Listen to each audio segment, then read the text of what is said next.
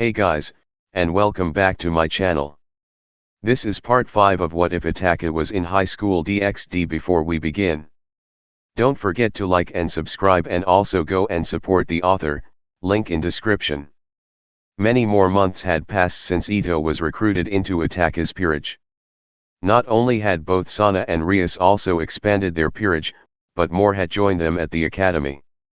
As Itachi, Rias, Sana, Akeno, and Tsubaki were now well into their second year, while Kurika, Kiba, Tsubasa, Momo, Tomo, and Sana's newest peerage member Raya had started their first year. Raya is Sana's newest bishop next to Momo. Raya is a young slim girl with long brown hair that ends in 2 short braids, and she has matching eyes. Her attire consists of the normal female Kua Academy uniform, topped off with a blue headband. While as Rias' newest peerage member, well, Itachi didn't know much about this one. Other than he was a bishop and a shut-in, with a sacred gear so powerful and uncontrollable that Surtsk had Rias seal him somewhere in the old school building in a closed-off area. For the past month he has been in Rias' peerage. Rias has asked Itachi for advice on how to deal with the situation. Although no matter what suggestion he gave, nothing seemed to work. Well, Rias at least managed to solve the contract issue, as apparently this new peerage member named Gaspar was doing contracts over the internet. So, he did earn his keep within Rias' peerage, but was still too scared and uncontrollable to bring with for battle. In other news on the gang, Bob had gotten into Kua Academy's college program on a boxing scholarship, and with help from Lord Gremory and Citrai. And Damien managed to get a job as the academy's janitor. They didn't know why at first, but when Itachi asked Damien's serious personality about it, he went quiet. Clearly his unserious perverted personality was behind this. What he planned to do was still unclear. Yet if he should step out of line, Itachi would remember to scold him. And Ito had gotten back to writing horror again, naturally under a new alias. She was gaining popularity at an extreme rate, bringing in a lot of funds. Although, she was also scheming something that no one, not even Itachi, knew what was. He had made a mental note to keep a close eye on Ito, to make sure she doesn't do something too crazy. All that Itachi has managed to find out, is that it involves that man whom almost killed her. A man whom now was the leader of the CCG, fugitive from what he called himself public. During their time at the academy, Sana had really managed to climb up the ranks, having become the vice president of the student council. All to one day realize her dream of making a rating game school for everyone regardless of status. Things had been rather calm these past few months.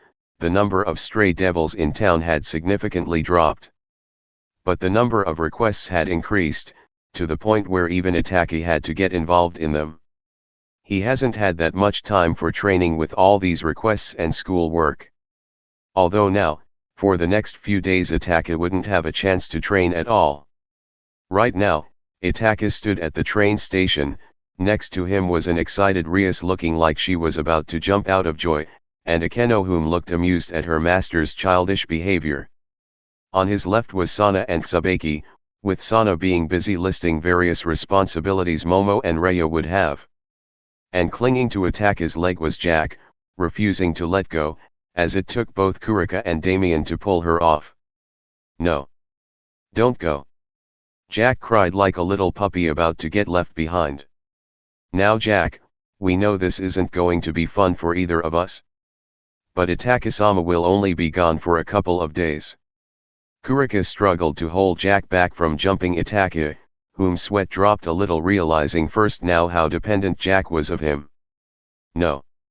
Who's going to read us bedtime stories before we go to bed? Who's going to hug us goodnight? Who is going to keep us warm when we are cold?" Jack listed, to which Itachi got various looks from the group, that asked if he really did those things. "Jack, it's okay, Korka and the others are going to take care of you. I will be back in a couple of days, I promise." Itachi got down to Jack's eye level and gently patted the top of her head. "No, let the slutty cat go instead. We don't care about her. Jack harshly replied, to which Kurika's expression darkened, and she grabbed the little assassin at the top of her head. "Wanna say that again, squirt?" Kurika's tone of voice got darker, to which Jack flinched a little and averted eye contact with the Nikomata.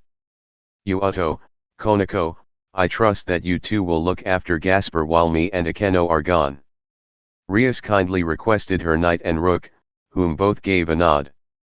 "You can count on us, Buckho," Kiba assured with a smile, as the title Buckho had been given to Rias as she was the club president of the Occult Research Club. "I will feed Gaspy garlic if he gets hungry," Konako declared with a stoic look, to which Rias, Akeno, and Kiba all sweat dropped. I don't think he will like that, Konako-chan," Kiba uttered. "He needs to eat healthy," Konako argued, looking like she was looking forward to it, making some wonder if Akeno's sadistic side had rubbed off on her. "Now, don't bully him too much, okay?" Rias gave the two a motherly-like smile and embraced both in a warm, gentle hug. "Look after each other." "Yes, Buckho." Konako nodded and blushed a little from being hugged like that in public. "Now, I trust that you will behave." Itachi cast a glance at both Damien, whom was in his serious state, and Ito, whom was wearing a hat and sunglasses so she wouldn't get recognized that easily by the public. "I have gotten Harry to agree to knock me out, shall my rather extreme side take over and do something bad?" Damien replied while looking up at the giant muscular old mustached man, whom really made them stand out. "Good. Ito." Itachi then looked straight at Ito, whom smiled while giving the peace sign. "Yes," she sang in a sweet childlike voice. "I will behave." "Good. Now, Korka, you will be in charge regarding summoning requests, and how to divide them between all of you." Itachi looked to his queen, whom was still holding onto the little assassin Jack, trying to reach for Itachi's leg. "You can count on me." "Naya." Kurika gave a little wink. "Make sure to have fun in Kyoto, boss, try and relax." Bob, whom was in his 8-hour state, looking to be just as buff as Son Goku from the famous show Dragon Ball Z, Itachi and the rest of the second-year students, were about to go on their school trip to Kyoto, which to Itachi was almost like a vacation from his devil work. I can hardly wait. There are so many places I want to go." Ria's eyes sparkled with excitement over this trip, as Kyoto was considered the cultural heart of Japan. "I'm sure it will be plenty of fun and excitement." Itachi smiled a little at seeing Ria's excitement. And despite hiding it, he could tell Sana was almost just as excited for this trip. "Alright then, see you guys in a few days. Bye Jack, and remember to behave." Itachi gave the little assassin one last hug, to which the little assassin gave a sad little nod. Itachi, Rias, Sana, Akeno, and Tsubaki went with the rest of the second years and teachers to the platform. As they were on the platform, coming soaring by them was the bullet train. And for the three high-class devils, this was the very first time they would ever ride one. After a while, with riding on the bullet train, Itachi took note of its impressive speed, showing just how far technology had come in the human world compared to his old life. He mostly stared out the window, admiring the countryside and the beautiful nature. It made him feel relaxed, and at ease. While sitting right next to him was Rias, excitingly going over a list of sightseeing spots they needed to visit during the trip. "We need to go here, and here, oh here. Oh, I don't know what to see first." Rias squealed like the excited schoolgirl she was. "Buckho, you should really make a proper schedule for this," Akeno pointed out, worried a little that her dearest best friend and master would end up all pouty over not getting to visit every place on her list. On the other hand, it might be fun to tease her later on with this. Akeno thought with a light sadistic giggle that Rias didn't pick up on, as she was too focused on her list. "Will we be alright?" Itachi thought with a sweat drop. Although, one thing did pick up his interests, and that was the fact that this world had a nine-tailed fox as well. The said leader of the yokais, he wondered how much this world's version would differ from his old one. "Ah, we're here!" Rias exclaimed with excitement as she leaned in really close to Itachi to get a good view out the window, so close that her hands were on his lap. Rias' eyes sparkled with excitement, truly it was like she was a little kid again. She stared out in awe as Kyoto came more into view. "It's beautiful," Rias uttered as she eyed the landscape, the old buildings, the mountains, shrines. "One day I wish to have a traditional Japanese wedding in Kyoto." Rias blurted out accidentally. Having realized what she said, she slowly turned her face in Itachi's direction, and then gained a faint blush. Itachi blinked a few times as he stared into Rias' eyes, those deep blue eyes staring right back at him. Rias." "Why yes," Rias uttered, as she looked astonished. Itachi halted himself for a second there, reflecting on what his next words should be. He didn't want to hurt her, as he did care for her, and knowing what she felt for him, what many of them felt for him. He still couldn't. He looked into his own hands for a second and saw them as he had seen them for a long time, stained in blood. Not literally of course, but haunting memories of a past life that have followed him into the next. As a constant reminder of his own sins that he still tries to overcome. "Your hands are still on my lap." Itachi pretended to have not heard Rias' comment earlier, or at least like he brushed it off. "Oh, right, sorry." Rias looked a little disappointed as she quietly sat back in her seat. Itachi felt like someone had punched him in the gut from seeing that look on Rias' face. He let out an inwardly sigh, and smiled as he leaned in closer to peek at Rias' list. "So, what do you want us to see first? Knowing you, these must be great locations." Itachi changed to subject, to which Rias instantly brightened up again. "You see, I was thinking we could visit the Fushimi Inari first. And then, the Kinkakuji Temple." Rias went over her list, and Itachi listened closely while getting a good look of her excited cute face. "Oh, and what else?" Akeno leaned also closer, into which surprised Itachi and Rias a little. "I was then thinking the Kiyomizu Temple." Rias got into an excited discussion with her best friend, while Itachi smiled from looking at the two getting all excited about the trip. It didn't take long for Sana and Tsubaki to join in either. "I for one wish to stop by the market before we head to the inn," Sana added, to which Rias gave a nod in agreement. "Right," Rias added. Some jealous looks from some boys were sent at Itachi, which didn't go unnoticed by the young Satrai heir. Yet he decided not to pay that much attention to it. After a long train ride, they finally arrived at their destination at the Kyoto train station. Rias beamed with a wide smile, her eyes shining with excitement. Despite only being at the train station, she made sure to get a good look around. Itachi could remember the last time he saw Rias this excited, when they first visited Japan. Both Sana and Akeno also looked with smiles, at how Rias quickly went back to acting like the child they both knew back from childhood, from the serious cool beauty she was today. "Her passion for Japanese culture never ceases to amaze me," Sana commented, looking at the happy smiling redhead taking in the scenery. "Makes me wonder how things will be like when we actually see the cultural spots." Akeno giggled, not only from seeing Rias looking adorable and excited, but also from the reactions of their classmates. Not only the boys, but the girls also stared in awe like they were looking at an adorable creature like a kitten or a puppy.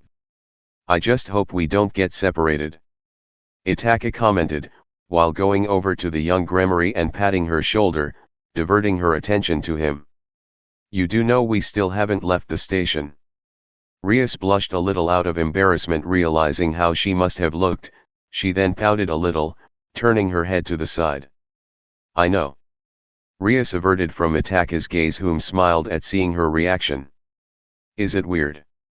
Rias pushed her index fingers up against each other, while averting her eyes back and forth from Itachi. "Of course not. It's only natural for you to be excited over something you are passionate about. It's actually kind of cute." Itachi replied, much to Rias' happiness, but that cute comment still made her blush a little. Many of their classmates looked in bewilderment, wondering what Itachi said to Rias, to make her react like that. Some boys looked in jealousy at how well the two of them were getting along, same with some girls. Sorry to interrupt this moment. But could we focus on the task at hand, Ani-sama? Sana went in between them with Akeno and Tsubaki behind her. Ara. It's not fair to hog him all to yourself, Rias. Akeno smiled and gave a little giggle as she placed her hands on Itachi's shoulders. To which the group received more stares. Why are we always the center of attention? Itachi mumbled with an inwardly sigh, as he didn't like being the center of attention. But for some reason with this group, that always seemed to be unavoidable. Shidori-kun, Gremory-san, Himejima-san, it's nice of you to express your youth in such a bold manner. But the class really needs to get a move on to the bus station. Their home economics teacher, one of the supervisors during the trip, interrupted. I assure you, Minami-sensei, this is not what it looks like. Itachi tried to defend himself, but none seemed to believe him considering the looks he got. Sorry, Minami-sensei. Rias apologized, keeping a calm, relaxed expression, with a little sweat drop. We're sorry. Sana, as the vice president of the student council, gave an apologetic bow, showing her role as the mature rule upholder. Later that evening, the students had settled in their rooms at the inn. The girls being divided into two different rooms, and the boys sharing a single room since they were heavily outnumbered. With it being only 6 boys in the class, with Itachi included. Itachi rolled out his sleeping mat, and unpacking his bags. The other boys looked amongst themselves, and then all looked at Itachi, then back at themselves, and they gave each other a nod. Hey, Shidori-san. We have a question for you. A question? Itachi raised his brow a little at this sudden turn of events. Yeah. The leader of the group replied and sat around Itachi, and they all took a silent break to look amongst each other once more. They then all looked at Itachi with serious glares, causing Itachi to really wonder what this was about. What is your relationship with Rias Gremory, Akeno Himejima, and the first-year Kurika Tojo? The boys all asked in unison, to which Itachi looked like, if he had coffee or tea in his mouth, he would have spitted it out of surprise. Pardon? Itachi questioned. What is your relationship with them? The leader repeated the question. My relationship? With Rias, Akeno, and Kurika. Itachi repeated the question to make sure what he heard was right. To which they all nodded with stone serious expressions. He wasn't sure how to respond to that one, knowing how jealous some of them were of him considering the looks he got earlier. If he didn't give them a satisfying answer, he wasn't sure how they would react. Well, what is it? One of the boys asked as it looked like they were about to go up to his face. Itachi let out an inwardly sigh, and gave them the only answer that he could. They are all good friends of mine, and Sauna from our childhood. And they are all very precious to me. Itachi replied, to which they all looked amongst each other. Really? They all asked in unison. Yes, really. Itachi replied with a stone-cold serious expression, to which they looked at him with suspicious stares. Pray tell, why do you ask? Itachi decided to ask the next question himself. Huh? They all gained blank faces, looking unexpected at hearing that question. Why do guys you ask? Itachi repeated his question, to which the boys looked away with either blushes or perverted expressions. Well, you know they are known as some of the top-ranked beauties at our school. So, it's only natural that we ask. Yes, for research reasons. One of the boys declared, to which Itachi narrowed his gaze, having heard Damien's perverted personality use the same excuse for peeping at the women's baths. Research, huh? In other words, you all have crushes on them. Itachi pointed out, to which they all looked away with suspicious expressions.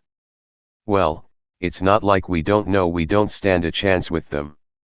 But that doesn't mean we get upset when someone does. Like what the hell is it with that damned luck? They all got up and cheered in agreement. Yeah. To hell with pretty boys. Yeah. No offense Shidori-san. None taken. Itachi uttered with an emotionless expression, with a sweat drop running down his forehead. Meanwhile, with Rias, Akeno, Sana and Tsubaki, the 4 young women were sharing rooms with 6 other girls. Hey, Gremory-san, Himejima-san. Are either of you going out with Itachi Shidori? One of the girls asked right out. Both Rias and Akeno gained questioning glances, and Sana looking like she was about to fall over. Yeah, gives us the scoop. Kia. I'm so jealous. Shidori-kun is such a hunk. If either one of us is going out with Itachi? Rias asked with a faint blush, as she started thinking thoughts. Ara. Not yet. Yufufu. But if he offers, I know I won't say no. Akeno giggled a little, to which some girls squealed in excitement. Akeno Onisama. One of the girls spoke in disappointment and a little jealousy.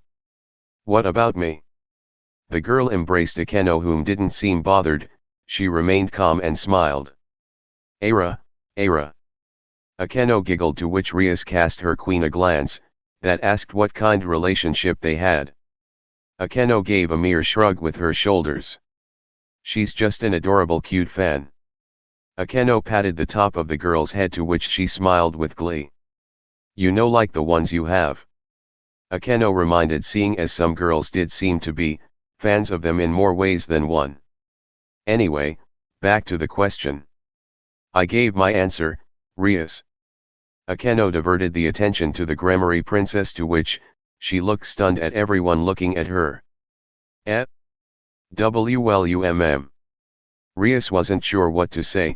Even though they kind of were engaged, it would pose a lot of questions that she couldn't answer. We aren't dating, but we're close childhood friends. Really? Yeah, really. 'Cause you seem a little too close.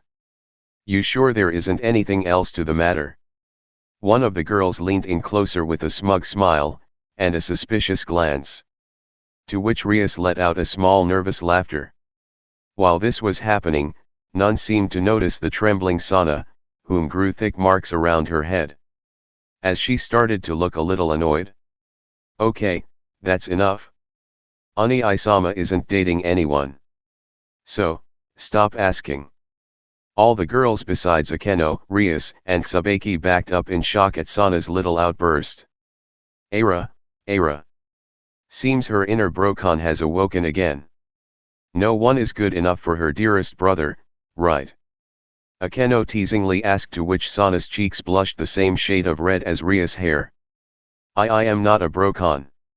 Sana protested, to which the girls started to look more at ease, seeing Sana's adorable blushing face. You are such a tsundere. Akeno kept the teasing up, to which Sana started to break out from her shell of trying to act like a stone-cold serious student. Shut up. Sana blushed even more as everyone let out a friendly chuckle at seeing this new side of Sana. Akeno, don't take things too far now. Rias looked like she struggled to hold back her laughter at her rival's little outburst. Yes, Baku. Akeno kept her sweet smile up, and her sadistic side toned down. Lady Sana, you are so adorable. Tsubaki thought while keeping up her serious expression, while looking at her blushing, pouting master. The next day. After last night's interrogation for Itachi, Rias, and Akeno, they were getting ready to visit the first temple of the day, Fushimi Inari. They walked through the long road of the thousands of gates. If it wasn't for the permit they received before coming here to Kyoto, our devils wouldn't be able to go up this road without causing trouble. The sun shined beautifully through the small gaps between each gate, and the light reflected beautifully from each of the red gates. It's beautiful. Ria stared in awe, taking pictures of the gates on the path ahead. At first, then turning around to get a picture of the writing on the gates.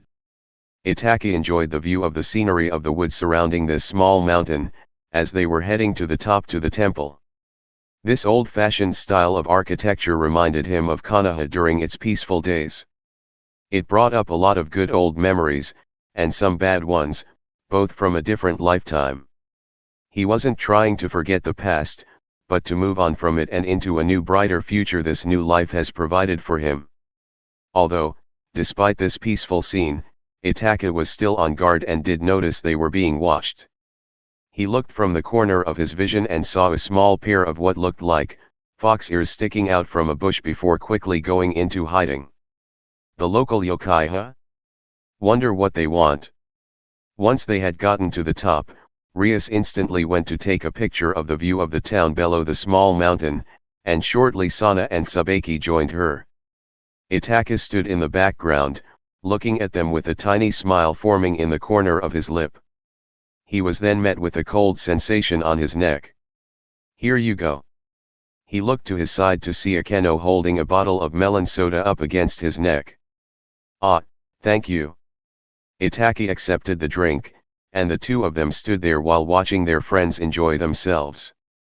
You not going to join them in taking pictures? There is no need, so far Rias has taken enough pictures for all of us. Besides, this is not exactly as much exciting for me as it is to her. Akeno replied, considering she grew up in Japan, seeing parts of her country was still fun and all, but naturally it would be more fun for someone like Rias. What about you? Why aren't you acting like a tourist? Akeno teasingly asked.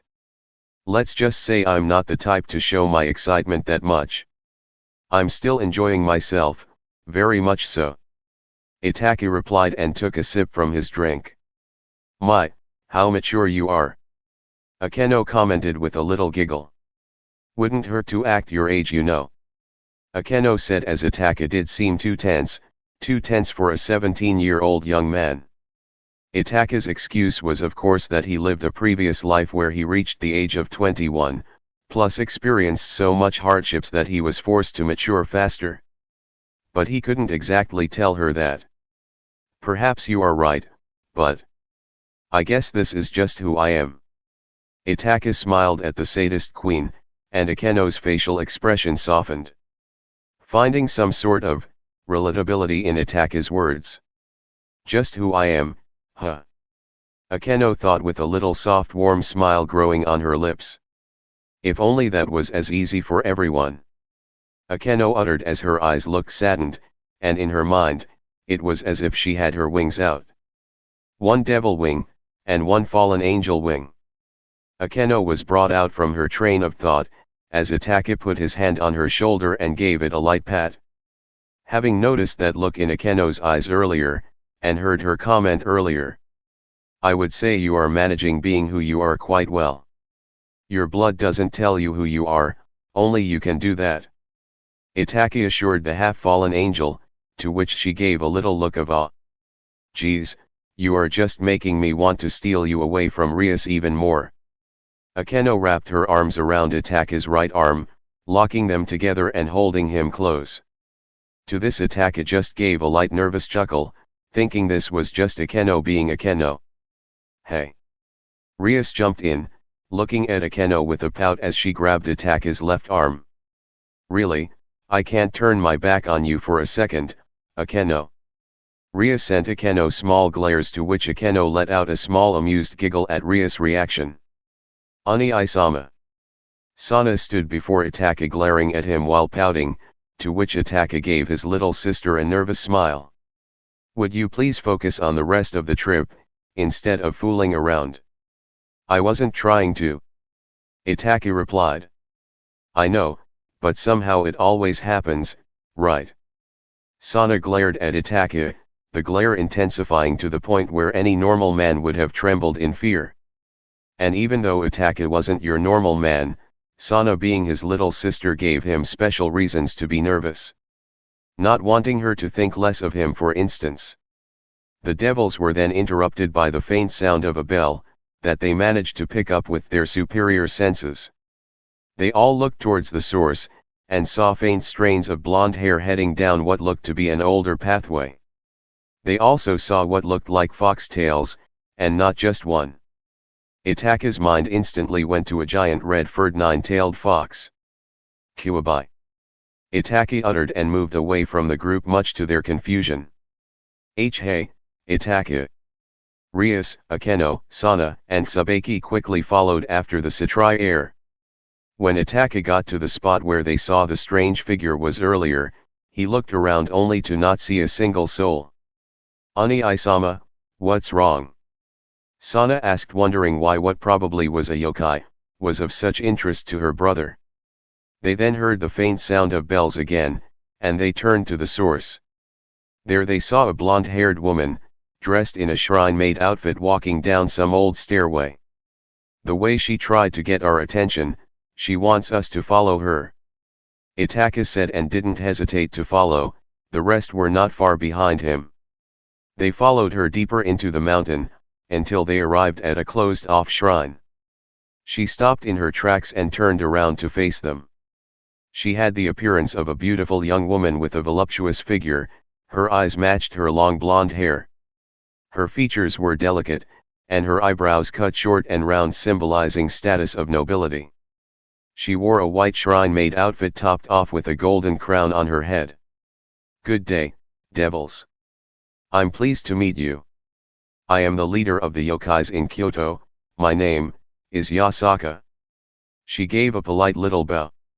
"Oh, I'm Rias Gremory, of the Gremory family."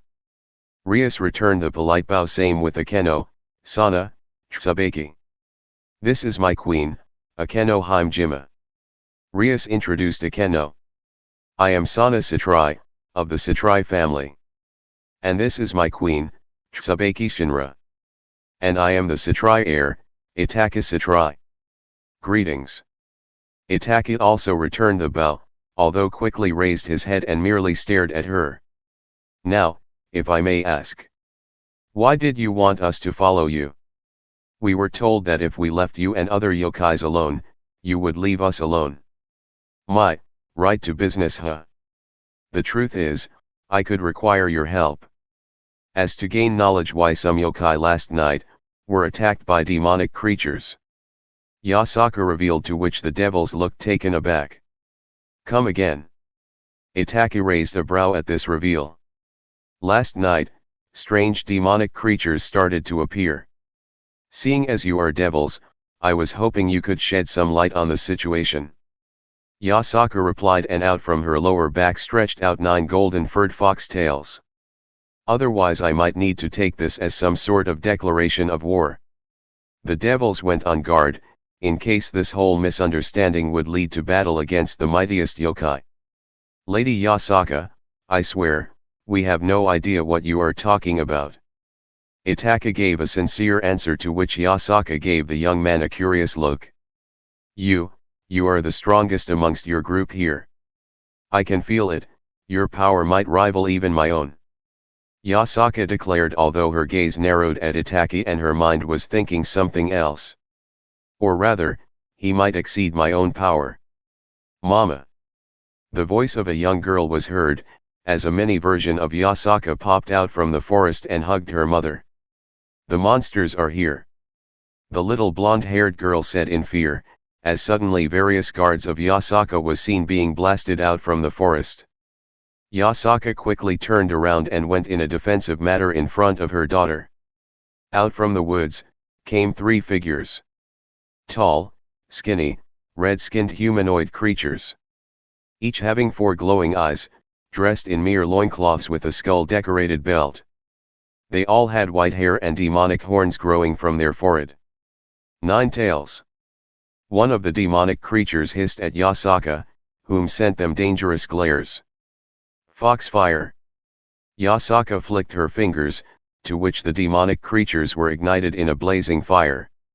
Itachi and the others covered their eyes, feeling the intense heat coming from these flames. They were hotter than any normal flame. Itachi would describe those flames as being only weaker than the black flames of Amaterasu by a small margin. The flames cleared as the creatures were burned to nothing but ashes, although then the same creatures just spawned from the shadows of the forest. What are they? Rias questioned as they all warily backed up. Yasaka turned to look at them, and saw that they were genuinely surprised at these creatures. So, you don't know what these creatures are? Yasaka asked and blasted the demonic creatures once again with the intense foxfire. No, these things, they aren't stray devils. I'm not sure what to call them. Rias replied and reduced one of them to dust with a wave of destruction. I guess we should call them demons, they sure look the part. Sana added and blasted one of them with an endless barrage of water eagles. Akeno then changed into her shrine-maid outfit, and sent a bolt of lightning crashing into one, blowing its head off.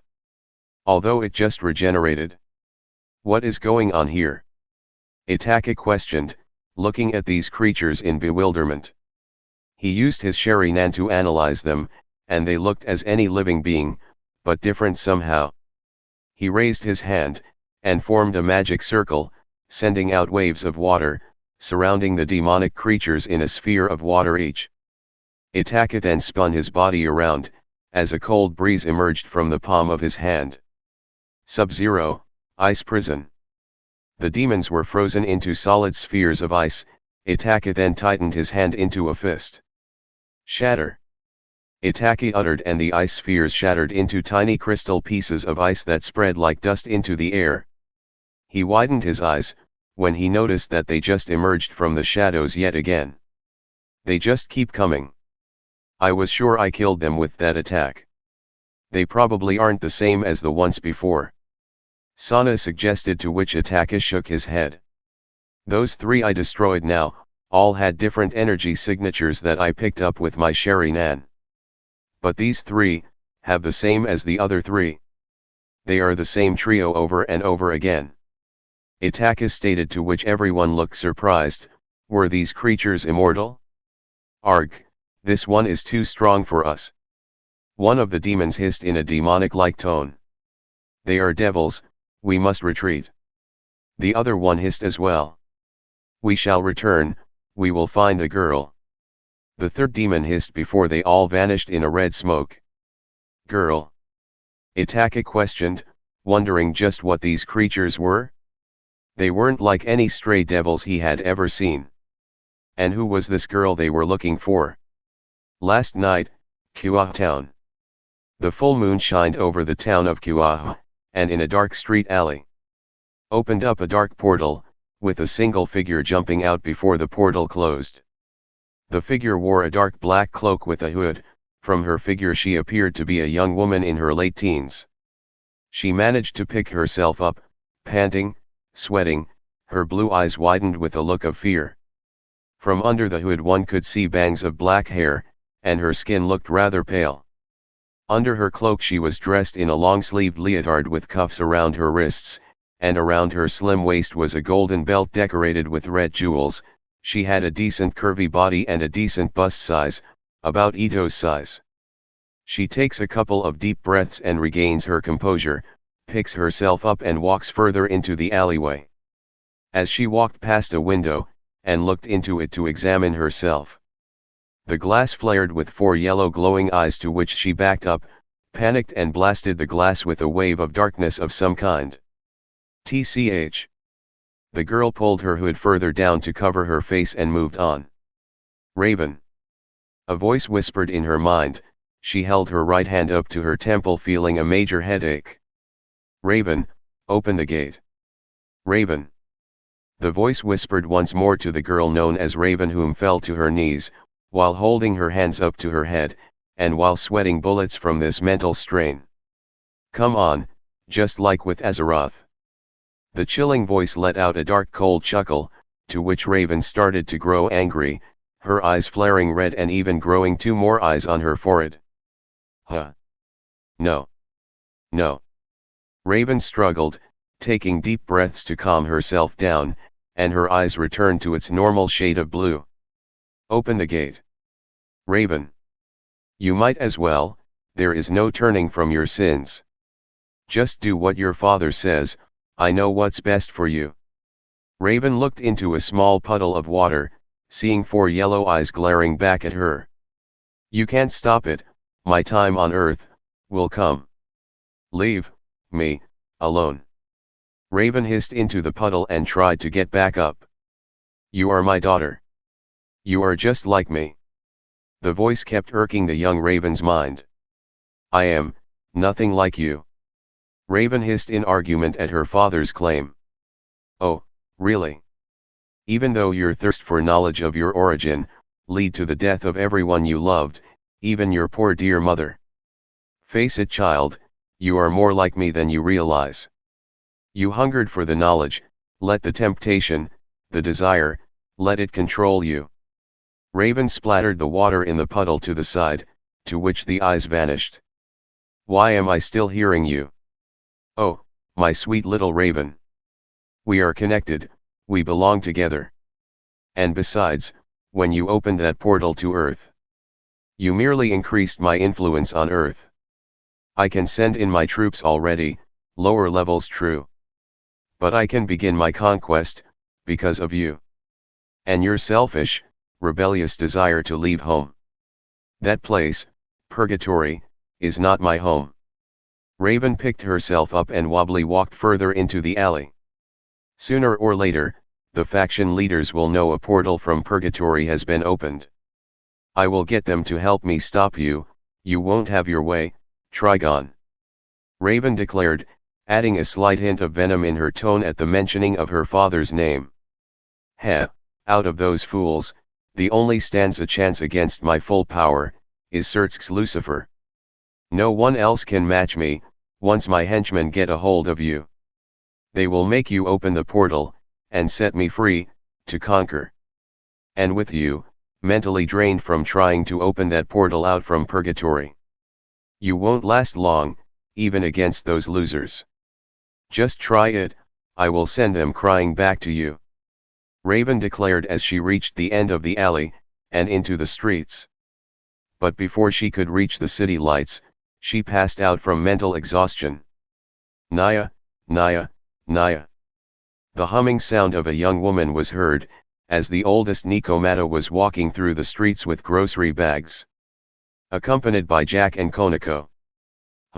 What kind of fish should we have Harry make us for dinner today? We're sick of fish. Jack replied, holding a single bag of groceries in her tiny arms. We want a nigiri, it's one of Mama's favorites. I'm not sure that can classify as dinner. Naya. Kurika's sweat dropped at the little assassin. I for one want something sweet. Konako added while licking a lollipop. You already got something sweet, Chiron. Kurika's sweat dropped now even more at the two little girls. I'm talking about a full-on dinner. Whatever the old man decides on, I'm fine with it. Konako replied and kept licking the lollipop. As long as it's not fish. Jack added, causing Kurika to pout. I will have you know, fish is delicious and healthy. Naya. Kurika huffed her head to the side, to which she noticed someone on the ground. Naya. Oh, who's that? Jack asked. How should I know? Kurika looked down on Jack with a deadpan expression. Looks like she's passed out. What do we do? Konako looked to her older sister for answers. She smells kinda weird. And feel weird. I can also feel a lot of power from within her. She is definitely not a normal human. Kurika analyzed this hooded girl, noting that the hood made her look like some sort of witch. Should we call the ambulance? Konako asked, holding up a cell phone. No, this is more like a supernatural matter. And we can't exactly arrange a trip to the underworld with some unknown stranger. What would Itachi-sama do? Naya. Kurika asked herself and tried to think what Itachi would do in this situation. Mama would probably get someone he knew could help her. Normal humans probably can't. Jack commented as she inspected the girl from head to toe. Should we take her back home with us? I mean, she might be dangerous. Kurika said, looking confused as what to do. They couldn't just leave the poor girl out here, could they? No, they couldn't. She knew Itachi wouldn't do that. If she is dangerous, we have Harry, Bob if he isn't still asleep, Ito, Damien, Kiba, us, and the rest there. I don't think she will pose too much of a problem with all of us there. Konako added, to which Kurika had to sigh in agreement. All right, we'll take her back with us. Find out what to do with her from there. Kurika replied as Konako, not needing any instructions, lifted the unconscious Raven and threw her over her shoulder with no difficulty. I think we should just fly back home. Kurika uttered, considering it would look weird for a little girl like Chiron to carry a teen like that. They brought out their devil batwings, Konako holding Raven bridal style, and they flew off into the night sky back to their home. Just when they left, a new portal of darkness opened and out came two skinny red demonic humanoids-like creatures, with 4 yellow eyes and horns. She's gone. One of them hissed while looking around and trying to sniff her out.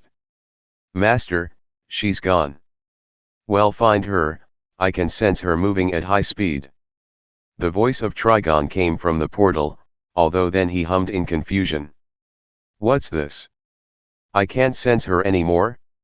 How is that possible? The only way she could have avoided my gaze is if... Arg. Only Ajoka Beelzebub can produce such technology and concealing spells. Someone must have found her and taken her to a place with a concealment magic circle. Then, how do we find her? Spread out, search every corner of this country. Especially that place Kyoto, the yokais have connections, they might know who is hiding her. Until the connection gets stronger, so that I can send some of my elite soldier through, do not engage with devils, fallen angels, or angels. If the 3 factions catch wind of my plans, things will get troublesome. Now go. Trigon roared through the portal, to which the demons bowed. As you wish, my lord. We shall have our brothers and sisters spread out and search for our dear sister. The 2 demons moved on, as the portal closed itself up. We should focus our search in this town, and Kyoto. For all we know, they might have teleported her somewhere else. Yes, I have contacted our brothers and sisters. 3 of them are heading to Kyoto, a few more are coming here. And the rest will spread out around this country. Avoid being detected by humans. It might spread rumors to the 3 factions about us. Yes, of course. Present time, Kyoto. I apologize for suspecting you. As a leader I cannot be too careful. Yasaka gave an apologetic bow to Itachi, Rias, Sana, Akeno and Tsubaki. And behind Yasaka, holding onto her shrine-maid outfit, was the mini Yasaka. Like her mother, she had golden hair and eyes, as well as 9 golden tails and matching fox ears. Konu, are you all right? Yasaka turned her attention to her daughter, seeing as she was attacked by those demonic creatures. I'm fine, mama. Konu smiled at her mother, whom embraced her in a loving hug. While the mother and daughter were hugging each other, Itachi and the others seemed more focused on the task at hand. Itachi, those creatures, they were unlike any stray devil we've encountered. And they felt like something more. Rias commented, to which Itachi looked at the area where the demons vanished from. I fear this might be something beyond mere stray devils. I will contact Nei-san, see what she thinks of the situation. In the meantime, just continue to enjoy the trip. But keep a lookout, we never know when those creatures will show up again. Itachi had a bad feeling about all of this. These attacks weren't just random, these creatures were hunting for someone, a girl. Itachi looked over at Konu and Yasaka, wondering if one of them could be the target. They attacked the yokai, but that doesn't mean they are after one. I shouldn't disregard the possibility though. Itachi walked towards the mother-daughter duo, to which they broke of their hug and turned to look at him. Is there something you want to discuss? Yasaka asked the young Satriere, whom Konu looked at with a curious gaze. As we have established that those creatures have nothing to do with us. But we do know they are after someone, seeing as they mentioned a girl before they left. There is a possibility they are aligned with the old Mu faction, or maybe even something else entirely. Anyway, considering these events, it could be possible they are after your daughter, you, or they think you know where someone else is. Itachi explained his thoughts on these demonic creatures. Itachi looked at Kunu, whom flinched a little at that stoic gaze focused on her. I would like to ask your daughter some questions. Yes, certainly. Go on, Kunu. Yasaka gently pushed Kunu to step closer to Itachi, whom knelt down to her eyes level. Your name is Kunu, right? I'm Itachi Satrai, it's nice to meet you. Itachi put the girl at ease with a friendly smile, to which the tension in the air eased up a little. Nice to meet you as well. Kunu spoke in a respectful, mature tone for her age. Kunu, when those creatures appeared, did they seem to be going after you? Did they say anything? Itachi asked, to which the little fox rubbed her chin while thinking back. They kept asking, where is the girl? And I don't know, they seemed to attack everyone they saw. Kunu replied, to which Itachi, using his experience from his old life to try and solve a part of this mystery. If what she says is true, then they don't seem to be after her. Otherwise they would have only gone for her, and maybe brushed anyone else aside if they attacked. Itachi thought as his eyes averted towards Yasaka. And if they were after someone like Yasaka, they would have used the word woman, and not girl. Itachi stood back up, having thought on the situation, came to his conclusion. If that's the case, they weren't after you. And considering your mother's age, she wouldn't be referred to as girl. Itachi said, to which the smiling Yasaka let out a dark aura. My age. Yasaka's eyes glared dangerously at Itachi while still keeping up a smile. Rias went behind Itachi and slapped him in the back of the head. What he means is that they would have said young woman. Rias said, to which the older fox's dark aura faded. Oh, yes, I suppose that would be more proper. Yasaka smiled more warmly this time. Why did you hit me? Itachi asked with a stoic expression while eyeing Rias. To teach you a lesson. Don't you know it's rude to mention a lady's age? You made it sound like she was old. Rias whispered into Itachi's ear, to which he let out a sigh. He also twitched from the soothing sensation of Rias' warm breath in his ear. Mother did mention that once. Itachi commented, thinking back on the incident where his father accidentally blurted out Lady Satrai's age. He had never seen his mother that angry, and that brutal. After that she had a long talk with Itachi to not act like his father, whom was a censored pile on the floor. Itachi went on to contact Sirafal about the situation, whom acted a little disappointed that Itachi didn't just call her because he missed her. But she did take the situation seriously once the creatures were described, and said she would talk it over with the other Formus. Itachi was actually shocked at how serious Sirafal acted. Usually she wouldn't give a threat like those creatures the time of day. But for her to look that serious, something big must be going on that he didn't know about. Itachi looked up into the sky with the sun beginning to set in the horizon, with only one thing on his mind. I wonder if everyone back home is alright. Kuah Town, a few days later, night time. With two of Rias Gremari's remaining peerage members in town having been trying to fulfill tonight's summoning requests, had stumbled upon a monster. Kiba was on his knees, supporting himself with a sword, both his hands clutched onto the handle while he was panting and out of breath. Konako, with the right side of her uniform torn, stepped out from the shadows of a factory, also panting.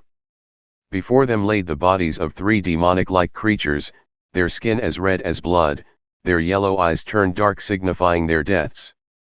What kind of stray devils were they? Kibo panted, eyeing his comrade to make sure she wasn't injured. Don't know, no matter how many times we beat them, they just kept coming back. Konako commented, while holding her right hand over her injured left arm. Yeah, in the end we had to kill them at least 10 times before they went down for good. Kibo picked himself back up, a little wobbly at first but he managed to regain his footing after a bit. Let's head back home, there might be more of those things out here. We need to stick close to the others. Yeah. Konako nodded as they teleported themselves back to base. Meanwhile, the same had happened to Sana's peerage. Momo, Raya, Tsubasa, and Tomo stood panting, and battered over 3 dead demonic creatures that looked similar to the ones Kiba and Konako fought. Only one of them was far more bulkier and bigger. This wasn't like fighting any ordinary stray devils, they just kept coming back for more.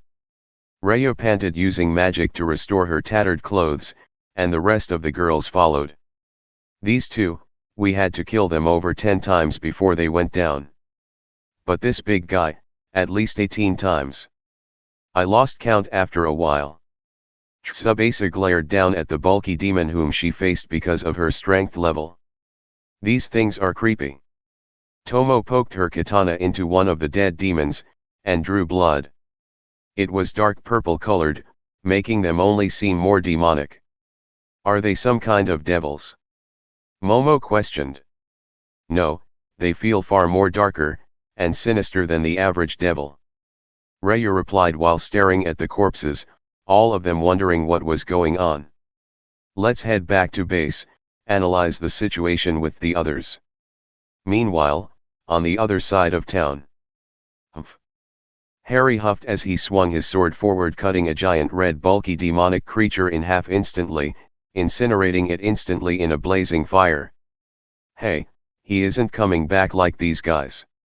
Ito pointed out as she shot a barrage of crystal projectiles stabbing into 2 others, whom appeared to die but just respawned right away. But these guys are, how did you kill him in 1 hit? Not sure, maybe because I pack more a punch in my attacks. Harry questioned as he held his hand out at the 2 remaining demons.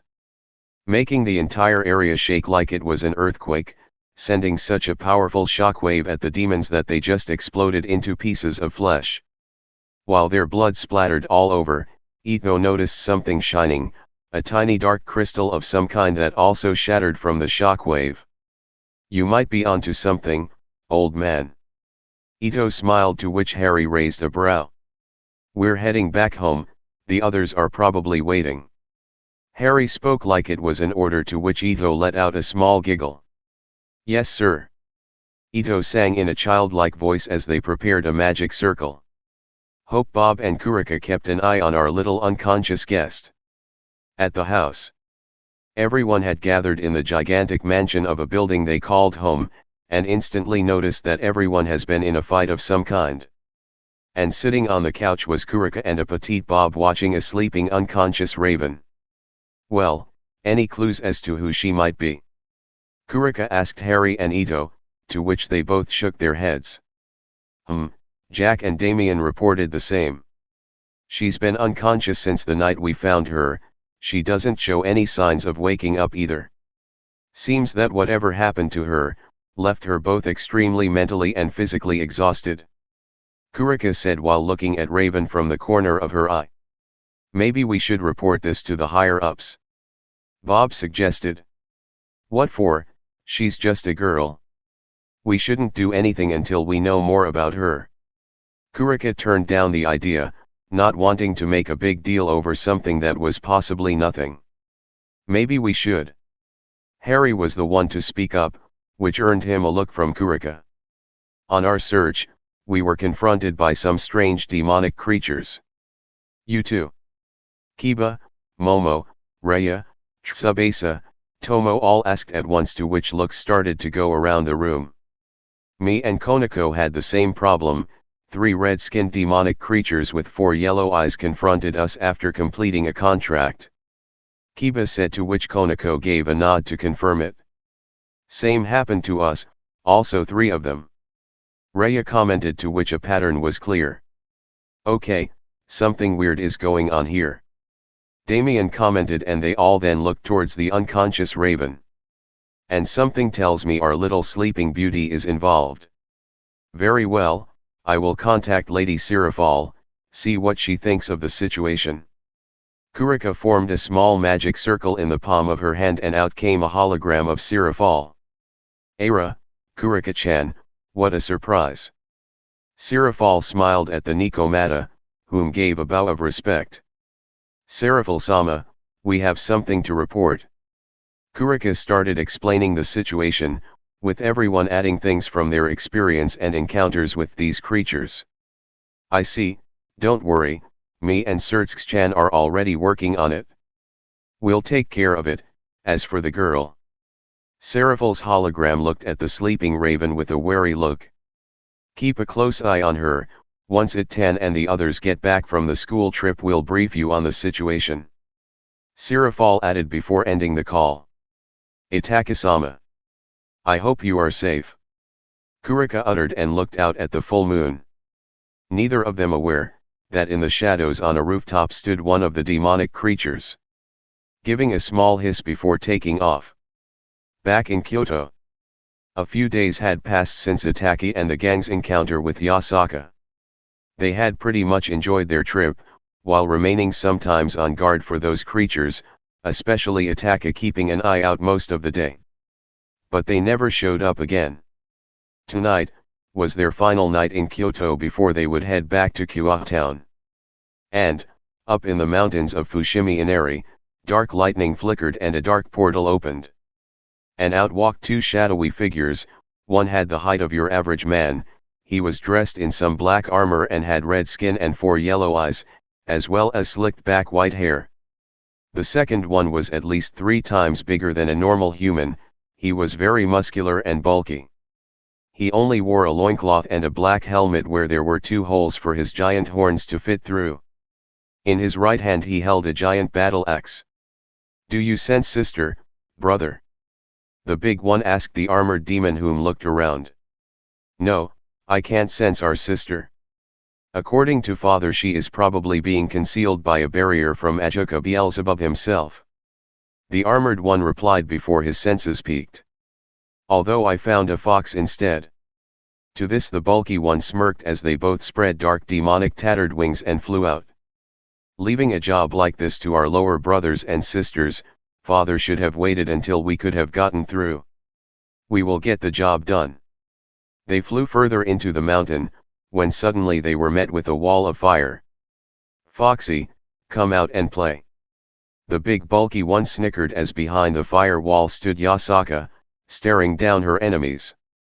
Judging by your appearances, you are siding with the creatures that have attacked my people.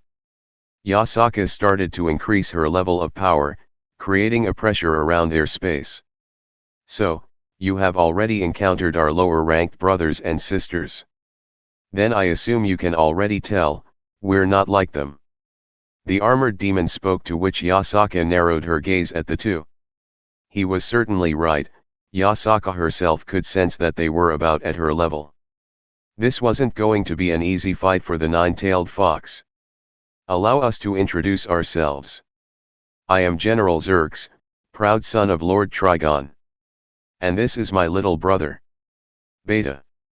The big bulky one lifted his giant battle axe over his shoulder. Where is our sister? Sister? Yasaka expressed in confusion. Beta was just about to attack, to try and force the answer out of Yasaka, but was halted in his tracks by Xerx. Now, let's not be rash here, Beta. She's just as clueless as you are. Xerx casually laid an insult to Beta which went unnoticed by the big muscle giant. I take it you don't know anything about our dearest sister. Which means. Xerx gave a devilish and stepped aside to clear the path for Beta. Beta can rip you to shreds. He's been so bored lately, you see, this should cheer him up, right big guy? Beta snickered and lifted his battle axe, and jumped straight at Yasaka, raising it up high. Yet Yasaka remained unfazed by this rude giant demon. You dare to mock me? Yasaka flicked her fingers as Beta was ignited in a blazing fire, although the flames were cut in half by Beta's giant battle axe. Toasty. Beta laughed and kept charging. Yasaka, in panic at how close the demon was, jumped back and her body began to glow. She grew sharp fangs, and her body grew in size, as well as a golden fur covering her body. She had turned into a giant golden nine-tailed fox, snarling at the two demons whom stared in awe for a second. Enough time for Yasaka to slap Beta flying further into the bamboos forest. Xerxes whistled a little, impressed at Yasaka's transformation. He then grew a smirk. "It's going to take more than fire to stop us," Xerxes declared, to which Yasaka gathered her fox fire into her jaw, and blasted it at Xerxes. Xerxes casually raised his hand and directed it at the incoming fire. Enchantment, Hell Fire. Blazing red flames countered Yasaka's, the intense heat of the flames igniting the entire area on fire. "No." Yasaka stared in horror as the forest started to burn, and her flames and Xerxes negated each other. "I got to admit, that fox fire of yours is no joke. It managed to negate my hell fire. Although, unless you want the forest to keep burning, you won't unleash an attack like that again." Xerxes smirked as he distracted Yasaka enough for Beta to shoulder charge her, and despite her massive size in her nine-tailed fox form, she was sent skidding back from the impact. "Heh, sentimental fool." Xerxes raised his right hand into the sky. "Death burn." A thunderstorm formed over them, gathering blue lightning into a single spot, and then unleashed in all its fury onto Yasaka, whom howled in pain. Xerxes' smirk vanished, however, when one of Yasaka's golden fur tails swatted him away like a mere fly. And then Yasaka unleashed a wave of fox fire at Xerxes, whom was flying in midair. "Xerxes!" Beta roared and swung his battle axe, sending an energy slice wave at Yasaka, cutting her across her back. Yasaka howled in pain, and then felt a jabbing pain in her jaw, seeing Xerxes throwing an uppercut into her, tilting her head upwards from the force of the punch. She was then struck by Beta, sending her falling onto her back. Yasaka let out a small growl at the two demons, seeing Beta with his battle axe raised to deliver a finishing blow. "No. I am the protector of this town. I will not go down to the likes of you." Yasaka roared. She was the leader of the yokai for a reason.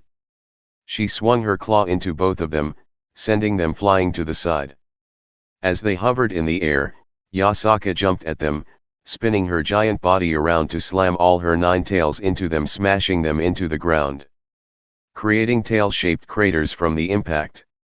The two demons picked themselves up from the crater, glaring at the giant fox before them. "Brother, I want to kill her," Beta declared while grabbing a tight hold on the handle of his battle axe.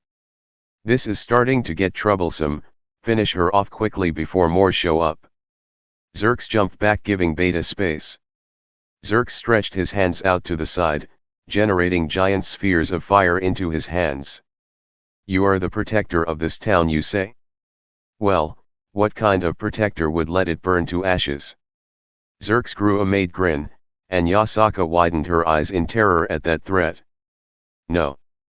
Yasaka tried to attack Xerxes, but was held off as Beta's battle axe grew in size to the point where it towered over Yasaka. "Hellfire!" The flames blasted out from his hands, and spread around the entire mountain. "Heh, finish her, Beta." Xerxes smirked, taking enjoyment at seeing the horrified Yasaka's expression. "Yes." Beta raised the battle axe, and was about to swing it down upon Yasaka's head. But suddenly the axe halted, and no matter how much force Beta put into it, it wouldn't budge. What is this?" Xerxes widened his eyes as suddenly his hellfire had frozen into solid ice. Then the ice shattered into pieces, saving the mountain and the forest as the flames vanished with the ice. "What's going on?" Beta growled. "Down here!" a voice called out, to which Beta looked down to see Old Man Behemoth holding the axe back with merely a hand. "You two work for the Lord of Purgatory? Interesting, tell me more." A second voice came from behind Xerxes, whom quickly turned around to see the devilish smirk of Death. As it felt like those chilling cold eyes stared into his very soul. "I didn't even sense her getting behind me," Xerxes uttered in bewilderment. He then regained his cool and narrowed his gaze at these two newcomers. "Who are you two?" We're members of Seraphal Leviathan's peerage. I'm the Earth King, Behemoth. Behemoth was the first to introduce himself, as he merely gave the battle axe a flick, sending Beta stepping back. I am known as Leviathan's enforcer, the name is Esteth. The Ice Queen introduced herself to the two demons. Now, prepare to fight for your lives. Esteth released a cold, chilling aura around her, causing the two demons to even feel the cold. Beta gave a good swing with his axe at Behemoth, sending a massive slice wave dragging up the ground with it. The attack hit Behemoth head-on, to which Beta smirked in victory. Although only to be left speechless, seeing Behemoth standing in the dust cloud, with merely his right hand raised to block the attack. We cannot let you trouble the young master and mistress while they are on their school trip. So, Lady Seraphal sent us to dispose of you. After getting some information, of course. Behemoth casually said while dusting off a little dust from his shoulder. I'm going to need to take this to the cleaners afterwards. Behemoth sighed, looking at his yellow Hawaiian shirt. Impossible, he stopped Beta's attack like it was nothing. Xerx widened his eyes in shock at how casually Behemoth just blocked that attack. Now then, shall we get started? Esteth stood right behind Xerx, whom leaped away, shocked that this woman managed to get behind him so easily again. Do try and entertain me, son of trigonometry. Esteth, make sure he stays alive afterwards. He seems far more reasonable than this brute. I think we will most likely get answers from him. Behemoth jumped up to eye level with Beta, and gave a quick backhand strike into the demon's face, breaking his nose. Arg! Beta clutched his hands over his broken, bloodied nose while stepping backwards, dropping his battle axe in the process. Old man! I will rip out your entrails. And wear them like a scarf. Beta charged head towards Behemoth, blinded by rage. My, how vulgar! Behemoth swung his hand forward, and the ground started to tremble, as a giant rock pillar burst out from the ground. Its sharp end piercing through Beta's gut, pushing through his body, expanding the hole in his gut to the point his entire upper body was destroyed. His purple blood rained down around him. Monster! Beta managed to utter, looking horrified at this little old powerful man. Not done yet. Behemoth flicked his fingers, and rock spikes then pierced out from Beta's entire body. Beta flinched as his yellow eyes started to flicker until they turned black and his entire body was torn to shreds. That should do it? Beta. Xerx looked terrified, seeing how easy his little brother was beaten. No way, there is no way. Beta and I are both ultimate class level warriors. There is no way he lost that easily. You know, Behemoth and I are considered ultimate class as well.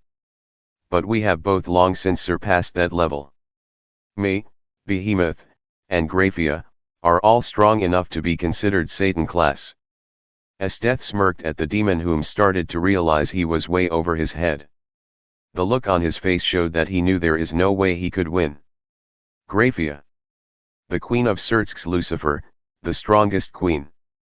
Xerx uttered in a gape that these two were on par with Graphia. Arguably. Esteth made a light comment at hearing that title. She then approached the trembling Xerx. Now then, shall we begin? Xerx couldn't believe it, he was afraid of someone else besides his father.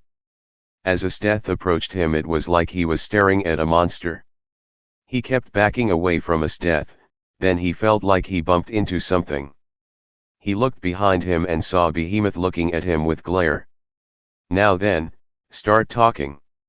I am the son of Trigon. Xerx spread his wings and took off into the sky, only to be met with Esteth floating in the sky over him. She spun her body in midair, raised her right leg and delivered a drop kick into Xerx's head that sent him crashing like a meteor to the ground. I will not betray father. I am more afraid of his wrath than yours. Xerx admitted. Esteth charged towards the demon only to be met with a bolt of lightning in her back. Ugh! What was that? Esteth questioned as she skidded to Behemoth's side. This power. Zerx trembled in fear, knowing exactly who it was. He slowly turned his head around, and was met with a portal of darkness with 4 yellow glowing eyes. Father! You disappoint me, Zerx. You are a disgrace to your title as a general. Trigon's booming voice roared from the portal, to which Zerx fell to his knees cowering in fear. Please father, what can I do to redeem myself? My plan for Raven, you can take the part I had planned for her during stage 2 of my plan. Zerx widened his eyes in terror, knowing what it meant, while Death, Behemoth and Yasaka were left in bewilderment. Zerx looked like he was about to protest but went silent from his father's growl. Why yes father, as you wish. My life belongs to you. Good, you know where to go. Yes. Zerx turned towards Death, Behemoth, and Yasaka with a smirk on his face. Farewell, next time we meet. I won't be me anymore. Zerx revealed much to their confusion. You are not going anywhere. Death appeared right before Zerx with sword in hand, ready to strike the demon. Although her sword was blocked with a barrier, she cast a glance at the portal with trigonometry despite being trapped and unable to unleash his full power on the world. He is still able to leak this much out from a small rift. Death thought, not paying attention to Zerx whom chanted something. Enchantment, Hellfire. A massive tower of fire burst to life around him, serving as a distraction as he fled by taking off flying into the sky. As Death noticed the flames, she quickly froze them and shattered the flame ice sculptures. Only to see nothing, Zerx had gotten away and the rift portal with Trigon was gone. We need to report this to Lady Seraphal. Sorry for the trouble Yasaka. Behemoth gave an apologetic bow. No, thank you. If I had gone all out against those goons, I would have risked the safety of this town. Yasaka gave her thanks as the 2 devils formed a magic circle beneath them. But, what about those creatures? Do not worry, the 3 factions have it under control. Behemoth assured before he and Death vanished through the magic circle. The morning. The sun was shining, and any signs of the battle from last night were gone. The trip was over, and Itachi, Rias, Sana, Akeno, Tsubaki stood with their classmates at the train station.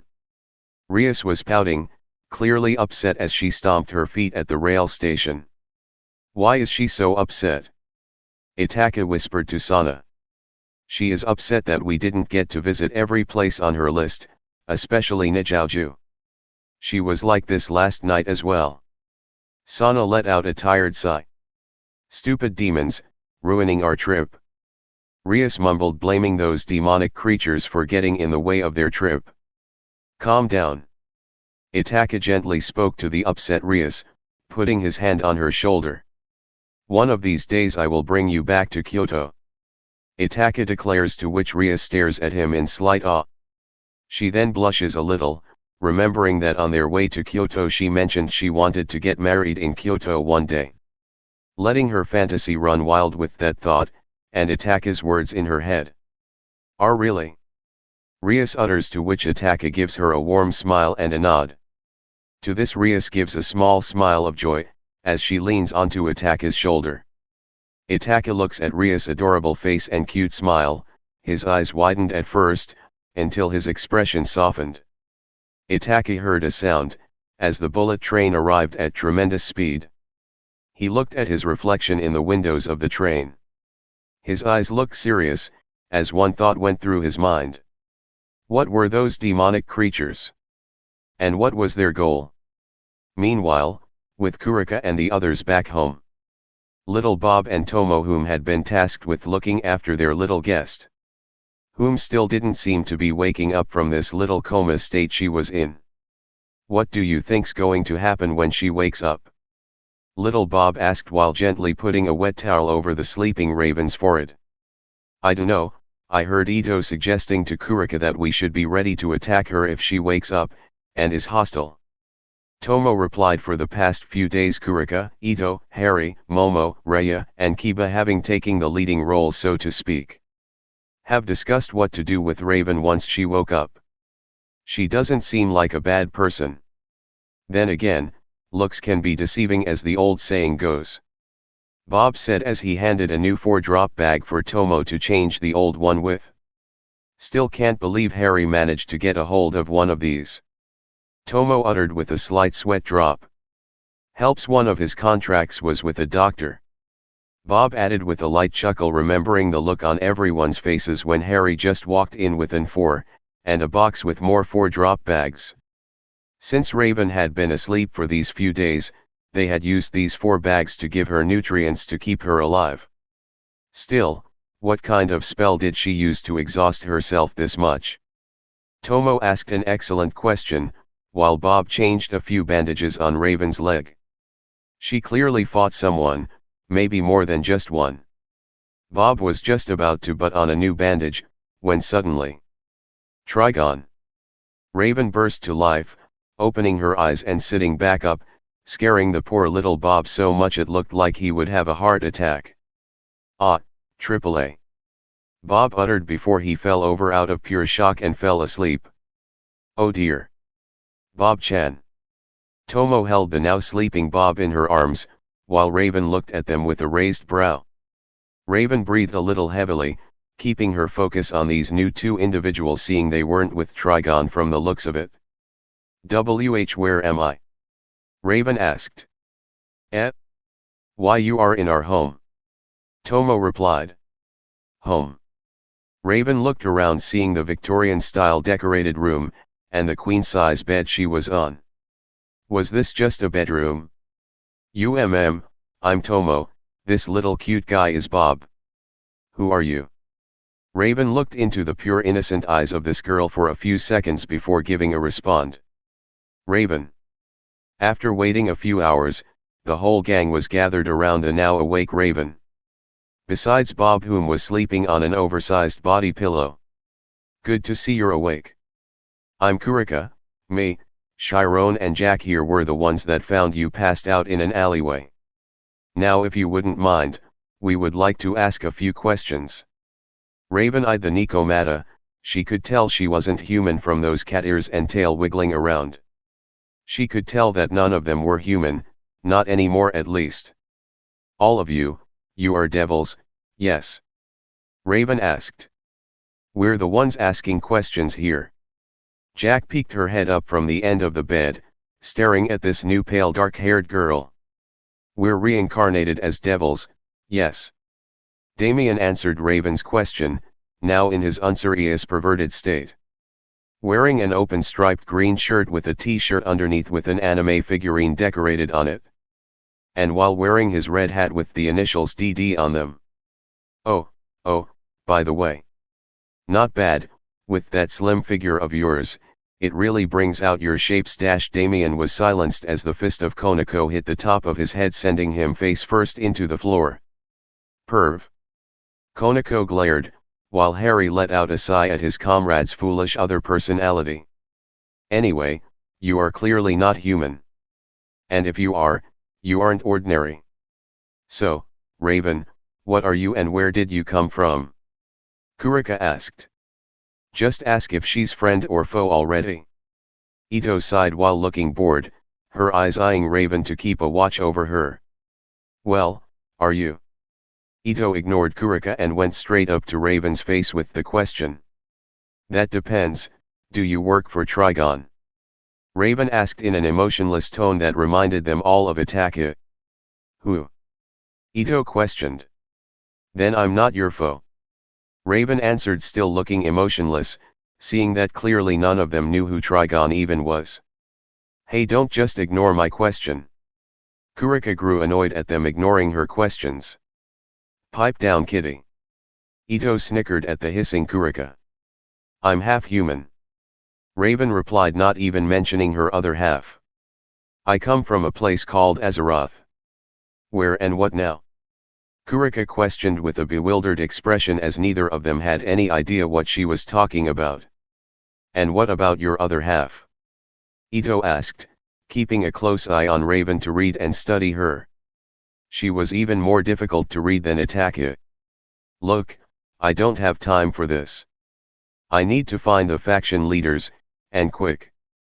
Preferably Surtsk's Lucifer. Raven's eyes changed, she was worried, afraid. And that was all Ito could read from that little outburst. Oh. And this wouldn't happen to be related to these strange creatures, that have appeared around here for the past few days. Ito so wanted to use torture right now, much easier way to get information, and much more fun for her.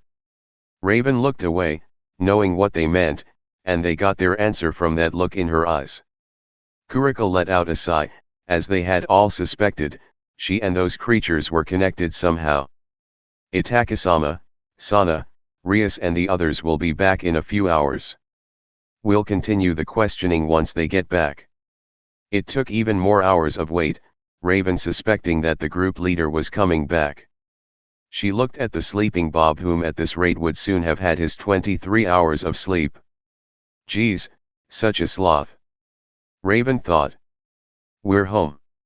Rias announced as they returned, and from the looks of it, Rias had bought tons of souvenirs. Holding at least 6 shopping bags plus her luggage, while Itachi and the rest had 1 each plus luggage. They went into the living room, and the 5 of them noticed a new face amongst the group. Who is that? Itachi pointed at Raven with a curious look. Her name is Raven, she was unconscious in an alleyway when we found her the night you guys left. We think she might be related to some strange occurrences. Kuriko replied, to which Itachi wondered if they also had experienced those creatures. Would those occurrences happen to be strange demonic-like creatures, red skin, horns, and 4 yellow eyes? Itachi asked, to which the gang looked shocked. I see, so you are the one they are looking for. Itachi walked up to Raven, having found the possible source of answer for his questions. Looking for her? Ito questioned and eyed Raven, looking even more suspicious of her. What? Master Itachi, you are back. Bob woke up from his 23-hour nap, and Raven's eyes looked like they were going to pop out from her head. As Bob had grown very tall and muscular, she quickly however regained her composure to keep her emotions in check. Oi, Itachi. I wanted to save this for when you came back. But this girl smells like a bunch of rotten corpses and of fire. Ito informed the group, having smelled that of Raven since day one. With her superior ghoul senses, she knew what she was talking about. Oh, is that so? Itachi looked stoic while everyone looked wary of Raven now, even more than before. That is the smell of purgatory. A new voice was heard and they all turned to the source, and saw a man standing in the doorway.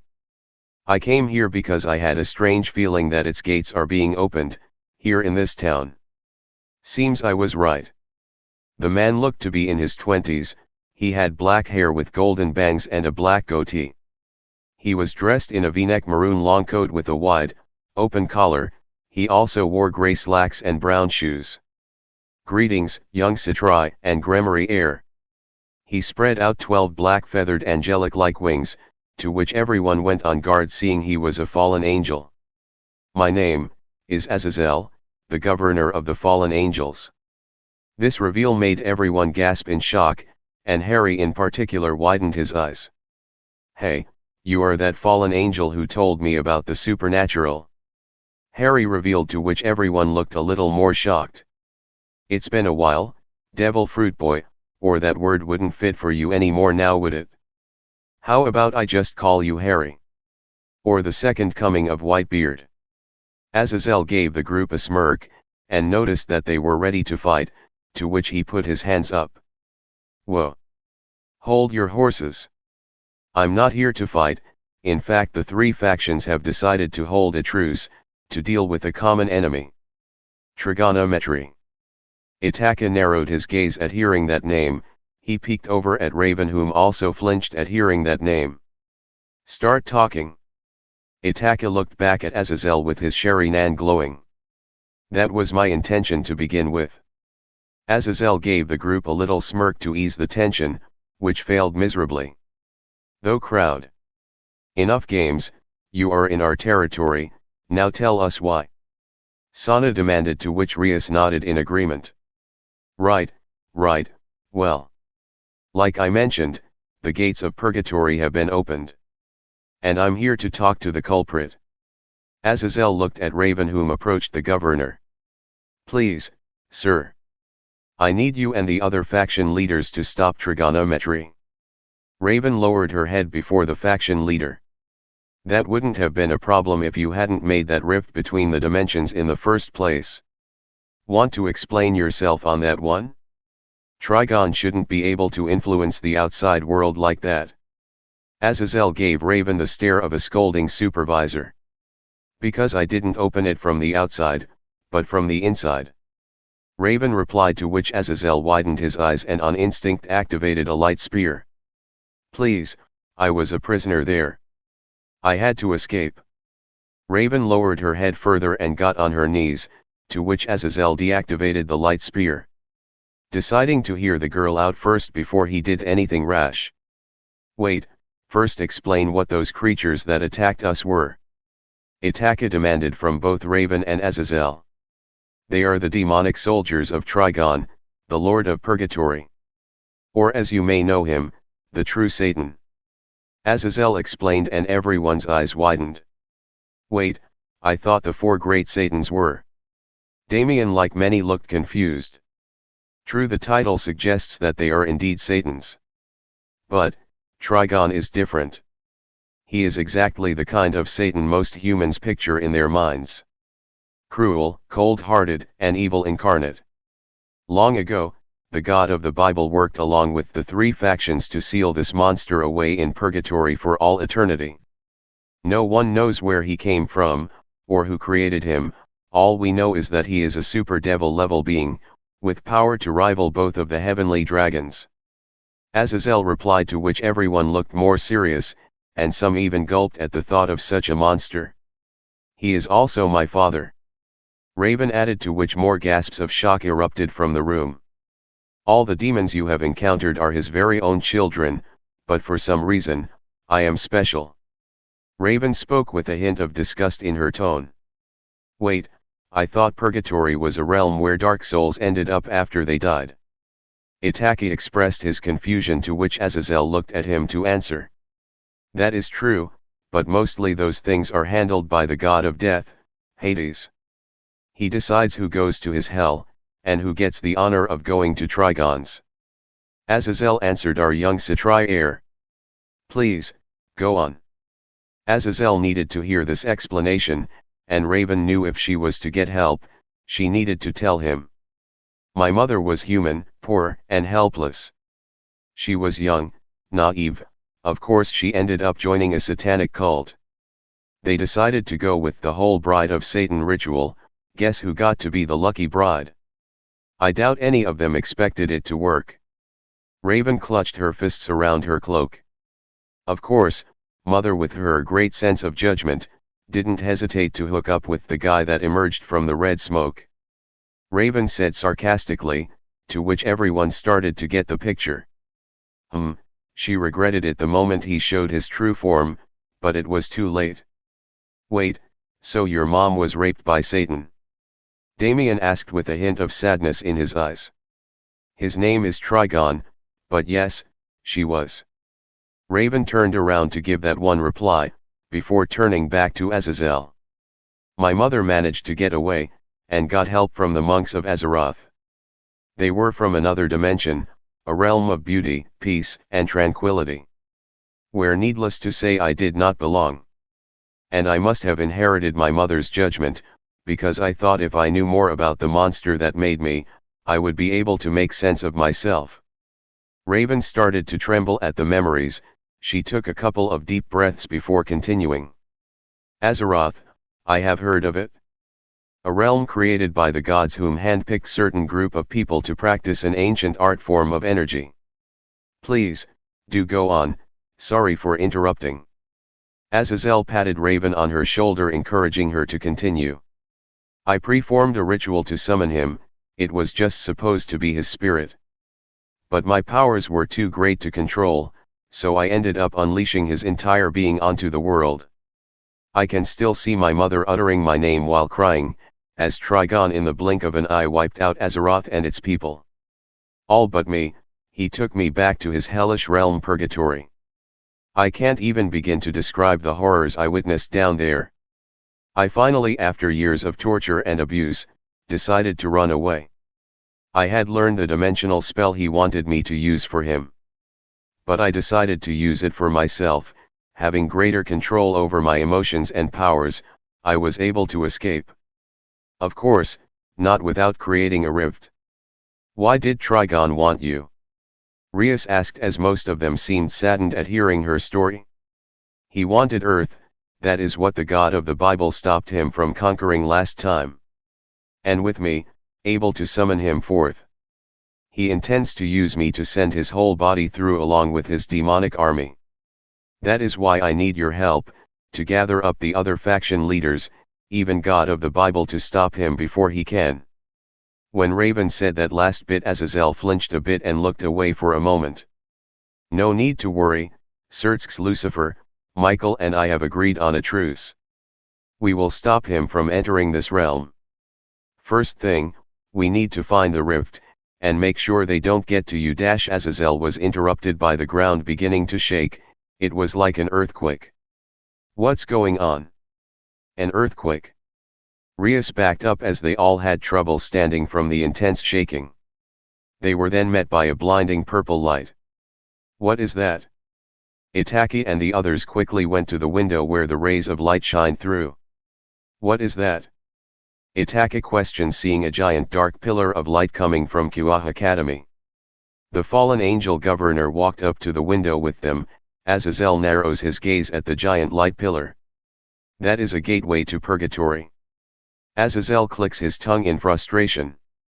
Raven widened her eyes in terror, absolutely horrified. To which the room started to bend to her powers out of her fear. It can't be. Raven, focus. Take deep breaths, calm breaths. Itachi grabbed a hold of her shoulders and looked her straight in the eyes. Having managed to figure out from what she said earlier, that her powers were based on how well she controlled her emotions. Standing by the portal at Kuah Academy, at the track field, stood the demon general Xerxes, from Kyoto, that got away, chanting some words in a strange language that sounded demonic. Then out from the portal exploded out red smoke. As you command, Lord Trigon. I offer my very flesh and being. To the destroyer of all that exists. He chanted in a normal speech as he punched a hole into his chest and pulled out his very own heart. Let thy wish be fulfilled. Let this world burn in your hell fire. Let all know of thy greatness. The red smoke started to grow thicker. Then suddenly the red smoke gathered into a gigantic cloud, that altered its shape, taking the form of some giant humanoid creature. With massive demonic horns and 4 yellow glowing eyes. Let thy spirit take my body as a vessel. To exact your judgment onto this realm. Xerxes kept chanting as the red smoke flew down his throat, making the general freeze as his heart exploded in the palm of his hand.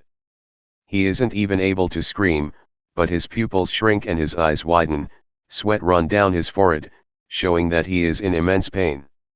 Once all the smoke had entered the general's body, his body starts shaking, it starts altering. And a massive surge of power is released around the general, gathering up a giant dust cloud, blowing around him like a whirlwind.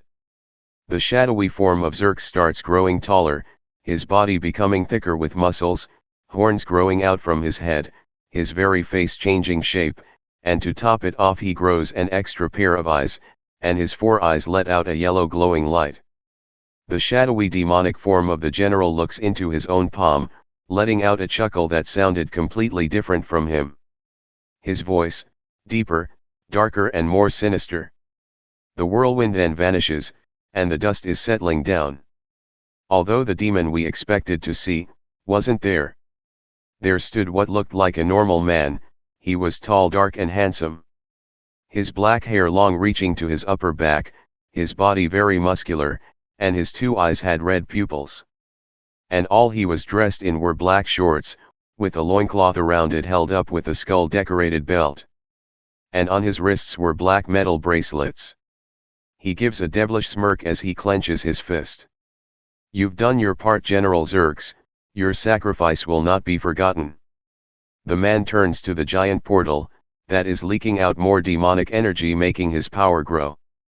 I still need the girl to open the portal if I'm to release my own body from purgatory. But, with my power still leaking out, this spirit body should be up to full strength within 2 hours. And knowing Zerx, he will come to stop me. I need to either hold him and his people off for 2 hours before I can challenge him. I think I even sensed Azazel not far away from here. Or, capture Raven and make that little witch girl release my real body. If the original plan had worked, things would have gone perfectly. Capture Raven, possess her and make her unleash my wrath on the world. Good thing I had a plan B, although it's going to be more difficult getting a hold of her with the 3 factions aware of my actions. The man smirks, raises his arms and starts chanting in the demonic language again. Rise, my army, serve your master. He declared as out from the portal came an armada of hundreds upon hundreds of demonic soldiers, each on differ in size. Some were the same low levels Itachi, Sana and Rias peerage members had encountered, others looked big, bulky and muscular, some looked like normal soldiers, as they were cladded in armor. They all shared one thing in common, they had red skin, horns and 4 yellow glowing eyes. I can't trust you to even capture a girl, but, for your sakes I hope I can trust you to fight and guard this portal. The demons cowered in fear before their lord, whom gave a sigh, already feeling powerful presences of faction leaders, and others approaching. Just goes to show. If you want something done right, you got to do it yourself. He looks around, seeing a giant barrier forming around the academy, boxing him and his army in, seeing on the outside a bunch of devils surrounding the academy. And among them was the silver-haired queen of Zerx, Lucifer, Graphia, titled the strongest queen. He could also spot more members of Zerx's peerage assisting Graphia in keeping the barrier up. More portals were opened, some of darkness, others of light, and out came fallen angels and angels. Oh! All the 3 major factions are here already? My, what an honor! Trigon snickered at how the 3 enemies came together just to put him back in purgatory. 2 giant bolts of light were in particular within his line of sight, letting out a divine blinding light stood 2 figures. What, only 2 archangels? I have to say I'm a bit disappointed. Even if it is the mighty Michael and Gabriel. One of the figures was a young, and extremely beautiful woman with a voluptuous figure, and blonde curly hair with green eyes, with 12 angelic wings growing out from her back. This was the mightiest female angel, Gabriel. But the one that stood out the most, was Michael, a handsome young man with long blonde hair and green eyes. He was dressed in a red robe with a golden cross on the front of his white alb. He has golden shoulder plates with a white sash. And with a golden halo over his head, and 12 golden feathered angel wings sticking out from his back shining like the light of God. Trigon noticed that angels and fallen angels began adding more layers on the barrier surrounding the academy. Heh, pitiful. They don't want to risk the human lives in this town. That will be their downfall. He smirks as his focus is directed at a certain building in the distance. Having heard from his soldiers, he knew she was there. Daddy's here, Raven. Trigon, the Lord of Purgatory, declared with a devilish grin. Having used his magic and spirit power to take over the general's body, and using his human form to conserve energy. They looked out from the window, seeing the academy in the distance getting surrounded by a barrier. The rift giving a dark purple light as more of Trigon's forces could be seen flying out from it. This is bad. If we don't close up that rift, the whole town will be destroyed within the next hour. Azazel stated, eyeing the rift. He then contacted someone through a magic circle. Ah, yeah, it's me. Make sure to bring Shimonze and don't bother asking Cockabile. Knowing him, he would take advantage of the situation. It's all hands on deck type of situation. Azazel ended the call with that and turned around to the young devils in the room. All hands on deck. Azazel smiled, implying they had to help out as well. Very well, it is our town, we will fight for it. Itachi replied. Let's go. Azazel opened the window and flew out. He felt a little guilty asking kids for help, but they needed all the help they could get. You heard him, let's go. Itachi turned to the rest. Yeah, we have to go anyway. Gasper is locked up in a room at the club room. We'll head over there first and grab him. Rias without hesitation brought out her devil bat wings and flew out the window, her peerage quickly following. Sana and her peerage went next, and Itachi's peerage members started flying out as well. Just as Itachi was about to fly out, Raven stepped up as well. Itachi looked to her about to advise against it, seeing as she was the target. All hands on deck, remember. Besides, this is my responsibility for bringing this mess with me in the first place. I need to help fix it. Raven wasn't about to argue and just flew out, to which Itachi looked at her form growing distant as she flew towards the academy. Itachi smiled a little, and quickly flew after the group at top speed, catching up to her in no time. Before we go in, I need to know something. Itachi said, gaining Raven's attention. Earlier when you freaked out, your powers started affecting the entire room. And it seemed it wasn't in your intention. I need to know what that was about. Raven looked a little hesitant at first, but knew that in order to gain their trust, and with how the situation was, she couldn't leave it out. I'm not going to brag, but I actually possess a great potential of power. However, because it is so great, it is difficult to control. My powers are based off my emotional state, and among those emotions, is a dark force of evil. Itachi looked intrigued by this, and decided to ask. Is this emotion your anger? Well, yes.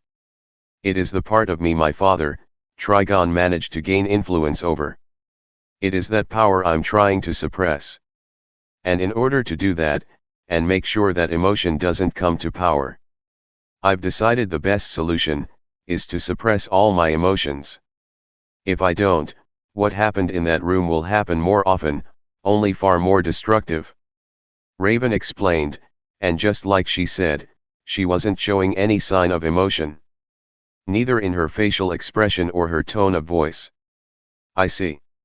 As a man whom doesn't try and show emotions that very often, I can understand how hard it is, or at least imagine how difficult it must be for you. Itachi sympathized. It doesn't matter. Raven brushed it off and kept focus on the goal of sealing up the rift.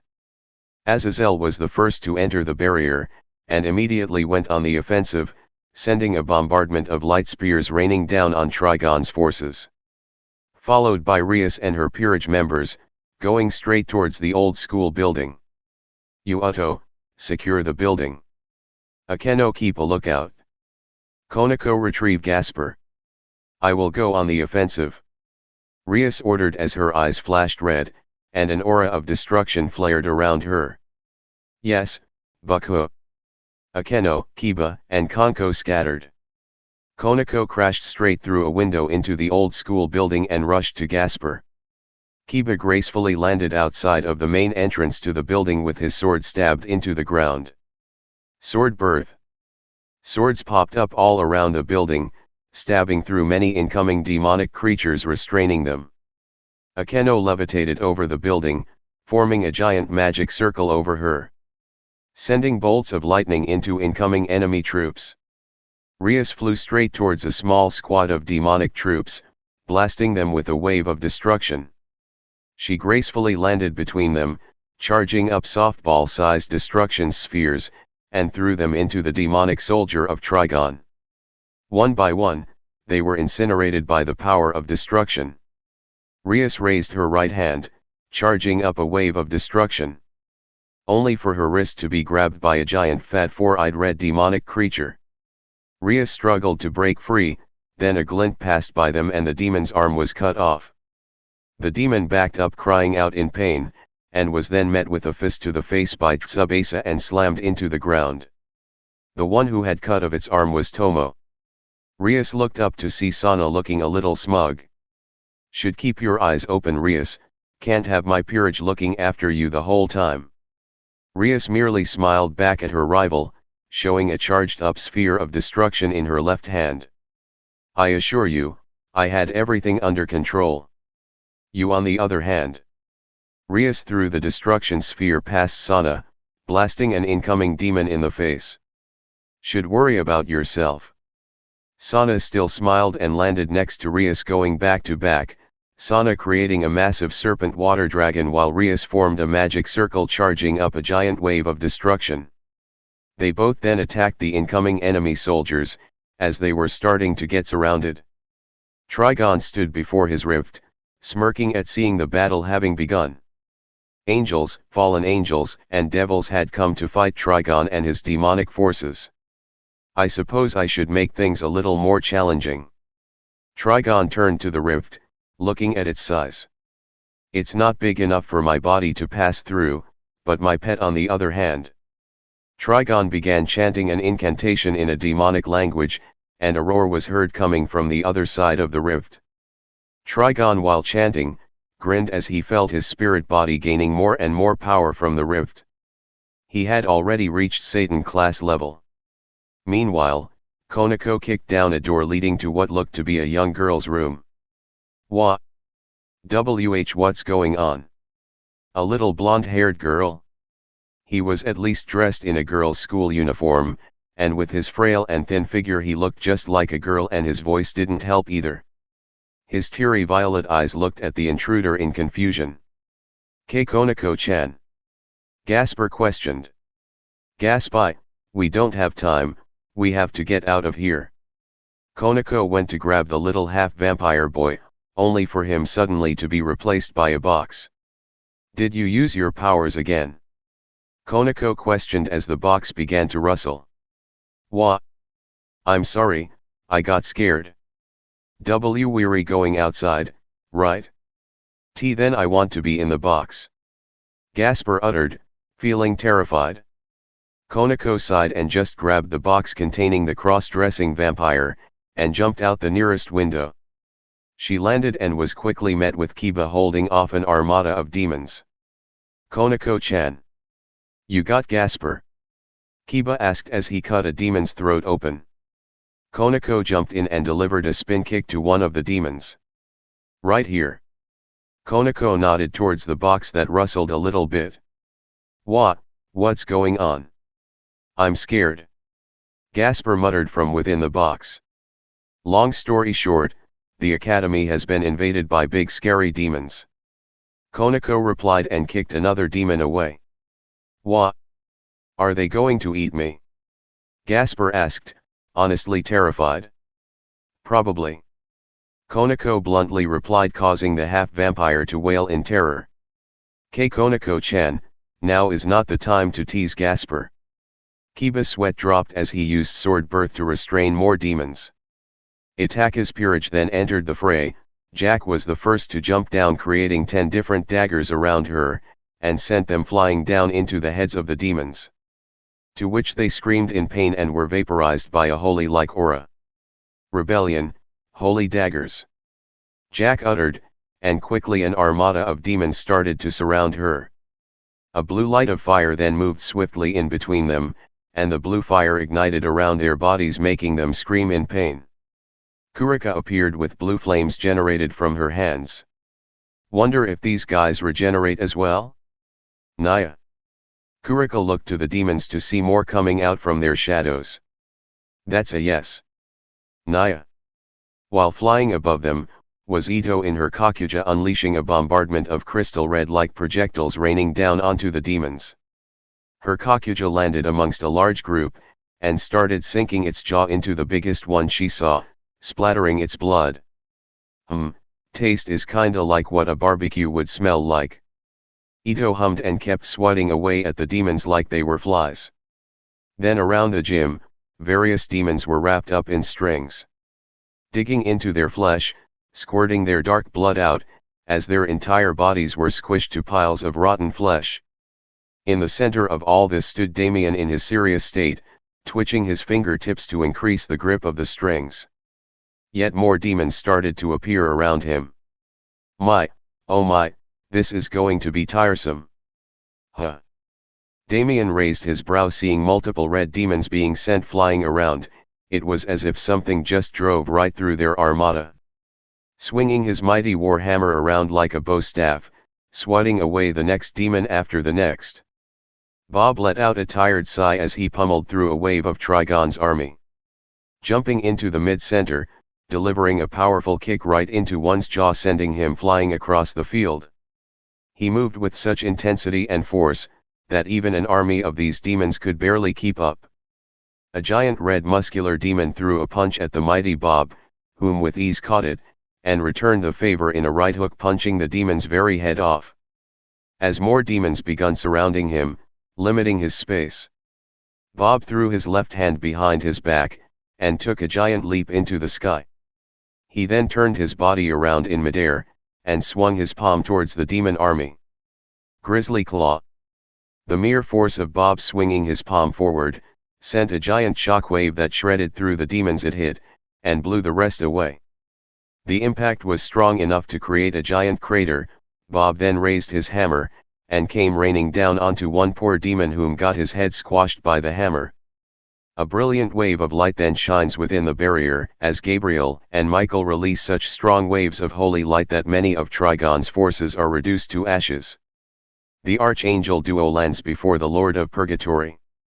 Trigon, this is your final warning. Return to Purgatory at once. Michael strongly ordered, to which the Lord of Purgatory gave a chuckle. Good luck, I have almost reached the standard level for a super devil. The two of you are welcome to try though. Trigon challenges. Your evil cannot be allowed to remain in this world. We will force you back if we must. Gabriel declared as she threw a light spear at Trigon, although the light spear was swatted away by a giant black-scaled tail coming from the rift. The two angels gasped and took a giant leap back as they saw black-scaled claws sticking out from the rift. Something was trying to push its way out. Allow me to introduce you to my pet, the Hydra. Trigon smirked as next came three black dragon-like heads, with giant red sharp teeth, and red eyes. Each head had a giant red horn sticking out from their snouts. It pushed its giant body through and spread its majestic wings. Its body looked to be armored with spikes around its shoulders and back. It had three tails swinging around from its lower back, matching the number of heads. Go and fetch Raven for me. Trigon looked to the beast, and all three heads roared at once, spread its wings and took flight. Now then, over 1,000 soldiers, my pet. Yes, my chances of winning seem pretty good right about now. Trigon's eyes began to glow. Don't be so certain. Surtsks, Ajuka, Falbium, and Seraphal all landed on the spot. Followed by Azazel and two other fallen angels, Shimonze and Barakiel. Shimonze had the appearance of a young handsome man with silver hair and purple eyes. His outfit consisted of a purple beret hat, purple trench coat over a black vest, white pants, and black boots. Barakiel had the appearance of a muscular, gruffy-looking man with short black hair and a beard. Holy lighting flickered from his body, similar to that of a Kenno. Well, the major faction leaders are here. Although I must admit, it was sooner than I expected.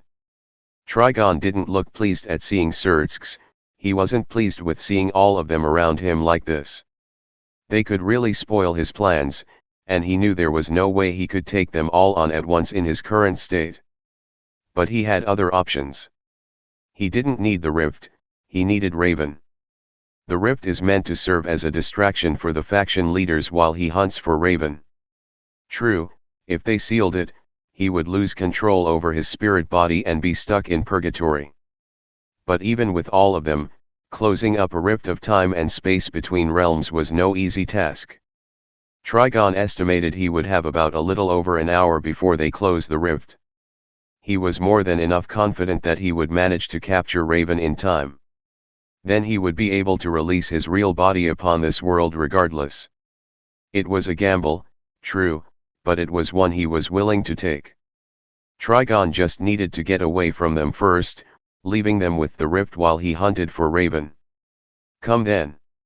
Trigon challenged, and the first to attack was Barakil with a stream of holy lighting. Trigon with a mere flick of his finger created a giant wall of fire to negate the lighting. See you guys later, have fun closing up the rift. If even just one of you tries to leave it, my body will be supplied with more power, dooming you all even further. Trigon gave a dark chuckle, and once the flames were frozen by Sirafal, Trigon was gone, having gone off to the battlefield. We have to hurry, everyone gather in a circle and begin closing the rift. Surtsk ordered, having faith that his little sister, Sana, and Itakakun with their peerage members would be able to distract Trigon long enough. Yet it still left a bitter taste in his mouth. They all did as they were told and began chanting an incantation, surrounding the rift itself within a bauble of their individual power. Behemoth, Esteth, I trust you to keep Trigon occupied. Sirafal spoke through a magic circle to her most trusted peerage members. Surtsk upon hearing this looked a little more at ease. Even though they could feel Trigon's spirit body had reached the same level of power as Sirafal herself. It was a race against time. Would Trigon get to Raven first? Or will they manage to close up the rift first, sending Trigon back to Purgatory? Meanwhile, flying over a horde of Trigon's forces was a giant eagle. And in its claws, it held the muscular arms of Harry Newgate. This eagle was Harry's familiar. With its wind abilities it can increase the intensity of Harry's fire. Harry looks down, waiting for the right moment when they were in a perfect angle over the horde. Harry smirked and looked up at his eagle. Tango, drop the A-bomb. Harry smirked, having nicknamed his eagle Tango. Tango releases Harry from his grasps, and Harry uses the power of his sacred gear to engulf his entire body in a blazing inferno. Harry's burning body plummets towards the horde like a rocket, and the moment he lands onto the ground, the fire expands and explodes into a mushroom fire cloud. The fire vaporized a good portion of the demon horde, and Harry got up and looked around him. Surrounded by an entire army, he bent his head sideways a bit and cracked his knuckles. Now, who's first?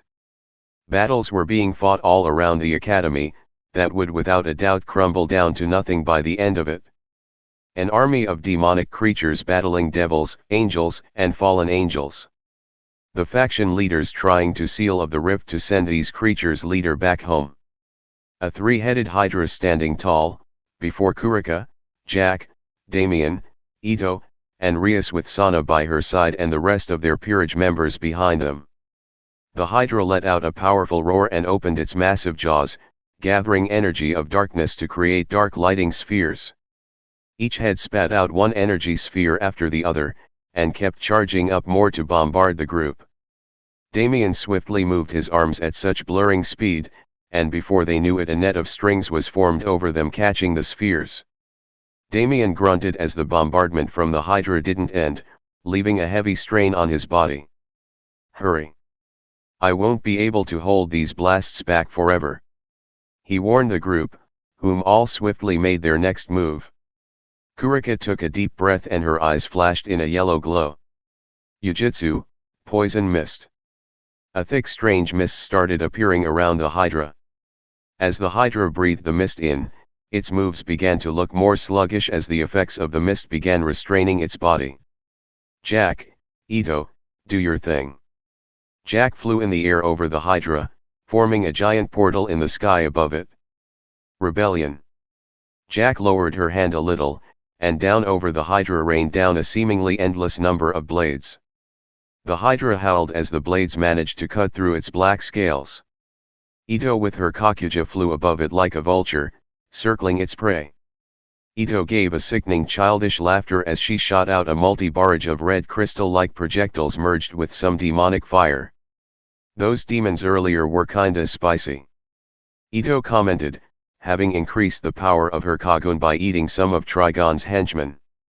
The hydra lowered its heads, looking like it circled its body into a ball, with its wings acting like a shield. The hydra then spread its wings out and let out a mighty roar. The force of the roar sent such shock waves that the mist blew away. The hydra blasted Ito out from the sky and swatted Jack away like a fly with its claws. Jack landed with her back into the ground, spitting out blood from the impact. While Ito landed and dragged up the ground, making the scene look like an airplane had just crashed. The Hydra then charged into Damien's strings, pushing through while roaring. Ugh! Those damn scales, my string can't dig through them. Damien grunted, trying to restrain the beast. The Hydra's middle head pushed through, and opened its massive jaws ready to devour Kurika and Damien. Although then a wave of destruction blasted into the beast's jaw, going down its throat. The Hydra's middle head fell backwards, and smoke came out from its mouth.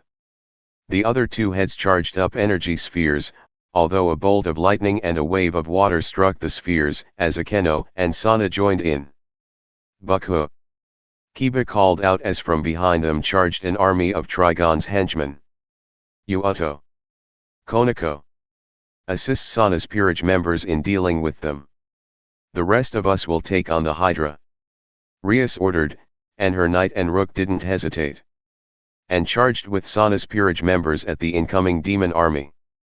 Ito managed to pick herself up, her Kakuja slowly recovering from the damage of the blast. And Jack picked herself up as well, dragging her sharp blades against the ground. They jumped over to Damien, Kurika, Rias, Sana, and Akeno. They each readied an attack, and charged straight at the roaring beast. Meanwhile, a group of fallen angels were incinerated by a wave of fire. The angels in the sky were cut down by waves of wind, and the devils struck with lightning raining down from the sky. And in the center of all of this stood Trigon, looking at the scenery, taking it all in, taking in a deep breath of the smell of burnt corpses and blood. Ah, it's been so long since I got to go on a killing spree.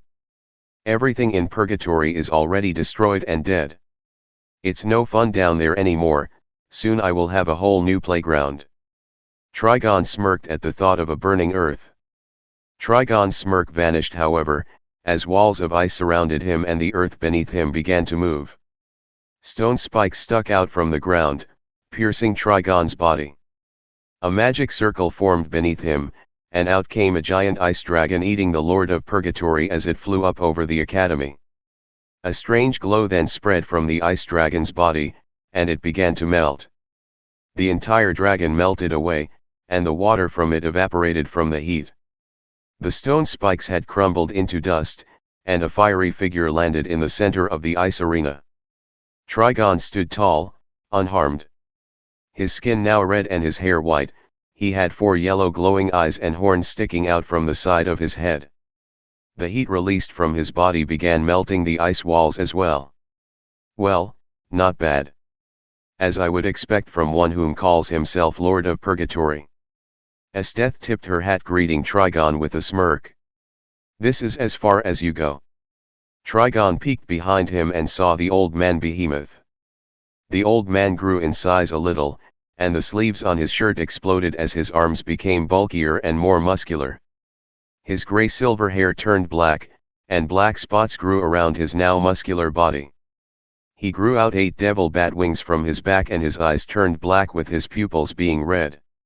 His teeth turned into sharp fangs and his skin darkened into a more grayish color. Oh!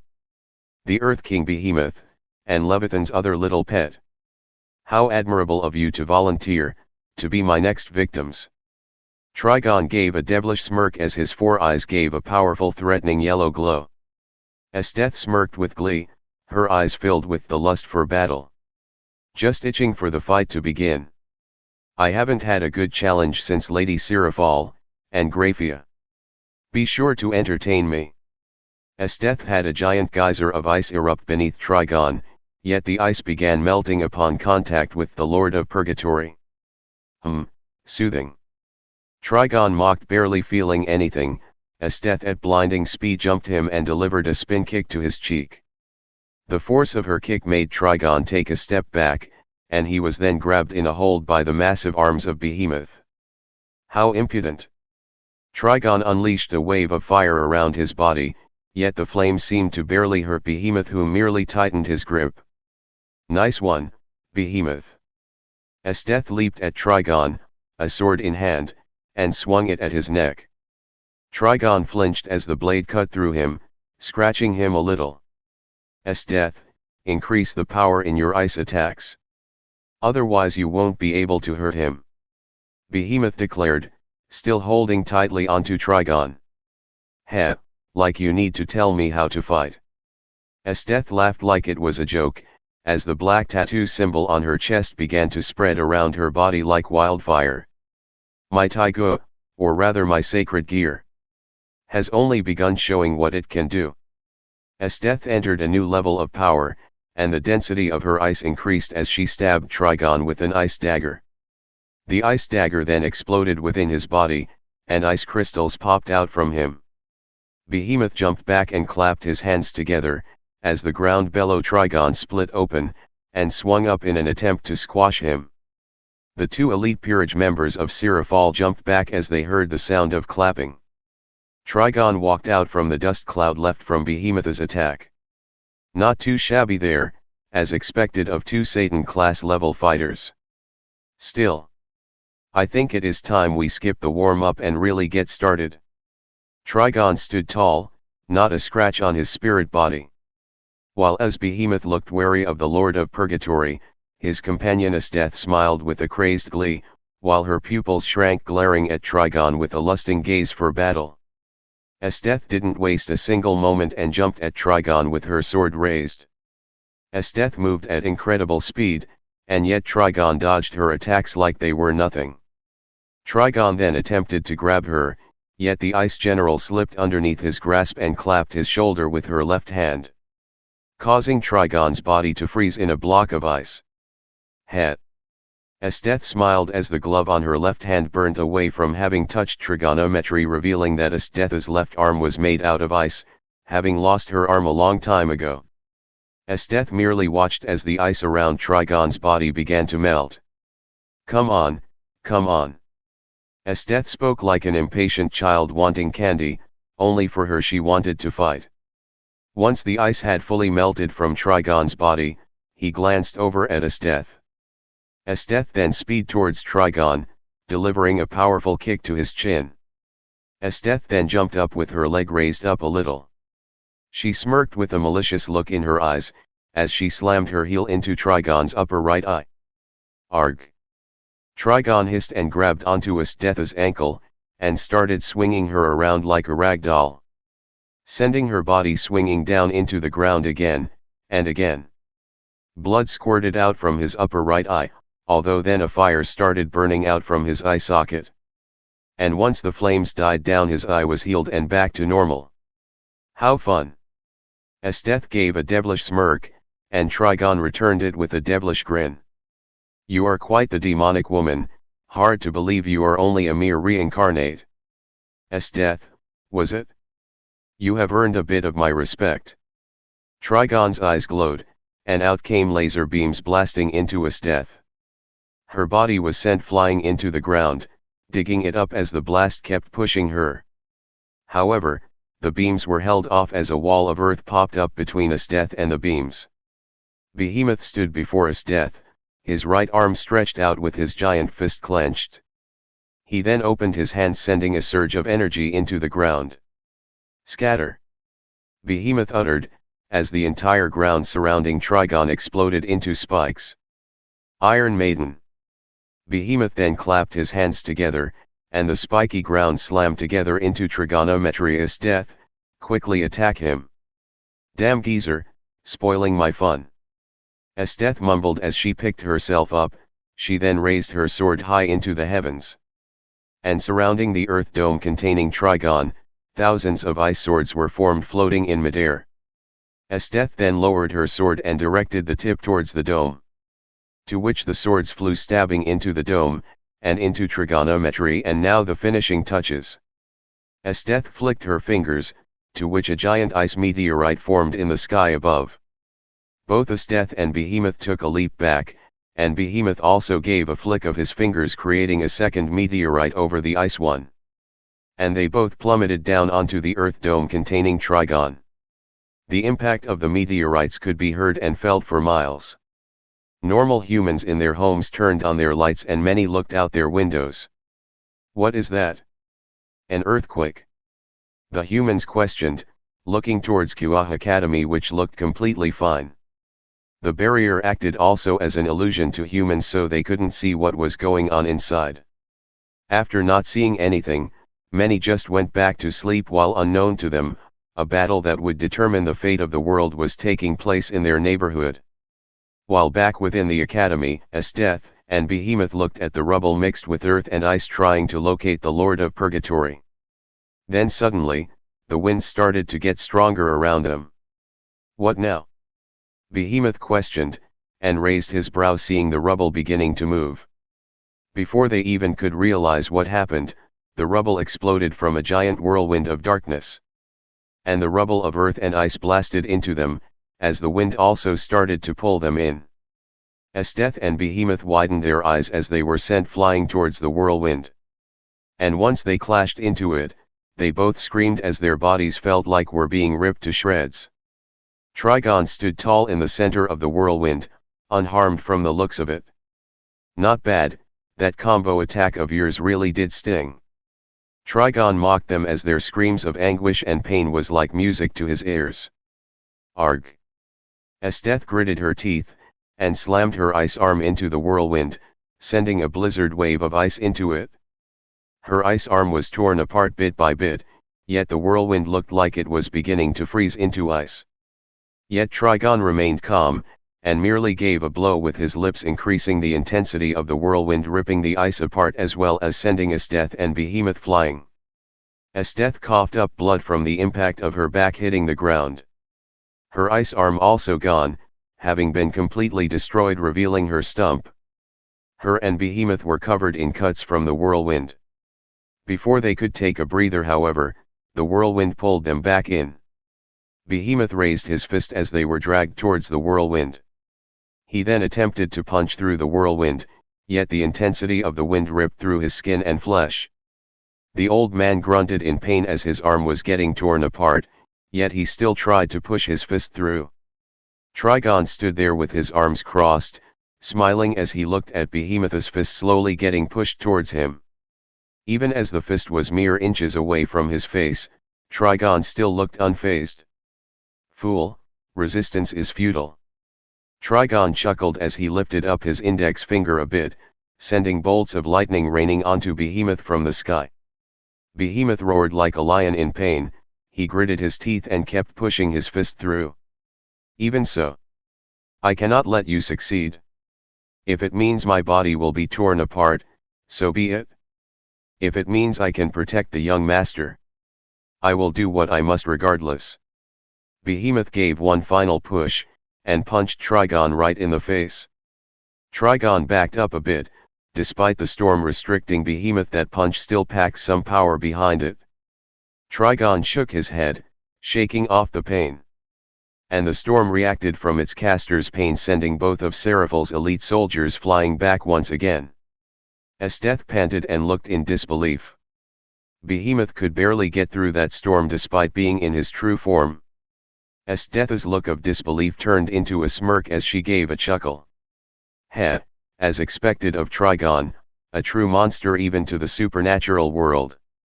Despite knowing she couldn't win, it had become quite obvious to her, and Esdeath was no fool. Yet, that didn't stop her blood from boiling with excitement of fighting this kind of an opponent. This is like when I met Lady Seraphal all over again. The rush, the adrenaline, the challenge. This is what it should be like, a fight for survival of the fittest. Esdeath charged at Trigon with a wide crazed grin spread across her face. Despite the whirlwind, Esdeath showed no fear. She was a force of nature herself after all. And then she utilized her final attack. The whole space around them had frozen in time. To which Esdeath, with ease, moved through the whirlwind and bombarded Trigon's frozen body with giant ice crystals. And with a mere flick of her fingers created an army of ice soldiers, that all stabbed Trigon's frozen body. And finally, as a finishing touch, she cut his throat open with her sword. She then appeared on the other side of the whirlwind and time began moving once again. Blood squirted out from all over Trigon's body, causing him to undo the whirlwind storm. He backed up a bit, with a surprised look on his face. He peeked behind him and saw his death, then his neck opened and it looked like his head was about to fall off. Despite these injuries, Trigon just laughed. I see, you had the ability to freeze time. Shame, that you don't have anything in your arsenal able to destroy my body. Otherwise, you cannot defeat me.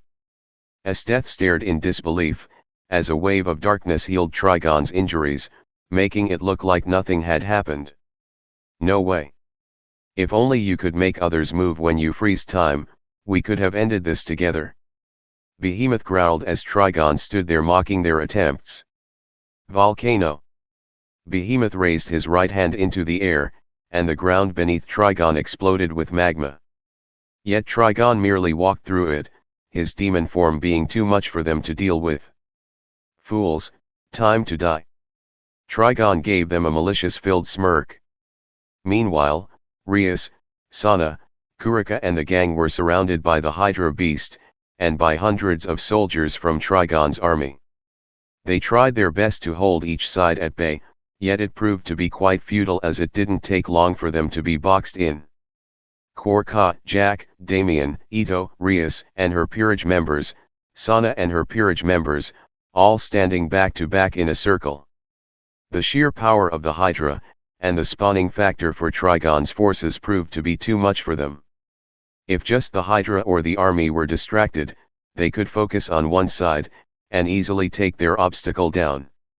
Their group as they were now could probably defeat the Hydra and the forces of Trigon, but it wouldn't be without cost and some of them would without a doubt perish.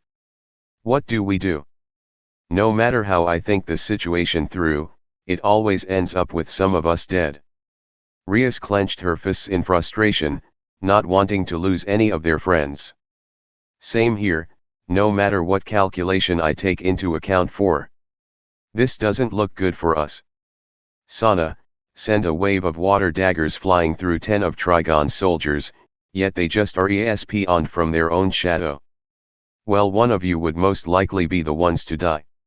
Ito pointed out looking at Rias and Sana's peerage members. Which earned her a few glares, that she merely shrugged off. Nothing personal. Just thinking about it logical. I mean, you two have peerage members that are mid-class or low-class level. While we are all at or above high class.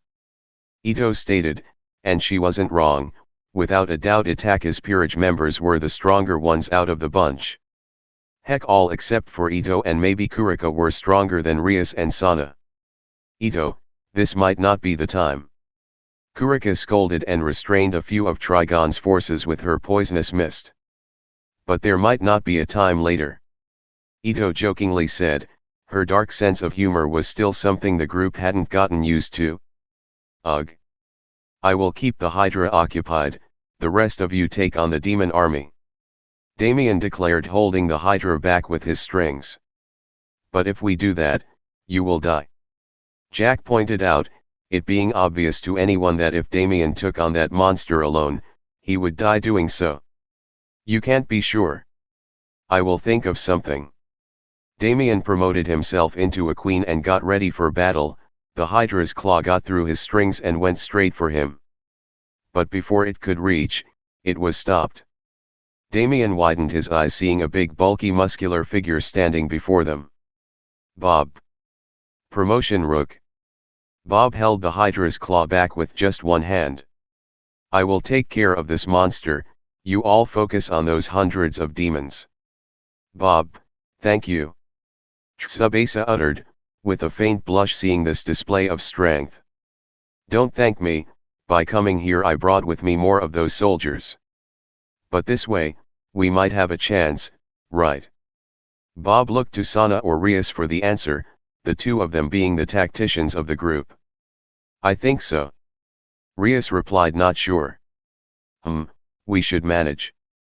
Ito said as she looked out at the vast ocean of demons. With these numbers, and with some of our abilities, we have about a 52% chance of pulling this off without losing anyone in our own group. Ito analyzed, to which some of them looked surprised. What? I used to lead a terrorist organization. I have tactic skills. Huh, she's right. Sana looked out on the number of demons, and realized that it was true. Now they had a chance to win without losing anyone in their group. Good. Bob smiled, while the Hydra pushed its claw down by adding its body weight. Bob managed to avoid the claw by jumping in between the gap of two claws, and rammed his fist in an uppercut punch to the middle head of the Hydra. The impact was so strong that the Hydra almost fell onto its back. Now, come forth, my familiar. Kuma. Bob declared, to which a magic circle formed on the ground, and out jumped a gigantic armored grizzly bear rivaling the Hydra in size. The bear and the Hydra roared at each other, and Bob jumped onto his familiar's head ready to begin the battle. The Hydra clashed into the giant armored grizzly bear, and the bear responded by swinging its claw down onto the Hydra's shoulder, while latching his jaw onto the left head's neck. The Hydra roared as the other two heads sank their sharp fangs into its thick neck. Keep him pinned down, Kuma. Bob summoned forth his war hammer, and ran towards the two heads biting into Kuma. Bob swung his hammer into the middle head, sending it flying into the right head, releasing their grip on Kuma in the process. Bob pulled his arm back, gathering up a lot of power into his arm. How's this? Bob swung his palm towards the Hydra, at such speed and intensity that it created a massive shockwave of power. Grizzly Claw. The Hydra's two heads flew sideways, having their very breath knocked out of them. They were sent flying at such force, for a second it looked like the two heads would come clean off. Guess it ain't going to be that easy, huh? The Hydra roared at Bob, as the two heads charged up energy blasts between their jaws. Aw shit. Bob readied his war hammer, and the bombardment began. The Hydra kept blasting energy blasts towards Bob and Kuma.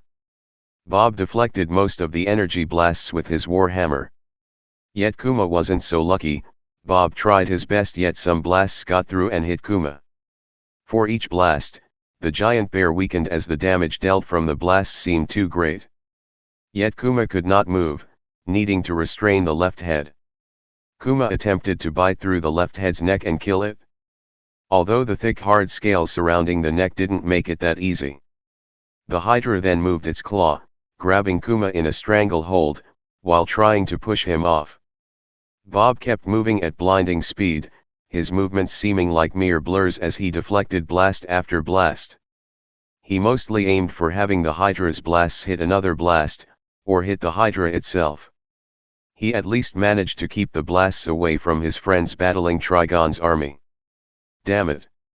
Need to find an opening. An opening. Bob thought, his eyes scanning for any opening where he could take a break from deflecting all these energy blasts, and land a blow at the Hydra. Yet it seemed nearly impossible, as it merely took each of the Hydra heads a second or two to charge up new blast attacks. This made Bob wonder how difficult it would have been with all three heads blasting him at once. Hey. Bob. Damien quickly took a break from fighting Trigon's army, seeing his comrades struggle. The second pawn of Itachi made a net of his strings, blocking out multiple of the energy blasts, making it easier for Bob. Thanks. Bob leaped towards an incoming energy blast, and swung his hammer into it. His body doing a 360 turn, with the energy blast still being pushed by the war hammer. The dark purple glow and aura leaked from the blast along with dark bolts of lightning. And home run. Bob gave one powerful swing with the war hammer, sending the energy blast flying into the current charging blast within the right head's mouth. The blasts collided, causing a chain reaction of explosions around the right Hydra head. With that out of the way, Damien was forced to redirect his focus back to Trigon's forces. The Hydra growled, its eyes glowing dangerously in a purple glint. Its three tails swing into Kuma's gut, causing the giant bear to release the left head of the Hydra. To which it began blasting Kuma with energy blasts. Bob leaped at the left head and threw a powerful punch into its cheek, sending it crashing into the middle head, whom in return crashed into the right. The Hydra quickly recovered, and the left head charged at Bob, piercing its long horn from the snout, straight into Bob's gut. Bob widened his eyes as he spitted out blood, as a tiny part of the horn stuck out from his back. The only reason it hadn't gone further was that Bob had grabbed onto it. Bob vomited out a puddle of blood onto the horn, dripping it onto the Hydra. "I ain't done yet." Bob gathered a powerful aura into his left hand, and gave a karate chop to the horn, breaking it in half. Bob jumped back, and pulled the horn out. He held the horn and flew back at the Hydra, stabbing half of the left head's horn into its jaw. The left head roared in pain, and shook violently to shake Bob off. And so it did. The left head gave on more swing and Bob let go of the broken horn and was sent flying into the air. Where the middle head of the Hydra awaited, its massive jaw open, with trails of drool connected to some of the fangs. Bob widened his eyes as the middle head slammed its jaw shut on Bob. "Bob!" Tsubasa screamed in horror, and everyone else gasped as well, as Bob seemed to have been eaten. The middle head then began twitching, as slowly its jaw was forced back open. Beginning to come into view from within the mouth of the beast was Bob. Kneeling his body, with his hands latched onto the upper jaw, while he pushed the lower jaw down with his legs. "Make me your night snack, will ya? I will teach you what happens when you underestimate me." Bob successfully forced its jaw open, standing there tall, drool dripping onto his body, and some scratch marks from the Hydra's fangs on his arms, back and legs. Veins bulging around his arms as he struggled holding the jaw up. Before the other two heads could react, Kuma showed up and slapped the left one with his claw, and the right one as well. The Hydra pushed its claw up against Kuma's, making it resemble a sumo standoff. The three heads then begin charging up blast attacks, with Bob still in the middle head's jaw. He could feel the scorching heat of the blast tickling up against his back. Soon it felt like his body had fallen into a fire. Bob took a few deep breaths, and jumped out from its jaws before they slammed shut. Bob grabbed onto his warhammer and began deflecting a blast attack, although the blast hit just right enough to knock the hammer out from Bob's hand. "Oh crap!" Bob uttered as he and his familiar were bombarded with blast attacks. Kuma, however, shielded Bob from the attacks. "Good boy, don't worry, you get to rest after this. Just hold on for a few more seconds." Bob comforted his familiar as the blast started burning through its armor. "All right then." Bob rushed out from hiding, and flew straight towards the Hydra. He slammed himself into its chest in a shoulder charge, pushing the giant beast back. "Kuma, you may leave," Bob said as he jumped up, delivering an uppercut to the middle head, then a right hook to the left head, and a spin kick to the right head. The giant grizzly bear did as it was told and vanished through a magic circle. "Come on then." Bob stared at the Hydra and all three heads shot one blast attack into Bob, and the titan of a warrior fell plummeting into the ground like a flaming meteor. Bob crawled out from the crater left from the impact, only to be met with three tails swinging into his gut. This impact made the giant Bob lose his breath. He was sent flying, and before he could catch his breath, he was slammed back into the ground by the Hydra's claw. "Damn it all." Bob picked himself back up, panting, blood dripping from his lips staining his chin in blood. His arms bleeding from cuts, teeth marks on his back. "Come on then, stupid beast. I'm still standing here." Bob aggravated the Hydra, to which all three heads let out a snarl. The middle Hydra head came flying towards Bob, ready to attempt to devour him a second time. Bob merely stepped to the side, and latched his hands around the thick neck of the Hydra. Bob was first sent flying back along with the middle head, although then he planted his feet into the ground, digging them deeply in. He skidded backwards while holding onto the Hydra's neck.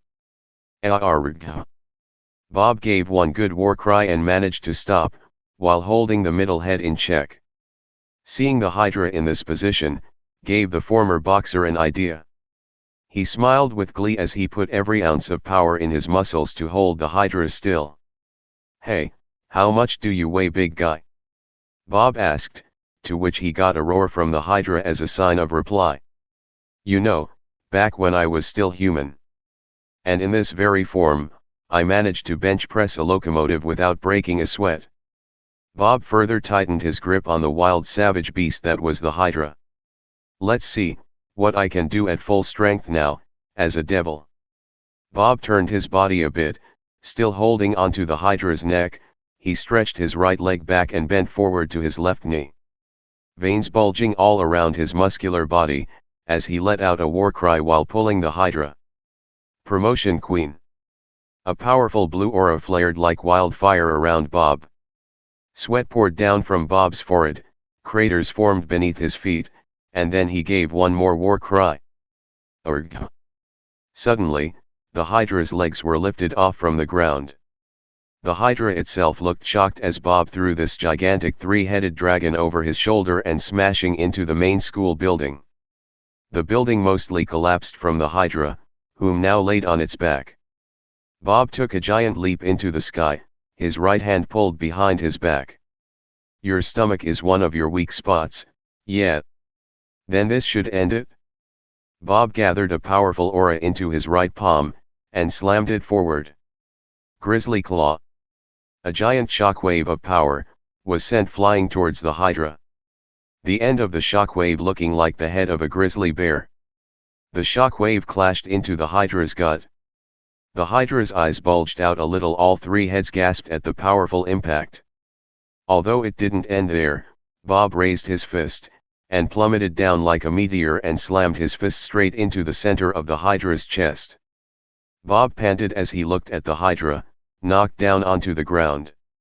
Bob could feel he didn't have that much time left in his 23-hour form. Which made him look all the more worried, as the Hydra managed to rise back up, giving a mighty roar and pushing him off from its chest. You've got to be kidding. Bob glared at the beast. Hydras are known for their defensive abilities.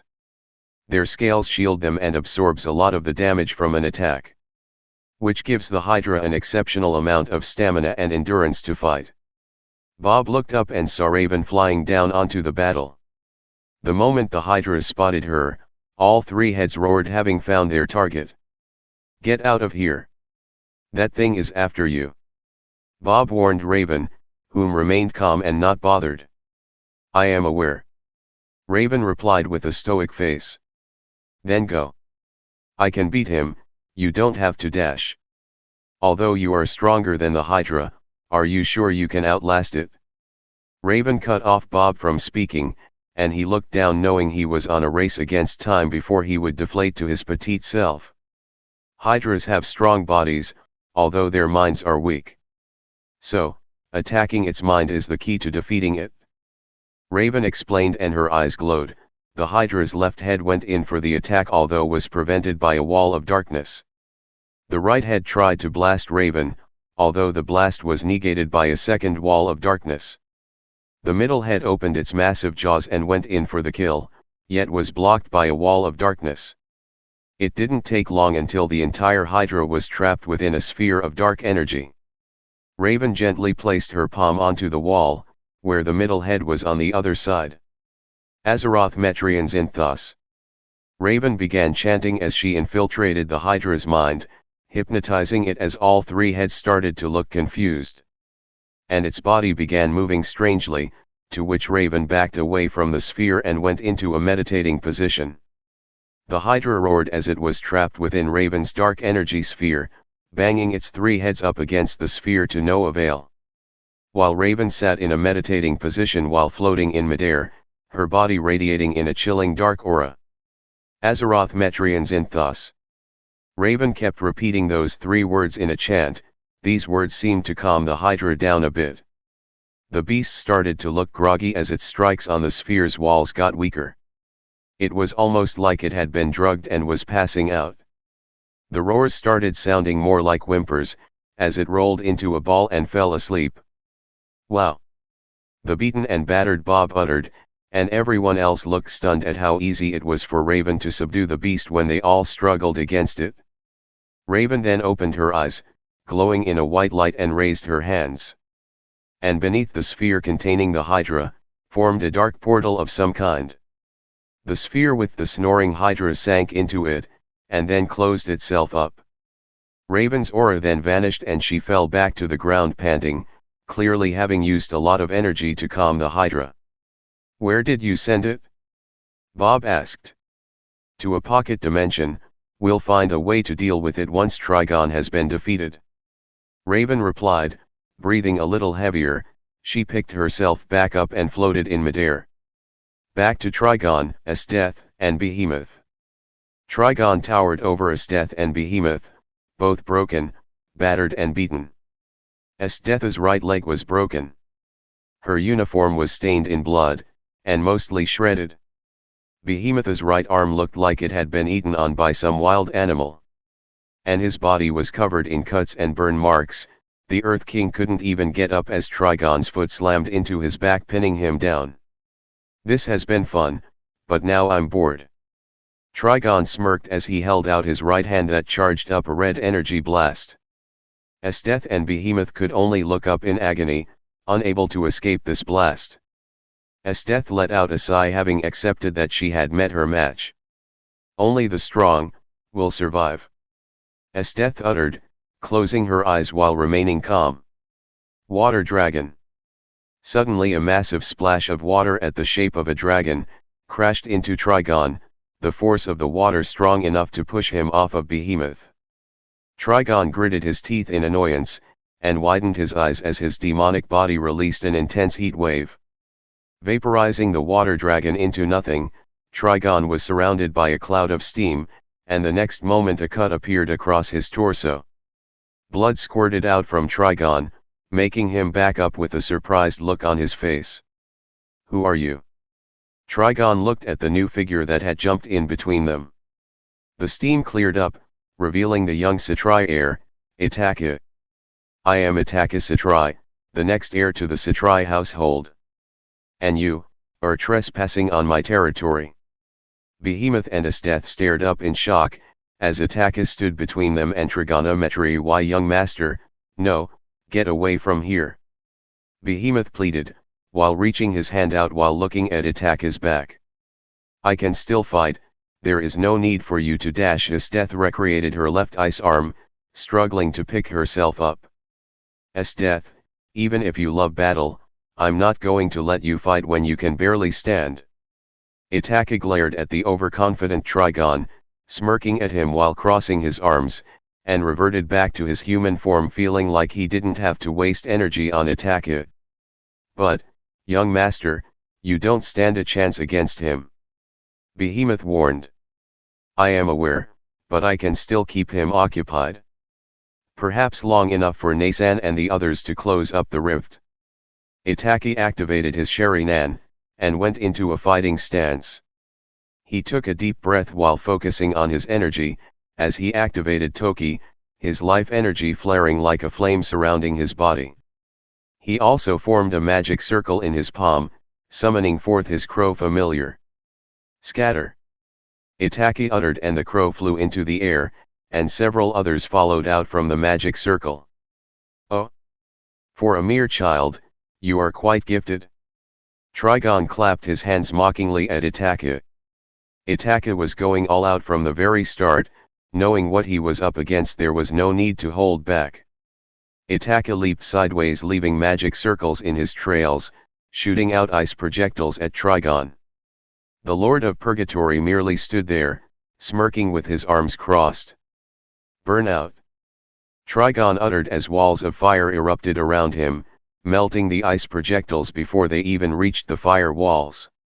Itachi threw his right arm behind his back, forming a magic circle in his palm, gathering water. He swung his arm forward, sending a giant water snake dragon flying towards the fire wall. The water dragon opened its massive jaws, and slammed down onto the fire walls and Trigon. Although, the water boiled up into a giant steam cloud. Itachi's gaze was focused onto a certain spot in the steam. It looked like a candle shining in the foggy steam. Itachi then heard a flick, and out from the steam shot out a fire bullet, shooting into Itachi's right leg. "Arg!" Itachi grabbed onto his knee. He sweated nervously, slowly removing his hands. He saw a burnt hole in his pants leg, and his skin also suffered from a burn. The steam cleared, revealing Trigon with his arm held out, and his finger directed at Itachi. "Go on, dance for me." Trigon shot out more fire bullets at Itachi's legs. Itachi jumped back to avoid them, to which Trigon kept on laughing. Itachi formed a magic circle in his right palm, and directed it at the incoming fire assault from Trigon. Fire shot. Itachi shot out a fire sphere into the nearest incoming bullet, creating an explosion upon the impact. The explosion expanded as Trigon's other fire bullets added into the blast. Itachi flew into the sky, another magic circle formed into his left palm where he generated a giant fire sphere. Fire magic, Nova. Itachi blasted the fire sphere towards Trigon, who merely looked amused at Itachi's attempts to fight him. "Pathetic," Trigon uttered, as he crossed his arms again, and the wind started blowing stronger around him. Whirlwind. Trigon's body was then surrounded by a giant tornado. The powerful wind snuffed out Itachi's fire sphere, strangling the fire. Itachi then felt a powerful tug onto his body, as the whirlwind pulled him in. No time to react, all he could do was stare in bewilderment as he crashed into the whirlwind. Arg! Itachi screamed in pain, as the wind tore through his skin, shredding up his uniform in the process. Trigon smirked and gave a blow, sending Itachi flying crashing into a fence surrounding the field. It didn't take long until he was pulled back in with the fence, and back into the wind tearing through his body. The fence itself was ripped apart in mere seconds. Arg! Itachi screamed as blood gushed out from the various cuts appearing on his upper body. Rias and Sana were bruised up and battered, their uniforms stained in a little blood from their battle against the Hydra and Trigon's forces. While their peerage members were even more bruised, battered and bloodied. Gasper was the only one that was mostly unharmed, being too scared to fight and too out of control to use his powers. The little cross-dressing vampire was crawled up in a box while whimpering. Rias panted and picked herself up, blood dripping from a cut on her shoulder. She looked up in terror seeing Itachi getting torn apart by Trigon's whirlwind. Everyone turned to look, hearing the screams of agony from Itachi. "And no, Itachi, hang on." Rias fought against the pain in her body to pick herself back up, although when she took merely one step she collapsed. "Bibuku, don't, you will only make things worse for Itachi-senpai." Kiba supported himself up with a sword, blood dripping across his face from a cut on his forehead. "We don't even hold a candle to that monster. We can't just let this keep on going." Akeno tried to get back up herself. "What can we do?" Konako questioned. Itachi kept on screaming in agony. His screams of pain were enough to get his two guardians to gather their strength. Behemoth grabbed onto Itachi and pulled him away from the whirlwind. While Esteth slammed her left ice arm into the whirlwind, she let out a war cry sending a wave of ice into the whirlwind, in an attempt to freeze it. "Get lost, insects!" Trigon uttered from within the whirlwind, as Esteth's ice was ripped apart from the powerful wind. And all three of them were sent flying in opposite directions. "I want to play with the noble brats this time." Trigon sent a glare at Rias and Sana, seeing a resemblance between the young girls, and with two of the Formus, Surtsks, and Sirafal. He directed his palm towards them, ready to begin torturing them as well. Trigon blasted out wind-slice-shaped attacks towards the two girls. Rias and Sana, having no strength left, could only look in horror at the incoming attacks. Although in a split instant, Itachi used his increased speed from Toki to jump in front of the attacks. The two of them gasped, as they looked onto Itachi's face, twitching in pain. As the wind attacks hit him in his back, leaving 3 cut marks like a whip struck him. Itachi's body trembled from the painful sensation, as blood dripped from his back and stained his uniform. "Oni-sama."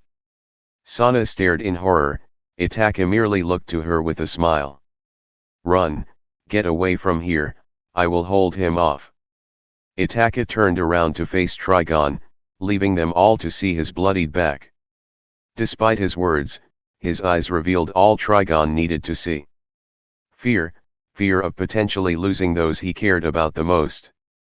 "We can't just leave you like this," Rias protested, while Sana looked so horrified from seeing Itachi this injured, she was so scared that she lost her voice. "Go!"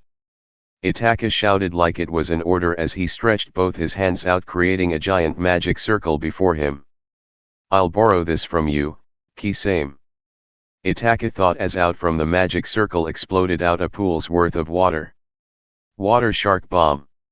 10 water sharks charged into Trigon, digging their teeth into his body as they exploded. While Trigon was distracted from the explosion, Itachi peeked up in the sky, seeing his crows swirling around them in a circle. Almost there. Itachi quickly looked back to the exploding water, seeing Trigon walking out without a scratch. He wasn't even wet, the water had evaporated from the heat released from Trigon's body. "Go, run." Itachi looked back to Rias, Sana, and their peerage members whom still stood there, not wanting to leave Itachi to deal with this monster alone. "You will only get in the way, hurry and run." He's right, we need to get out and recover. It is the only option we have. Tsubaki helped support Sana up as the rest of Sana's peerage gathered around them. Tsubaki prepared a teleportation magic circle, and finally Sana regained her voice, able to speak up. "And no, Itachi Uni-sama," Sana cried, tears swelling in her eyes as she vanished with her peerage in a magic circle. "We have to go, Baku," Akeno said, as she prepared a magic teleportation circle. Kiba supported up Rias while Konako held onto Gasper, whom was still hiding in his box. Rias could only stare at Itachi's back, tears running down her face. The last she saw was an explosive aura emitting from Itachi's body, and then they vanished through the magic circle. Now that Rias, Sana, and their peerage had safely teleported outside of the barrier around the academy to recover, Itachi had one less thing to worry about, and with his plan ready for action, Itachi took a giant leap towards Trigon, whom looked intrigued by this direct challenge. "Come on, let your ego take over now," Itachi thought, in hopes Trigon would take down the whirlwind, to face him in hand-to-hand combat. And just like predicted, Trigon's whirlwind vanished, and he uncrossed his arms. Itachi raised his fist and threw a powerful punch into Trigon's face. Trigon's head tilted sideways from the force of the punch, then he let out an amused chuckle. "That was a free punch I just gave you. Quite the impact on it as well. Usually you noble brats only focus on your demonic powers rather than brute strength." Trigon gave Itachi a condescending smirk, as he grabbed onto Itachi's wrist and pushed his fist away from his face. "I am very pleased to see that you know how to multitask in your training. Unlike the rest of those spoiled brats. It is almost a shame I have to destroy you." Trigon began to chuckle, looking forward to Itachi to look at him in despair. Yet to his surprise, Itachi began chuckling with him as well, causing Trigon to raise his brow. "It's finished." Itachi looked into Trigon's red eyes. Itachi's Sharingan began rotating. The crows circling around them had formed a giant magic circle in the sky, shining down a bright purple light upon them. "What is this?" Trigon looked at the magic circle, and then he looked at Itachi in bewilderment. Itachi's eyes were gone, it was like they had been pulled out from his sockets. Then, to even further his confusion, crows started flying out from Itachi's empty eye sockets and from his mouth. Itachi's entire body dissolved into a murder of crows. Trigon looked into his empty hand, and then around at the murder of crows circling around him. Some crows gathered and formed into Itachi's upper body. "The real battle begins now." Itachi's voice sounded like it came from every corner. Trigon looked around in confusion, not comprehending what was happening. Then out from the circling crows came shurikens, kunai knives, all flying out and stabbed into Trigon's body. The demon flinched in pain, and looked confused. Mere blades could never penetrate his body. Yet they did, and he felt pain. Trigon almost lost his balance, and looked down in confusion as the ground moves in a wavy pattern. The ground then exploded, sending Trigon flying into the sky. He flew out through the barrier and into the sky towards the full moon. What sorcery is this? Trigon looked up in confusion, as the moon turned red and looked like Itachi's Sharingan. Judgment. Itachi's voice replied as a red light shined down on Trigon from the full moon. The light burned his skin, burned through his spirit body's very flesh. His brain was on fire. Let's see if the king of purgatory fears something. Itachi said, and a lone figure formed in the sky before Trigon. The figure looked female, a young woman dressed in a white hooded robe. Trigon then smirked. I see, that's what's going on. Is this the ability of those fancy red eyes of yours? Heh, nothing but mere parlor tricks. If this was my real body, it might have worked better. Trigon started fighting back with his mind. The red light then split in half, as Trigon held his right hand up, sending a wave of energy soaring through it. I thought you might try something like this, however don't underestimate me. Itachi said as suddenly the light vanished. Trigon looked up, widened his eyes, seeing as the moon itself plummeted down towards him. Trigon had broken through the first layer of his illusion, but Itachi kept adding layer upon layer. Trigon went into his demon form, and grabbed a hold of the moon as it tried to push him down with him. Yet Trigon held on, and managed to halt the moon from falling further.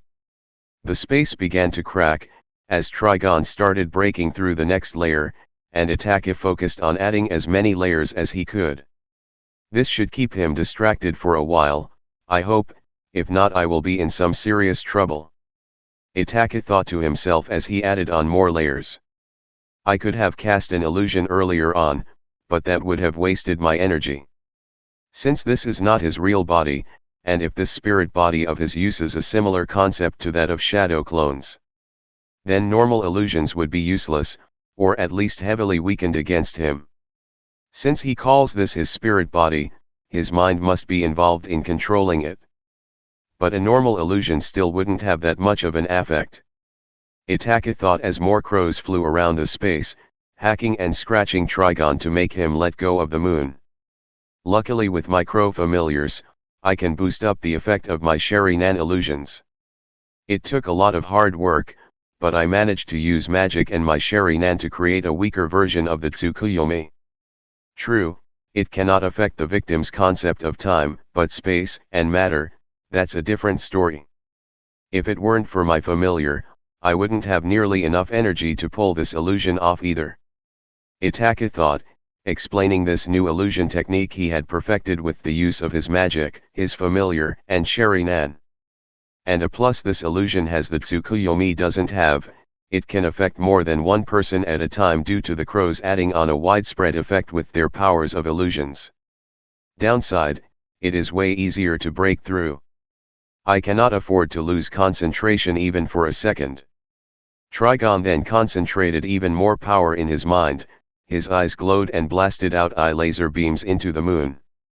The moon then erupted in a fiery explosion, as Trigon broke through more and more layers. You cannot keep me trapped here forever. Either you run out of power, or I break through. Let's see what happens first. Trigon eagerly smirked. Even if you use that familiar to increase the effect of the illusion, my spirit body is still quite resistant towards it. Trigon's body exploded in a surge of power, shattering more layers on the illusion. Itachi kept adding layers, yet Trigon broke through them without breaking a sweat. This kept on going for a total of 10 minutes, until Trigon shattered the last layer, standing in the same spot he has since the start. And Itachi on his knees before him, sweating bullets and panting heavily. I broke through them all. You still have some power left, go on and entertain me more. Trigon smirked down on Itachi. Itachi raised his right arm up, and water started forming around trigonometry, trapping him in a giant water sphere, while Itachi formed a new magic circle in his right palm that let out a cold breeze. Itachi took a leap backwards, as he directed the magic circle at Trigon in the water sphere. Sub-Zero, Ice Prison. In a split second, the water sphere froze in solid ice.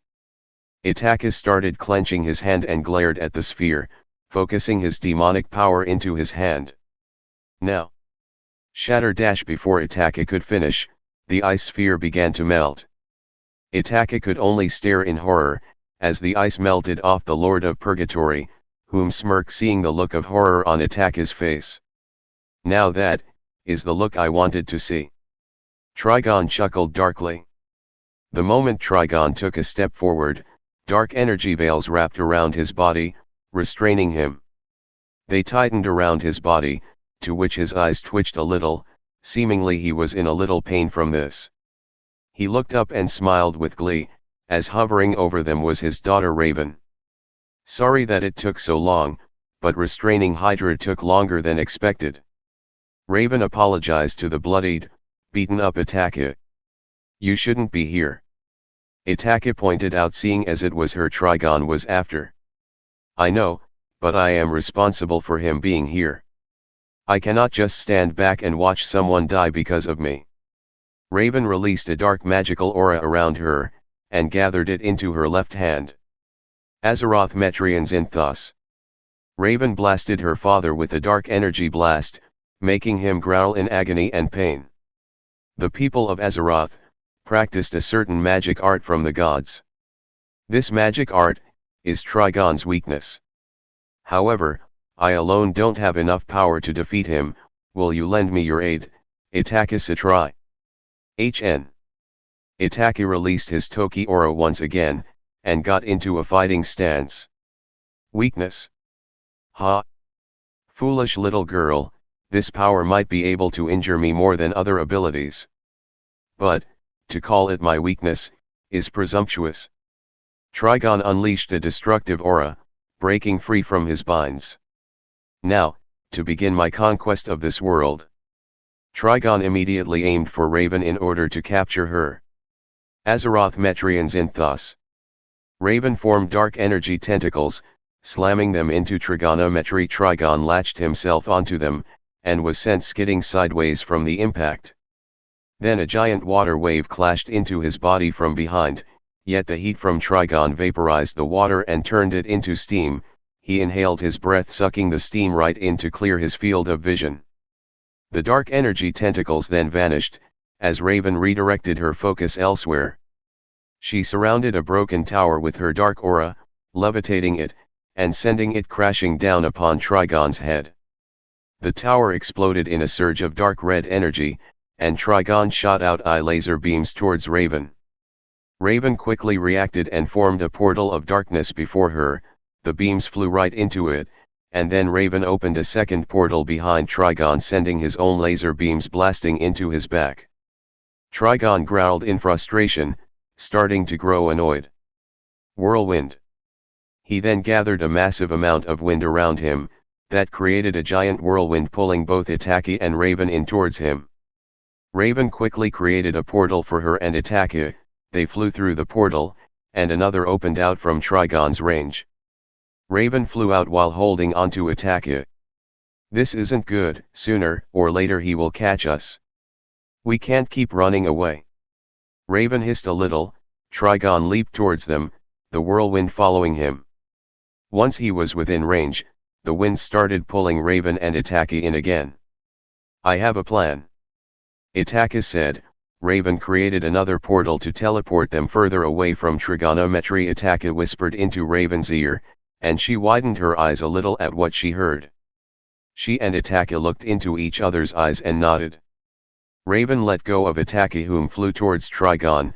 Itachi held out his right hand, his index and middle finger stretched out. Useless. Trigon commented, overconfident that Itachi couldn't do anything to him. Then Itachi swung his arm sideways, and suddenly blood gushed out from Trigon, as a giant cut appeared across his chest. He looked dumbfounded, seeing his spirit body's blood splattering before his very face. What? Trigon's whirlwind vanished. This is just like when he first arrived before me. Trigon thought back on when Itachi arrived to his death and Behemoth's rescue. Steam manipulation. Itachi utters, having used his energy to manipulate the water particles within Trigon's body to attack him from the inside. Azeroth Metrians in thus. Raven shot out a dark wave of energy, in the shape of a raven, shooting it straight into Trigon's cut and sending it flying straight through Trigon's back. Raven wasn't about to end her assault, had the raven turn around to finish the job. However, Trigon created a barrier around him, blocking the raven from reaching him. Trigon then healed his injuries, looking like he did at the very start of the fight. "Not bad, you actually managed to injure me." Then his body started giving off this dark red aura, and then the entire academy began trembling. No, even the barrier couldn't keep this power restricted to this barrier, the whole town began to tremble. "But this is as far as you will go." Trigon's aura then expanded into a giant red pillar of energy and the shaking intensified with it. "I am the destroyer of all that exists. I rule over purgatory. And now, I shall rule all. I won't let the three factions, Hades or even Ophis, stand in my way.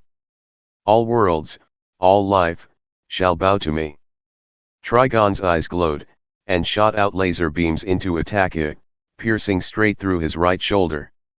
Itachi's eyes widened like saucers, as it felt like he'd been stabbed by fire itself. "Arg!" Itachi screamed, feeling like his shoulder was on fire. Hot blood ran down his right arm. "Itachi!"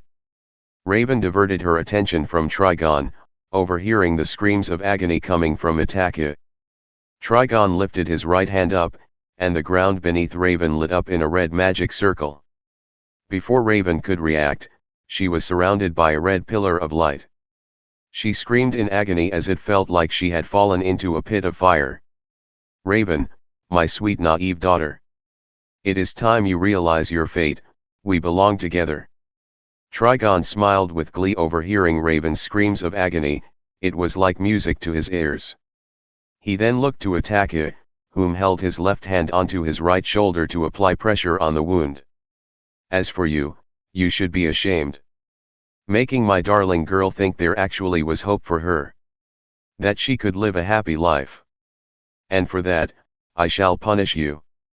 Trigon flicked his fingers, sending a blast of red energy into Itachi, knocking him down.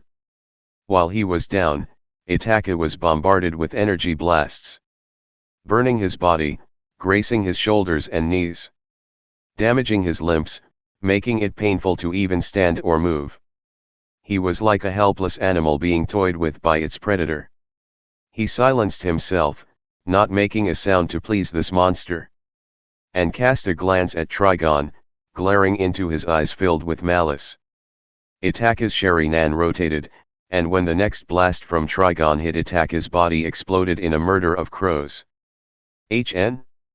More mind games.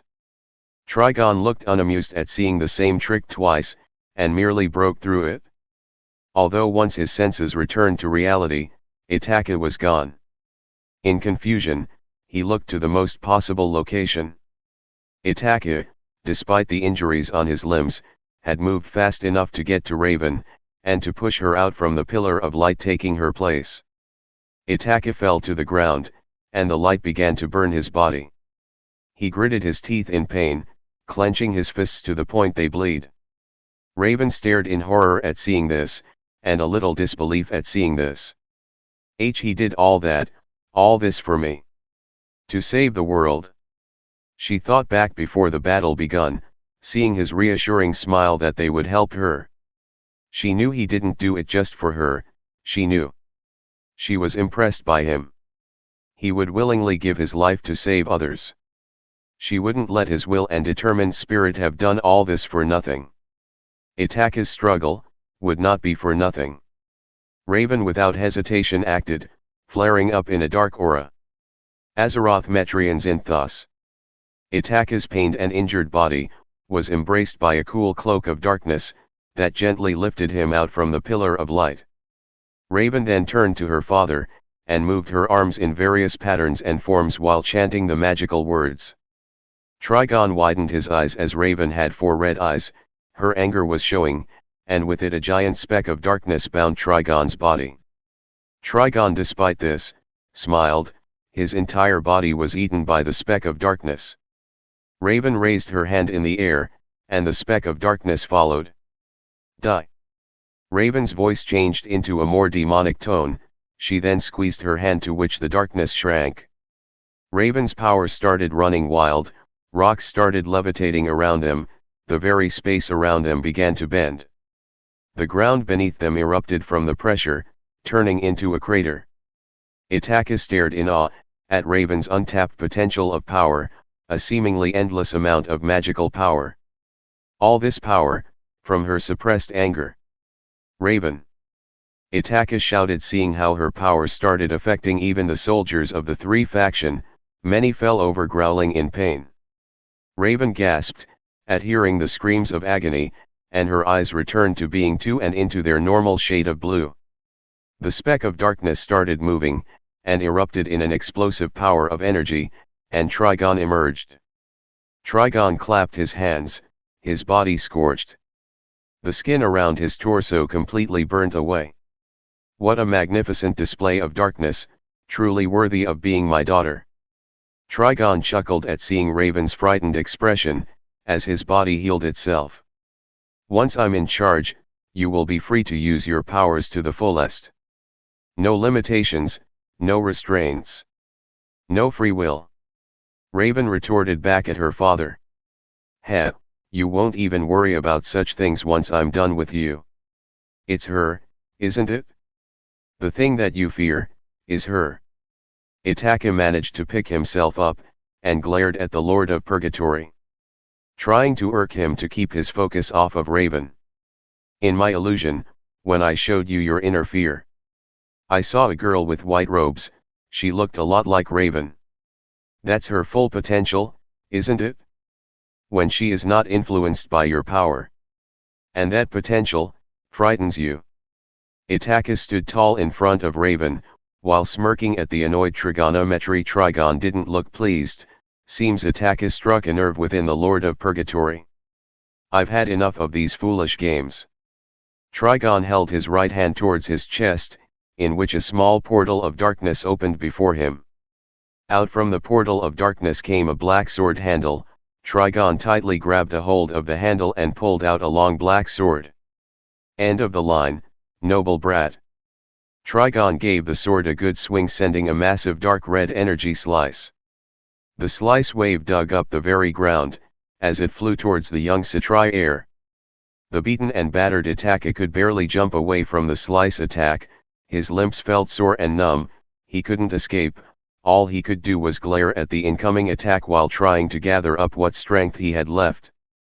Behind him was the one he tried to protect, the daughter of this very tyrant of a demon, Raven. Whom horrified stared at her protector, whom was staring death in the eye. She felt guilt rise in her, that someone was risking their life for her like this. No, he was risking himself for the world. Itachi tried to leap away, but he barely got up in the air and just fell back into the ground, feeling a sharp stabbing pain in his leg. He closed his eyes as the attack was mere inches away from him, his fate seemed to be certain. Sana. Rias, everyone. I'm sorry. Itachi thought as the red light of the attack shined around him. Then in a mere instant the attack was blocked by a massive wall of stone and by a large ice dragon. Itachi widened his eyes, seeing the beaten behemoth and his death, his master and self-proclaimed protector, standing before him. Trigon's smirk grew as in a mere instant Trigon transformed into his demon form, sending more power into his attack. Then the wall and the ice dragon shattered from the pressure of the attack, sending the two back a little bit. They stared in shock as out from the smoke jumped out Trigon, back in his human form to conserve energy, with his sword raised in his right hand, and his left hand stretched out at his death and behemoth. Trigon smirked at the two servants of Levi then, and a magic circle formed beneath the two. Hell blaze! Trigon blasted his death and behemoth with a blazing fireball, and the explosion shook the ground as well as sending the two warriors flying. Behemoth gasped and Death growled at Trigon, as they saw the demon swing his sword at Itachi, cutting the young Kshatriya across his chest as he was shielding Raven.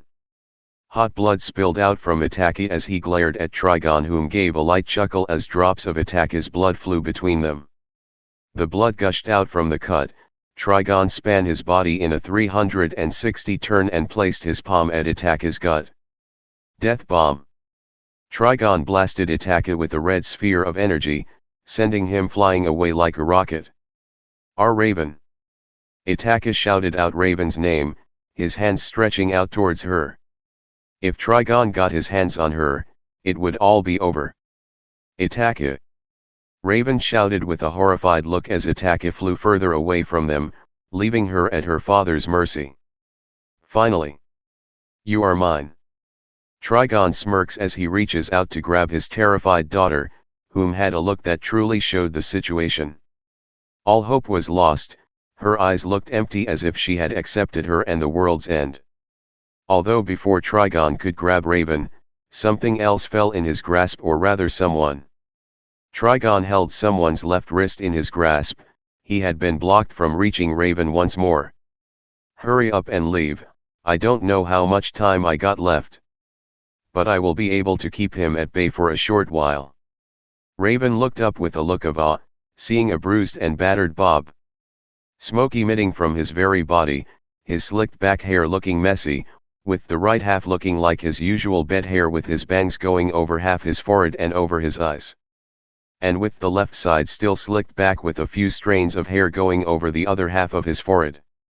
Bob had been fighting for almost an hour straight, both against the Hydra beast and the demonic army of Trigon. His 23-hour state almost at its limit from the looks of it, he was on the very brink of returning to his petite state. Bob. Raven uttered and picked herself up. She then did as she was told and took off flying after Itachi. Most of my life, I had no one. I was alone, shunned by my friends and family. I lived in that loneliness for 10 years. And now when I finally have found a home, friends, a family, I ain't about to let some freak show like you take it all away. Bob declared with passion, and with a wide smirk at the frowning Trigon.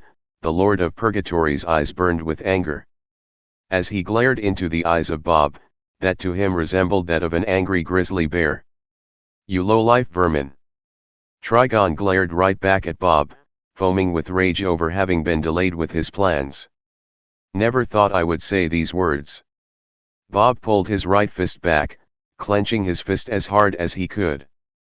But I'm going to punch Satan in the fucking face. Bob declared as his left arm deflated into its skinny self. Bob even managed to pull his deflated arm out from Trigon's grasp.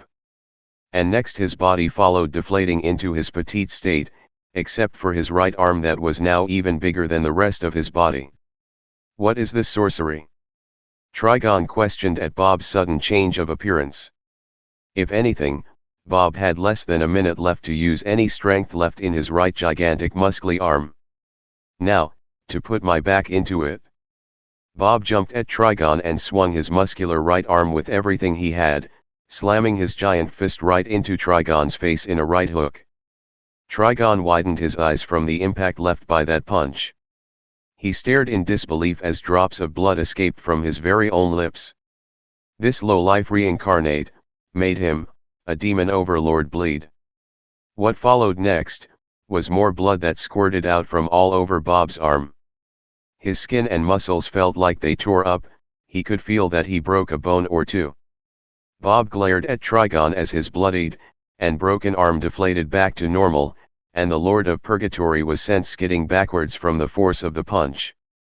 Followed by a powerful sound wave from the punch, that rang like a bell across the battlefield for all to hear. Bob's petite body fell to the ground, his right bloodied, bruised broken arm held out forward. Guess I'm done, at least I managed to fulfill my duty, to attack it. Shame, seems I won't be able to reach my own goal.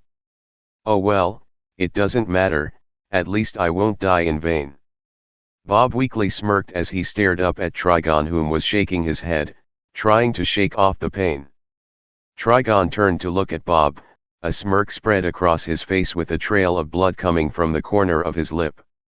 I will give you this. You are quite brave, despite being such a shrimp. Trigon walked towards Bob ready to end him.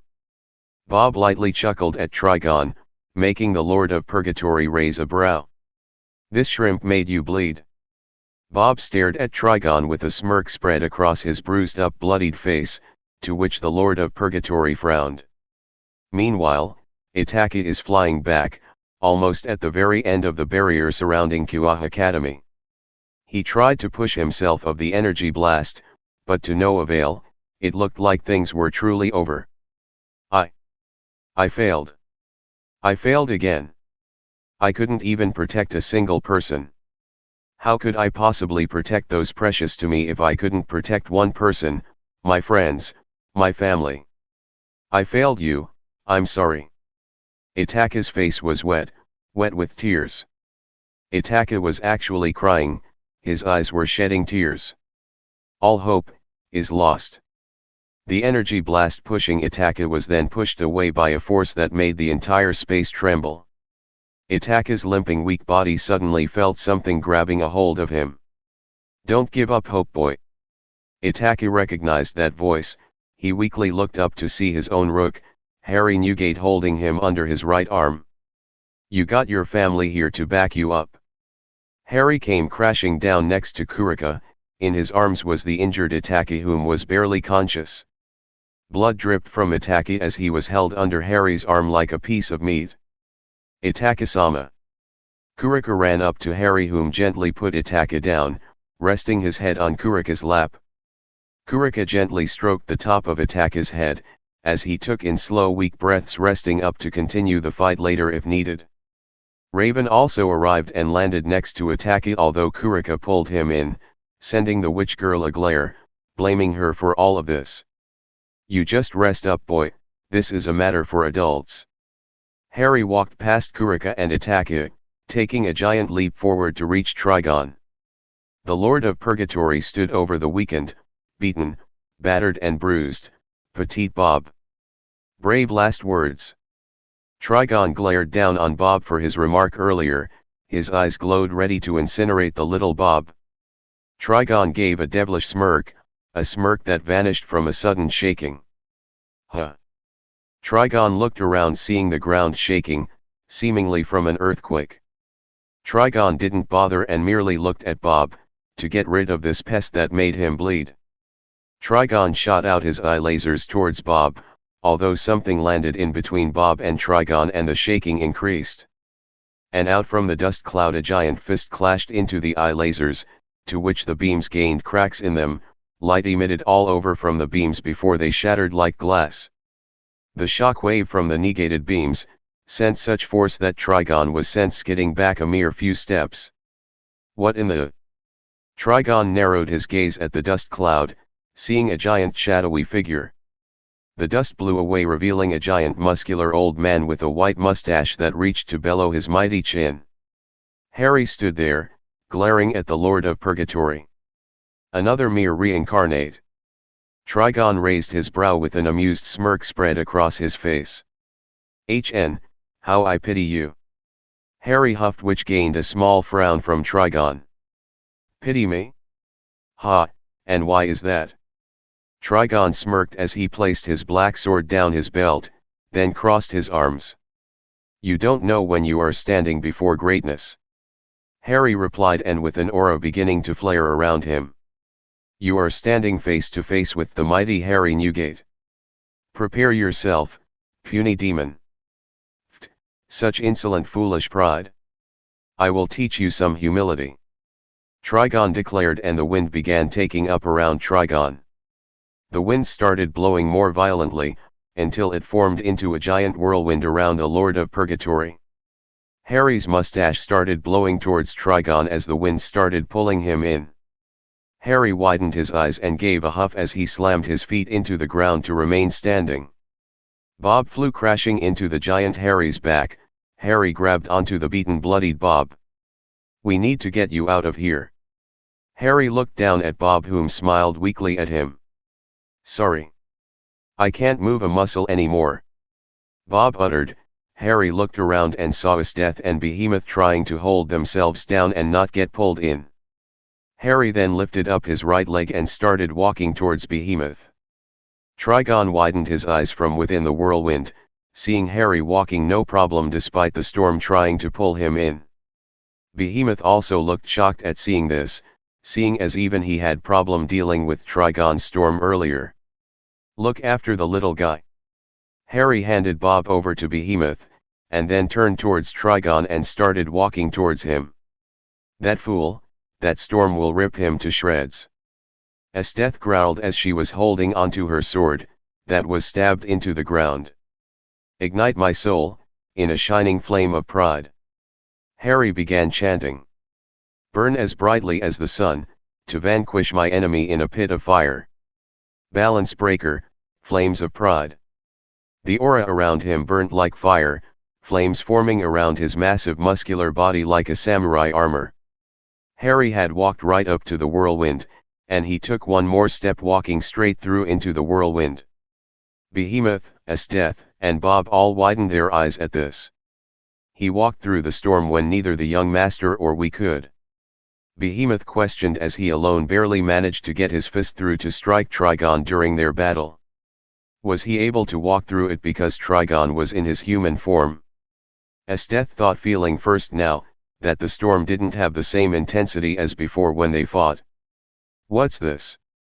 A mere reincarnate is able to walk through my storm. Trigon raised his brow, staring up at the massive, flame-armored Harry standing before him within the storm. Storm? I wouldn't know about that.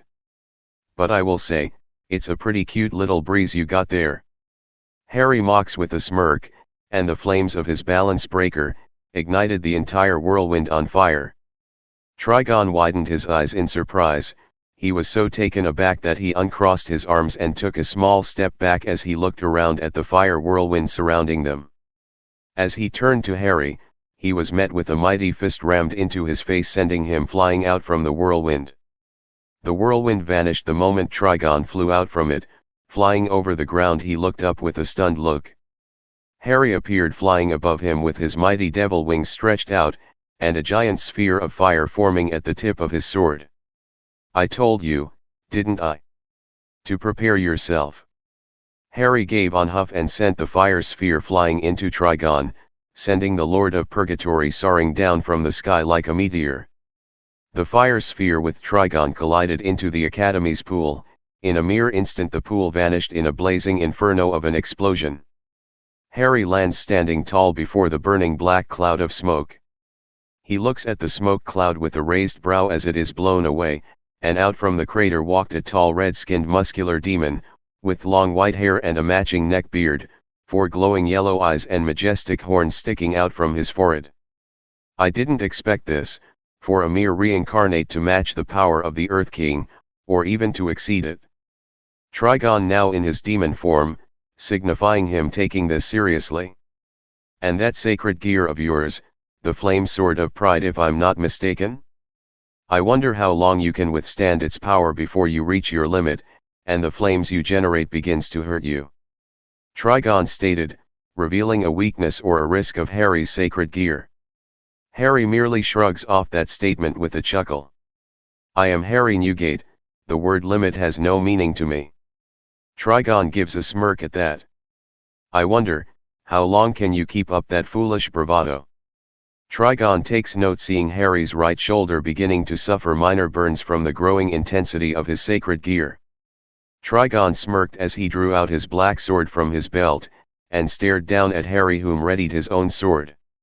Harry waved his hand in a gesture telling Trigon to come closer. The Lord of Purgatory let out a snarl and smirked, as he charged straight at Harry with his sword raised. Yet Harry didn't move a muscle, just stood there like he was waiting for the blow. Trigon then swung the blade down upon Harry, whom quickly reacted and grabbed the sword with his available hand, generating a blazing wave of flames through his hand. Oh, trying to melt the sword? Fool, it was forged in the flames of purgatory, your pathetic flames can't possibly melt it. Trigon declared, and Harry merely smirked as the ground began to shake. What are you doing? Trigon questioned when suddenly a different energy went through Harry and into Trigon's sword. Trigon looked in shock as the blade of his sword started to crack with Harry's flames leaking through the cracks. The cracks spread all the way to the hilt of the sword, then it snapped, broke into millions of pieces that melted from Harry's flames. Including my sacred gear, I hold the ability of the last devil fruit. Harry revealed, to which Trigon was caught off guard, and then before he could react, Harry swung his sword down onto Trigon's right shoulder and cut him down to his waist. Trigon backed up in shock, as his body split open from his right shoulder and down, gushing out blood. Trigon stood there with a taken aback look, although that look quickly turned into a smirk. Darkness spread around his body, and reattached itself. "Fool, you have to do better than that." Trigon's 4 eyes glowed as he unleashed eye laser beams into Harry's chest, pushing him into the ground. The lasers kept blasting into the old man, digging him further into the ground. "I'm through playing around."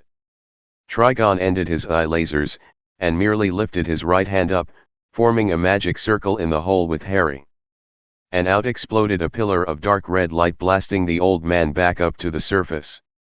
Trigon appeared before Harry and slammed his fist into the old man's face, sending him pluming to the ground. Landing with a loud crash, Trigon continued the assault by raising his right hand with his index finger sticking out. And a tiny red energy blast charged up around his black claw fingernail. He shot out the blast into Harry's gut. The energy expanded into a large dome of red energy around Harry, then the next second it exploded in a fiery explosion. "I feel bad for you. If I was at full power, I could have killed you quickly. But, with less than half of my original power, you will die slowly in pain." Trigon then let out a malicious laughter at his own statement. "Oh, who am I kidding? Even if I had my original power, I would have still found a way to torture you before you died." Trigon sent a second blast as he saw Harry standing back up in the fiery smoke with his back turned from the looks of it. Harry's face was darkened, and the smoke around him cleared from the force of Trigon's incoming blast. Harry merely swung his left arm sideways, ramming his fist into the energy blast. And it was like the air itself cracked from under the power of his devil fruit. Then the blast from Trigon shattered like glass. "Perhaps, I should start getting at least a little serious." Harry turned around and glared up at the Lord of Purgatory, whom was clapping his hands. "Bravo, seems you still have some fight left in you. Will make your death all the more satisfying." Trigon then vanished in a flash, and quickly reappeared in front of Harry with his fist raised. Harry countered his punch using his elbow, and then swung his arm upwards, delivering a mighty backhand strike to Trigon's face. Trigon fell backwards for a moment, but quickly recovered and latched his hands onto Harry's shoulders, kneeing him in the stomach. Causing Harry to fall bobbing forwards, Harry growled a little and swung his body back up, headbutting Trigon in the chin. Harry kept the onslaught of attacks going by throwing a powerful left hook, while charging up a fire sphere at the tip of his sword. "That again?" Trigon questioned, and delivered a spin kick to Harry's right cheek, sending the old titan back a few steps. Trigon leaped at Harry, delivering first a punch to his nose, and then a powerful uppercut, followed by an elbow strike to the chest. Sending the old man falling onto his butt, Trigon kept going and sent an energy blast directly into Harry, creating an explosion that stretched far. The smoke around Harry cleared from the blazing fire sphere generated at the tip of his sword, revealing a long burning trail of dragged up ground left from Trigon's blast. Harry leaped at Trigon, grabbing him by the throat with a tight grip, trying to strangle him. "Heh, fool, that won't do you any good. This isn't even my real body." Trigon smirked at Harry's seemingly foolish attempt. "Who said that was my goal?" Harry lifted Trigon up into the air, and then slammed his body flat onto the ground, creating a small crater from the impact. Harry let go of Trigon's throat and then stomped his boot onto his chest, and delivered a powerful kick that sent Trigon flying. "That's far enough," Harry commented as Trigon managed to stop himself in midair and glared at Harry. Harry's fire sphere then merged with the sword, generating a giant fire around the golden blade. Harry huffed and swung his blade forward, sending a giant fire wave. Fire slash! The fire wave clashed into Trigon, sending him skidding back and giving him a deep cut across his chest, a cut that quickly healed. Trigon shook his head, shaking off the impact that blow made on his body. So, your real body down in purgatory feels the pain dealt to your fake body here? Guess that is a side effect of you possessing someone. Harry made note, as it seemed Trigon felt pain from his behavior. And? I am a god, I have taken worse beatings back when I was a mere toddler. You cannot defeat me, you don't have enough power to destroy this body. I can tell from this little skirmish that you don't, you are enough to hold me back, that's true, but not enough to destroy me. Trigon smirked at Harry, whom was beginning to breathe a little heavier, and he started getting more and more minor burn marks. And unlike you, I don't tire. I'm still more than enough to hold you off until the faction leaders have closed up that rift. Once that closes up, you lose your influence in this world, and this body of yours will vanish with no more energy to support it. I suppose, if I can't defeat you in time, and grab the girl, then I lose. But if I kill you, and get the girl, then I win. Once I have Raven in my grasp, I can make her open the gate to purgatory, and then I will show you all my real power. Bring it on then. Harry readied himself, then at blinding speed Trigon appeared before him, both hands placed on his gut. Hellfire blast. Harry was blasted with a giant wave of blazing fire. The fire itself didn't do much damage to him. But he quickly realized that wasn't Trigon's goal. He flew over Behemoth, Death, and Bob, and further away. He saw three figures coming into view: Kurika, Itachi, and Raven. The wave pushing Harry then vanished, and he was slammed into the ground by Trigon's fist. Trigon's gaze was focused on Raven, whom let out a gasp and backed away, seeing that smirk on her father's face. "Hello, daughter, I wanted to make sure you witnessed my victory." "Harry!" Kurika shouted, seeing the old man beneath Trigon's foot. Raven tried to grab Itachi and run for it with Kurika, although before they could, Trigon created a powerful whirlwind around him, pulling them closer. "You aren't going anywhere, little girl." Trigon chuckled, still pinning Harry down. "I can't let him get a hold of her," Harry thought, letting out a growl as he attempted a last-ditch effort. He gripped tightly around the handle of his sword, generating a massive fire aura around him. Humph, useless. Trigon ignored this aura and kept it going with his storm. Raven struggled not to get pulled in, forming a barrier of darkness around her, Itachi, and Kurika. "And with my other hand." Harry dug his left hand into the ground, making the area shake like an earthquake. He also sent his fiery aura into the ground, making his fire samurai armor vanish. Trigon started to raise a brow as the ground beneath him started to feel hot. "What are you doing?" Trigon glared down at Harry, whom gave him a smirk. "An ability utilizing my devil fruit power, and my sacred gear," Harry uttered as he clenched his left hand. Firequake. The ground around Harry and Trigon rumbled. The ground moved like waves at the sea. Trigon widened his eyes, as waves of fire erupted from the ground like volcanoes around them, negating his storm. They were engulfed in a fire pillar and an explosion. Raven lowers the barrier around her, Itachi, and Kurika. And they are left to stare in awe at the scene before them. The entire area was burned into a charcoal crater, with the two titans standing in the center of it. Harry was panting for a few seconds, but his pride grew and so did his power. What is the source of your damn power?" Trigon snarled at Harry. "My pride in my friends, my family," Harry declared. This was getting troublesome. Trigon had thought he should simply kill this old fool and then grab his daughter to unleash his body upon this world. But no, this old bastard was growing stronger by the minuet, and his body seemed to be able to withstand more power than this before he reached his limit. Guess he had to forget about the old man for now. he would have his fun once his real body had gotten through to this world. Trigon flicked his finger, sending an energy wave blasting past Harry and into Kurika, sending her rolling away from Itachi and Raven. Harry quickly acted and charged at trigonometry. Guess I won't get the boy away from Raven in time. Oh well, it doesn't matter, he can hardly stand. Trigon smirked and raised his arms up and clapped his hands together. And then a barrier formed around Raven and Itachi, trapping them in. Harry turned around in confusion, and Trigon merely flew past Harry and into the barrier. Harry rushed at Trigon and the barrier, although unlike Trigon he crashed into it, unable to get through. What?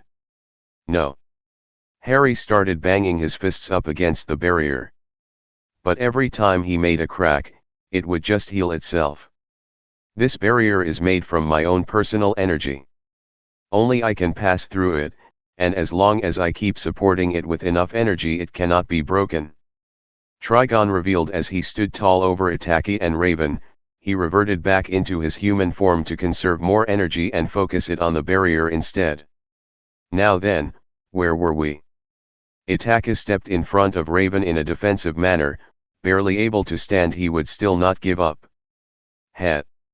Trigon slapped Itachi to the side, sending him crashing into a rock that shattered over him. Come now, Raven. Trigon reached his hand out to Raven. Azeroth Metrians in Thus.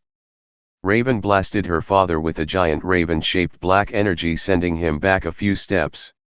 I won't let you take me and destroy this world. Raven kept bombarding her father with blasts. He backed up a little from the pain, but walked forward like the monster he was. Raven started backing up while still blasting her father. I've come too far.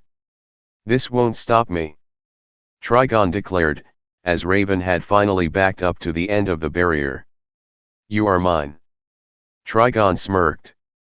No, she's not. Trigon turned around and saw the rubble around Itachi starting to move. A bloodied hand stuck out from the rubble, and out crawled Itachi. His school uniform completely torn, with the pants being the only thing left. His muscular body was covered in bruises and cuts, with a large cut across his chest, his face a little swollen. His entire right arm stained with trails of blood, that dripped off from the tip of his fingers. His right eye closed as a trail of blood had run over it from a cut on his forehead, blinding him. His black hair blew in the wind, and his red ribbon had come loose and flown away with the wind. Itachi barely had energy left to even stand, and for each wobbly step he took, it looked as if he could collapse at any minute. He spitted some blood out to the side, and walked up to the Lord of Purgatory. Raven had used that split second of a distraction, to attack her father and fly to the side, circling around the barrier. Trigon snarled at his daughter, and then he grew an amused smirk at seeing the pathetic form of the Citri heir. He looked down upon Itachi with his arms crossed, and as Itachi got closer to him everyone in his peerage gasped in horror. Get away from him, boy. Harry pounded on the barrier surrounding Itachi, Raven, and Trigon, trying to break through. Yet Trigon kept supporting the barrier with his energy, so that the cracks Harry made in the barrier quickly vanished. Itachi-sama. Kurika crawled towards the barrier, stretching her hand out towards the figure that was her master. Then in a flash 3 characters arrived at the scene. A series of blades and red crystal projectiles shot into the barrier, along with strings wrapping around trying to negate it.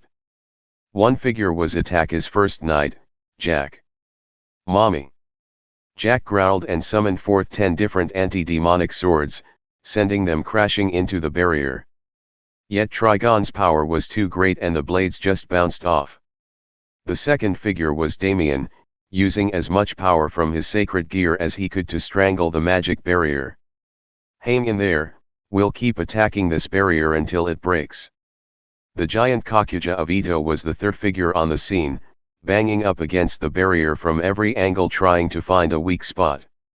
I still need that kid alive, so I won't let you kill him, Ito declared, giving a snarl at Trigon. Get lost, worms. Trigon sent a surge of energy through the barrier, crashing into the 3.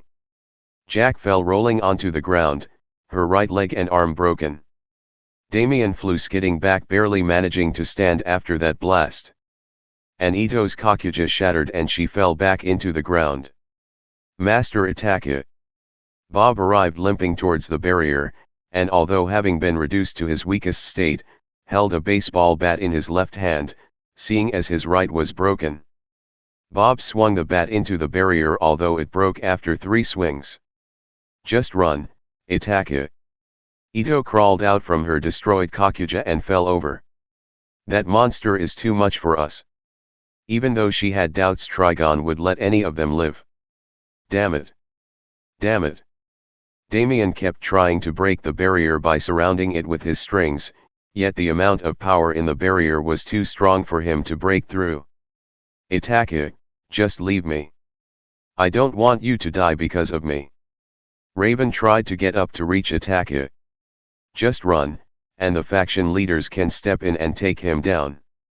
Raven pleaded. Itachi, whom didn't respond as he stopped walking now that he stood right before Trigon. Heh, they can try. But if just one of them stops holding my rift back, my spirit form here will just gain more of my true power. Especially if the likes of Surtsk or Ajuka tries to take me on, then I will be up at full strength within the next 10 minutes. Behemoth, Death, and your rook Harry Newgate are the only ones strong enough to take me on. That is why I created this barrier. Once I get a hold of Raven, I will get to full strength regardless. Trigon declared while letting out a crazed malicious laughter, to which Itachi slowly raised his fist, and with what little strength he had he punched Trigon's chest, which didn't have any effect. Don't you touch her. Itachi weakly declared while giving Trigon a death glare, to which Trigon smirked and released some blast of energy around him, sending Itachi flying crashing into the barrier wall. Pathetic little noble. I shall enjoy tearing you apart limb from limb, I shall savor each scream, every last drop of blood.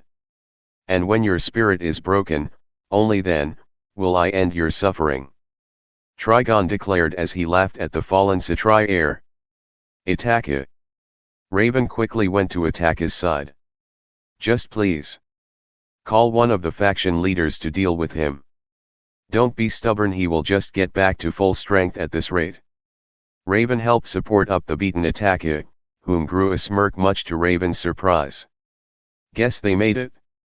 Itachi uttered as the space around them began shaking from a massive source of power. Trigon raised his brow at this sudden immense power source. Itachi looked up into the sky and saw a shining light. Help me, Nei-san. Itachi uttered, and then it was like a shooting star shoot straight through the barrier and landed in the dead center of it. Dust gathered around this lone figure in the center as the entire barrier shattered. Trigon widened his eyes in disbelief. Impossible, if you are here, how come I'm still not gaining strength from the rift? Trigon questioned as the dust cleared, revealing a pissed-off Seraphal glaring ice-cold stares at Trigon.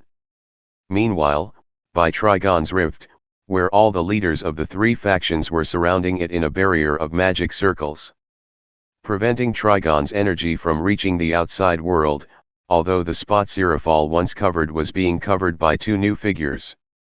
Lady Seraphal, forgive me for not being able to protect the young master myself. It was Behemoth and Death aiding in the shielding of the barrier in Seraphal's place. Heh, that demon is about to face the mightiest female devil alive, the true Devil Ice Queen.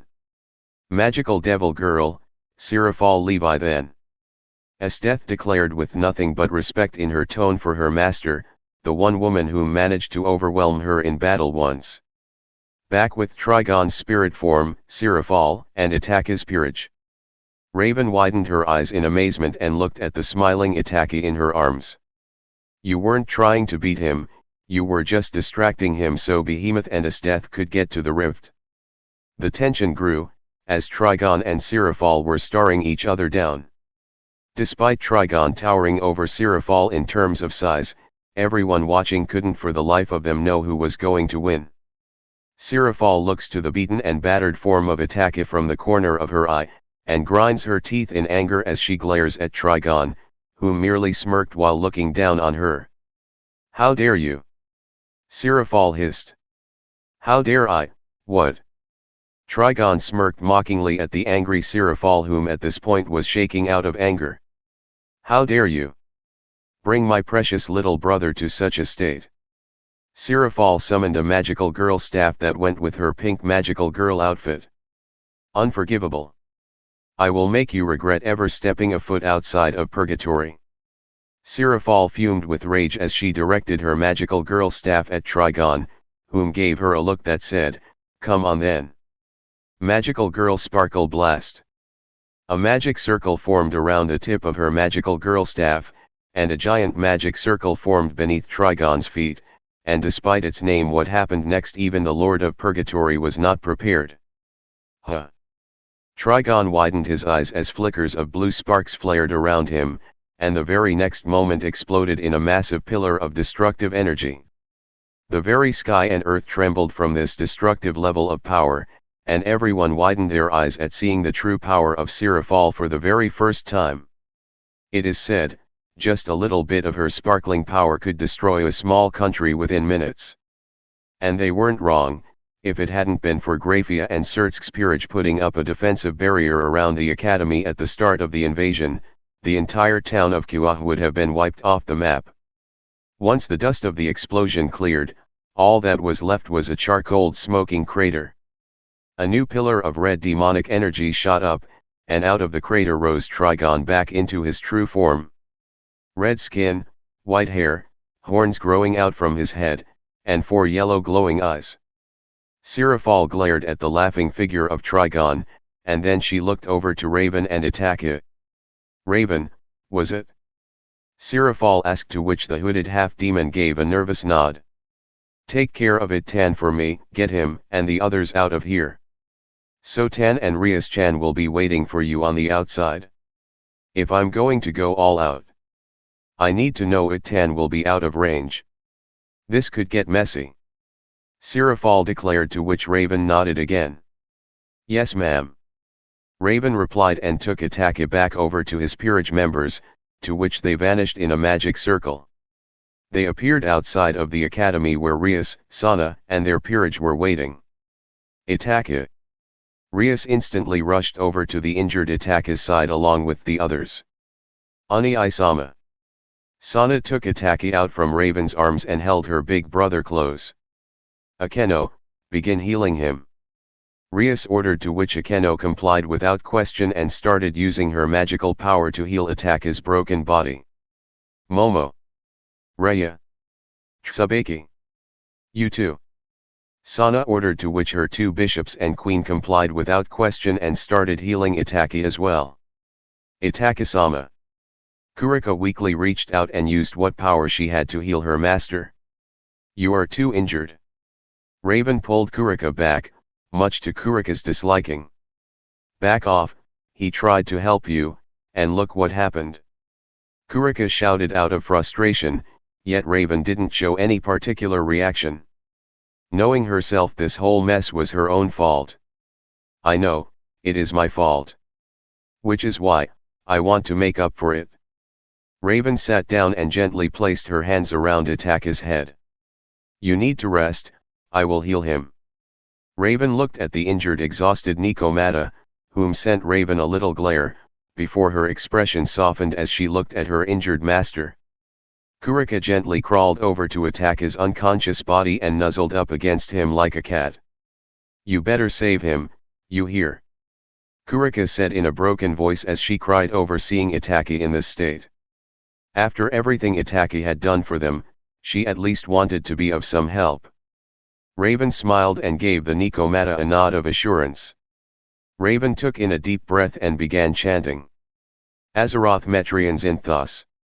Raven's body let out a dark glow of energy, and her eyes glowed as Itachi's body was surrounded by the same aura as Raven.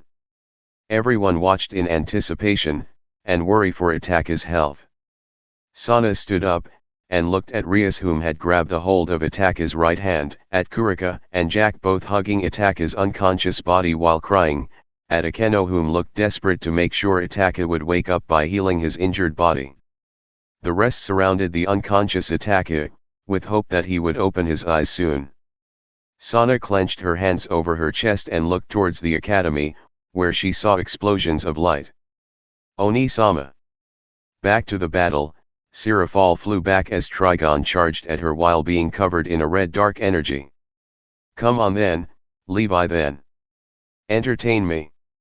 Trigon laughed as he launched a massive beam of energy at Sirafal, whom swung her magical staff sideways, creating a wall of defensive magic circles tanking the blast. The magic circles began to crack as the light of Trigon's blast shined through. Sirafal then flew down into the ground and the blast flew into the distance, blowing up the old school building along with the occult research club. Sirafal glared at Trigon, and swung her right arm behind her back, forming a magic circle, and then swung it forward. And out from the magic circle came a massive ice spear tip, that pierced into Trigon, yet not through him. The ice kept stretching, and dragging Trigon with it. Trigon smiled with glee over the excitement of battle. He grabbed a hold of the ice spear and sent his destructive energy into it, shattering it. Come on, Sirafal. Trigon shouted down at Sirafal, although only to widen his four eyes at seeing she was gone. Suddenly he began feeling the heat, literally, he could feel the heat coming from flames. He turned around, and saw Sirafal, both her hands holding onto her magical girl staff with a gigantic ball of fire formed at the tip of it. It felt like Trigon was standing before the sun itself, to which the demon widened his eyes. Fire shot. You wanted me. You got me. Sirafal shouted and swung her magical girl staff down, sending the fireball crashing into Trigon like a meteorite. The fireball soared down with Trigon, and exploded into a gigantic fire mushroom cloud. And the sheer heat of the blast melted the remaining buildings and ruins of the academy. Sirafal flew crashing down as the explosion cleared, although then Trigon came charging out from the smoke. Sirafal widened her eyes, as Trigon slammed his fist into her gut, making her vomit a puddle of blood. He grabbed a hold of her hair, and dragged her face across the crater, dragging up the charted ground, cutting and scratching Sirafal's face a little. He then lifted her up and slammed her into the ground. Trigon smirked maliciously as his eyes glowed and shot out a beam, each pushing Sirafal further into the ground, expanding the crater. Sirafal was pushed further through the ground. She struggled and let out a war cry as the beam started to freeze into solid ice. Trigon kept on laughing, although then looked shocked, as ice was freezing his beams, and before he could react it reached his eyes. Trigon roared in pain and backed up while rubbing his eyes. Sirafal then blasted up from the ground and directed her magical girl staff at Trigon, creating multiple magic circles before her. And out shot an endless bombardment of giant ice crystals blasting into trigonometry, sending the demon backing up for each crystal that blew up in his face. Trigon grew tired of these little games and let out a mighty roar, as a giant blast of dark energy erupted around him. The wave destroyed the incoming ice crystals, and then the magic circles, then it hit Sirafal, sending her flying back. Trigon vanished at high speed and appeared behind Sirafal. He grabbed onto the back of her head and slammed her face into the ground. He then lifted her up and head-butted her, making her yelp in pain as she bled from her forehead, with the blood running down over her eyes. All she could see was red while glaring at the demon before her. Weren't you going to make me wish I hadn't stepped a foot outside of purgatory? Heh, what a joke. Trigon smirked and dropped Sirafal onto the ground. He then slammed his foot into her gut, sending such force and power into it that the crater expanded even further. Sirafal cried out in pain, and then Trigon stepped on her face.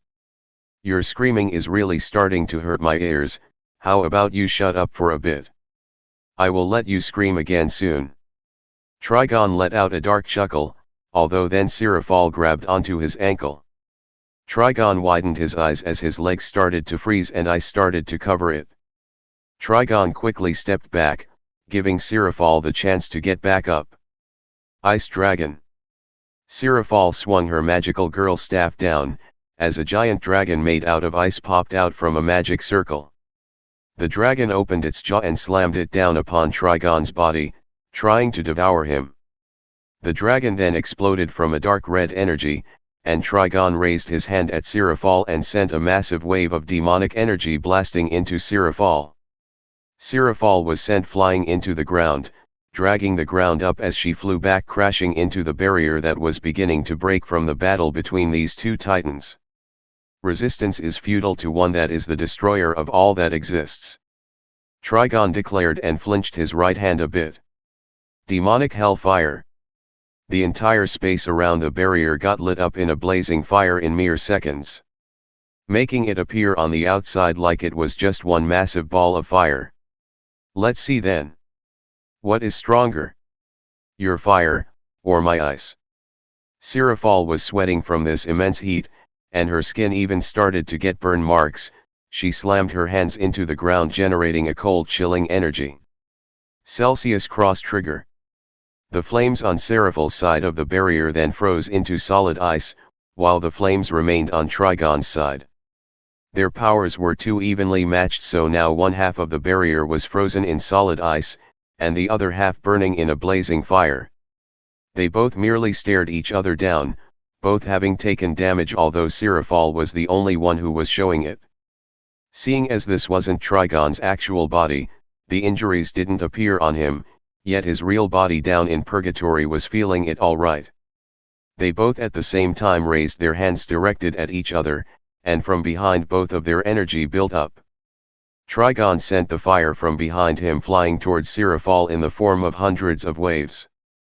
And Seraphol sent the ice from behind her in the form of hundreds of giant ice lances. The impact of the attacks colliding with each other sent such force, that the barrier looked like it was on the verge of breaking apart. As neither assault seemed to budge, they both charged towards each other.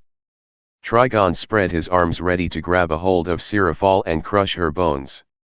Seraphol, however, being a surprisingly quick thinker, ducked from Trigon's grab, and slid her right foot to Trigon's legs. And then instantly froze Trigon's body inside a giant ice geyser that covered the entire half side of the barrier. A tip of the ice crystal from the geyser even pierced through the barrier. Seraphol glared at the frozen form of Trigon, although then widened her eyes and instantly leaped back. As waves of red dark light emerged all around the ice, and exploded in a sheer force of power. It was raining ice crystals, and standing there smirking was Trigon, brushing off some ice from his shoulder. Not bad at all. I didn't expect you doing this well against my spirit form, considering it has half of my full power. You really have earned your title as the mightiest female devil. I, the great and mighty Trigon, acknowledge this. You should feel honored, it will look great on your gravestone. Trigon smirked as he stretched both his hands out to the side and flames erupted up around them. The barrier couldn't take it much more, and if it broke, everyone in the town would die. Seraphol didn't know what to do. She clenched her fists in frustration. Although then, to both of their surprise, a serpent-like dragon made out of water crashed into Trigonometry, making steam rise from his heated body from the water. They both looked behind them to see the youngest of the Citri siblings, Sana. Sana! No, get out of here! Seraphol screamed in horror as Trigon raised his hand towards Sana, although then various cuts appeared on his body and dark energy squirted out like blood from him. Steam manipulation. Trigon looked up to see the Citri and the middle child, Itachi, having infused his own power into Sana's attack and manipulated the water particles Trigon breathed in from the steam. Extinguished star. A sphere of destruction with a dark red aura was thrown towards Trigon, pulling him in like vortex. As Rias also had appeared on the battlefield, Trigon was pulled towards the sphere, his feet dragging up the ground. Enough games. Trigon roared, although was then struck by lightning and a blue fire, and tentacles of flesh erupted from the ground, grabbing a hold of him. As Ito, Akeno, and Kurika used all the power they had left, trying to push Trigon into the sphere at the same time. And something else wrapped around his body, strings, making it harder for him to break through as Damien used his sacred gear to hold Trigon down. Now, Jack. I don't know if I can hold him much longer. Damien shouted as the little assassin leaped over Trigon with her hands stretched out. Rebellion. 7 holy swords were created and swung into Trigon's body, making him roar in pain from the holy energy going into his demonic spirit body. Swords also stabbed up from the ground and into his body, as Kiba had used his sword birth. Pests. Trigon shot a beam of lasers from his eyes. Mirror Alice. A mirror formed in front of the beams, and reflected them right back at Trigon, as Tsubaki used her sacred gear. Arg. Trigon shook his head as he was blinded from his own blast. Lady Seraphal, charge up the strongest one-shot attack you got, we'll keep him occupied. Little Bob said while holding a box that contained the shy whimpering vampire boy Gasper. You, the mightiest among demons. Although that may be true, you are still no match for us. A voice booming with pride reached Trigon's ears, as Harry stood before him while wielding the flame sword of pride. He had entered his balance breaker flames of pride, and generated all the power he had into the tip of the sword, creating a giant blazing ball of fire. HN. Harry threw the fireball into Trigon, pushing him right into Rhea's sphere extinguished star, that together generated such a powerful explosion, that the light from it lit up the whole town. When the smoke cleared, it revealed Trigon, his spirit body healing its injuries while growling like a mad dog as he was starting to feel annoyed. I will destroy this entire country. You all shall perish. Trigon declared as his body was letting out a powerful aura, and the ground was shaking along with the heavens. Red lighting flickered around the demon beast as he let out a mighty roar. Azeroth Metrians Inthos. Trigon was blasted by a wave of dark energy in the shape of a giant raven, engulfing him up in the energy from his own daughter. Try all you want, you won't be able to keep me trapped here, my dearest raven. Trigon released an explosion of energy around his body, blasting the darkness away. Those damn faction leaders, the rift is almost sealed up. I need to get a hold of Raven and now. Trigon growled, although he was met by an ice blue colored fire, generating around Seraphal. Seraphal had her magical girl wand raised, and glared at Trigon while blood dripped from her lips, and her magical girl outfit looking torn. The entire space around them lit up in the shade of blue from these flames. Seraphal generated the flames into the tip of her magical girl staff. What is this? Those flames, they make me feel cold. Trigon uttered in awe at these flames. Super blazing blizzard. Seraphal sent one last glare at Trigon, whom generated as much hellfire around his spirit body as he could.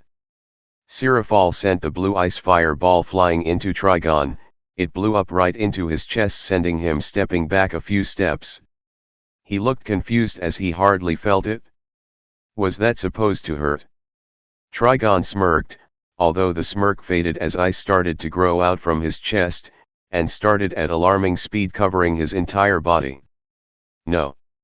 Trigon's scream of anger could be heard all over the battlefield, and it only stopped once his face was also frozen into solid ice. Super Blazing Blizzard is a magic spell designed to freeze anything it touches. It might not hurt when it hits you, but when it does you are finished, as it not only freezes your body, but it freezes the magic power within one's body as well. It is limited to my own amount of magic, however, so if you have more magic power than I do, then you will survive. The only 2 people I have fought to have survived this are Surtsk-chan and Ajuka-chan, as their magic powers are much greater than my own. If you had your full power, you would have survived as well, but if you are only equal to me or less, this spell will still finish you off. Seraphal explained as Trigon's entire body was frozen in solid blue ice that shattered in an instant, along with Trigon's spirit body spreading out like dust into the wind. Meanwhile, Surtsk and the other faction leaders managed to close up the rift. Seraphal then fell to her knees, panting and sweating, having used up all her power into that last attack. Nay-san. Itachi went to his older sister's side, supporting her up. The downside is, that it is only a one-shot move. I can only use that move once, then I am out of juice. So, if it misses, I am finished. Seraphal gave a light chuckle, seeing as it was all over, She then looked over at Itachi and beamed with a smile while giving him the peace sign. He. How about that so Tan, your Nasan is amazing, right? Itachi smiled, seeing as it was all over, they deserved to rest. I have always known you were amazing, Nasan. Itachi declared, to which Sirafal gave him a little kiss on the cheek. You're such a sweet little boy, It-tan. Oni-chan really loves you. Sirafal went back from acting like a badass one-woman army, to being the overbearing loving sister she usually is. Itachi's sweat dropped a little at his sister's behavior, although he still smiled at her. Yeah, I love you too, Nasan, as a brother of course. Itachi felt like he needed to add that, considering how Sirafal usually is. Boo. It-tan is such a tsundere, just like Sotan. Sirafal wrapped her right arm around Itachi's neck, and her left around Sana, and pulled them both in for a hug. Sirafal's smile softened as she savored the sibling hug, while Sana looked a little embarrassed, and Itachi just smiled happily. But that's what makes you two so adorable. I truly love both of you, you know. I don't know how I feel about being called adorable at my age, but we both love you too, Nasan, right Sana? Itachi looked towards the embarrassed blushing Sana. Yes. Sana mumbled, yet they heard her nonetheless. The dust of the battle had settled, Trigon's forces had been defeated. The peerage of Itachi, Rias, and Sana gathered to be healed, all having been either heavily beaten by Trigon's forces, the Hydra, or the Lord of Purgatory himself. Most of the faction leaders had left. Barakiel was the first one to leave, feeling conflicted about confronting his daughter Akeno. I'm beat. Bob fell over, having fought the most intense battle of his life. He was so exhausted, that his broken arm, and bruised up bloodied body, didn't even seem to bother him at this point. For a mere few seconds, that is, then the pain came rushing back like wildfire. Arg! Bob screamed in pain. Every time he moved even a muscle, everything would start to hurt. Holy hell! Everything hurts, everything hurts. Out from his little box peeked Gasper, trembling in fear of being outside. I'm sorry for being a burden. I'm sorry. Gasper went back to cry in his box for having been too terrified to help. Well, that, and he can't control his powers. Damn, that Hydra monster really did a number on Yat. Damien gave a light laugh at seeing Bob screaming in pain, trying to turn the mood around. The Hydra. I fought against an entire army. And had to hold of that Trigon on top of it? Bob retorted. Huh, never seen you this full with energy in your petite state. Ito commented, also looking down on the little Bob wailing in pain. Will any of you help me? Bob asked, why he wondered when he knew the answer. Sorry, no healing abilities to help others. Ito playfully smiled at him while holding up a peace sign. Ditto. Damien smirked. Speaking of the Hydra, what happened to it? Ito asked, seeing as it just vanished from the battlefield. Oh, I have it right here. Raven replied, opening a portal where out fell a chibi version of the Hydra monster. They all stared at her with deadpan expressions, wondering if that was really the same giant monster they fought. Raven just gave them a stoic, relaxed look, followed by a relaxed tone. Whenever he needs to heal, he tends to turn small. It speeds up the healing process. Should we really let that thing live? Damien questioned, eyeing the cute little three-headed pet-sized Hydra. Hydras are usually only dangerous if they have a dangerous master. With Trigon back in purgatory, this little guy has no master anymore. Raven looked down onto the little Hydra in her hands, seeing it sniffing her. Hydras are very loyal creatures, which is why they require a master, and they will follow them without question. The Hydra, after getting comfortable with Raven's scent, began nuzzling up against her. Seems he found himself a new master. Itachi commented and gave a light smile at it. The Hydra must have accepted Raven after losing to her in battle to be worthy of being its master. Raven looked down on the creature, not showing a single trace of emotion on her face, to keep her powers in check. The Hydra looks back at her, tilting all three heads sideways. Raven carefully reached out and scratched all three heads under the chin, to which it let out some small happy noises. HN. Raven smiled a little bit at the creature. Is that really the same Hydra? Damien glared at the beast with suspicion, to which it spitted out a tiny ball of energy to his face. Arg. My eyes. My eyes. Damien rolled around on the ground, while rubbing his eyes. Heh, yeah, that's the same Hydra all right. Bob commented with a light chuckle at seeing Damien in pain. So cute.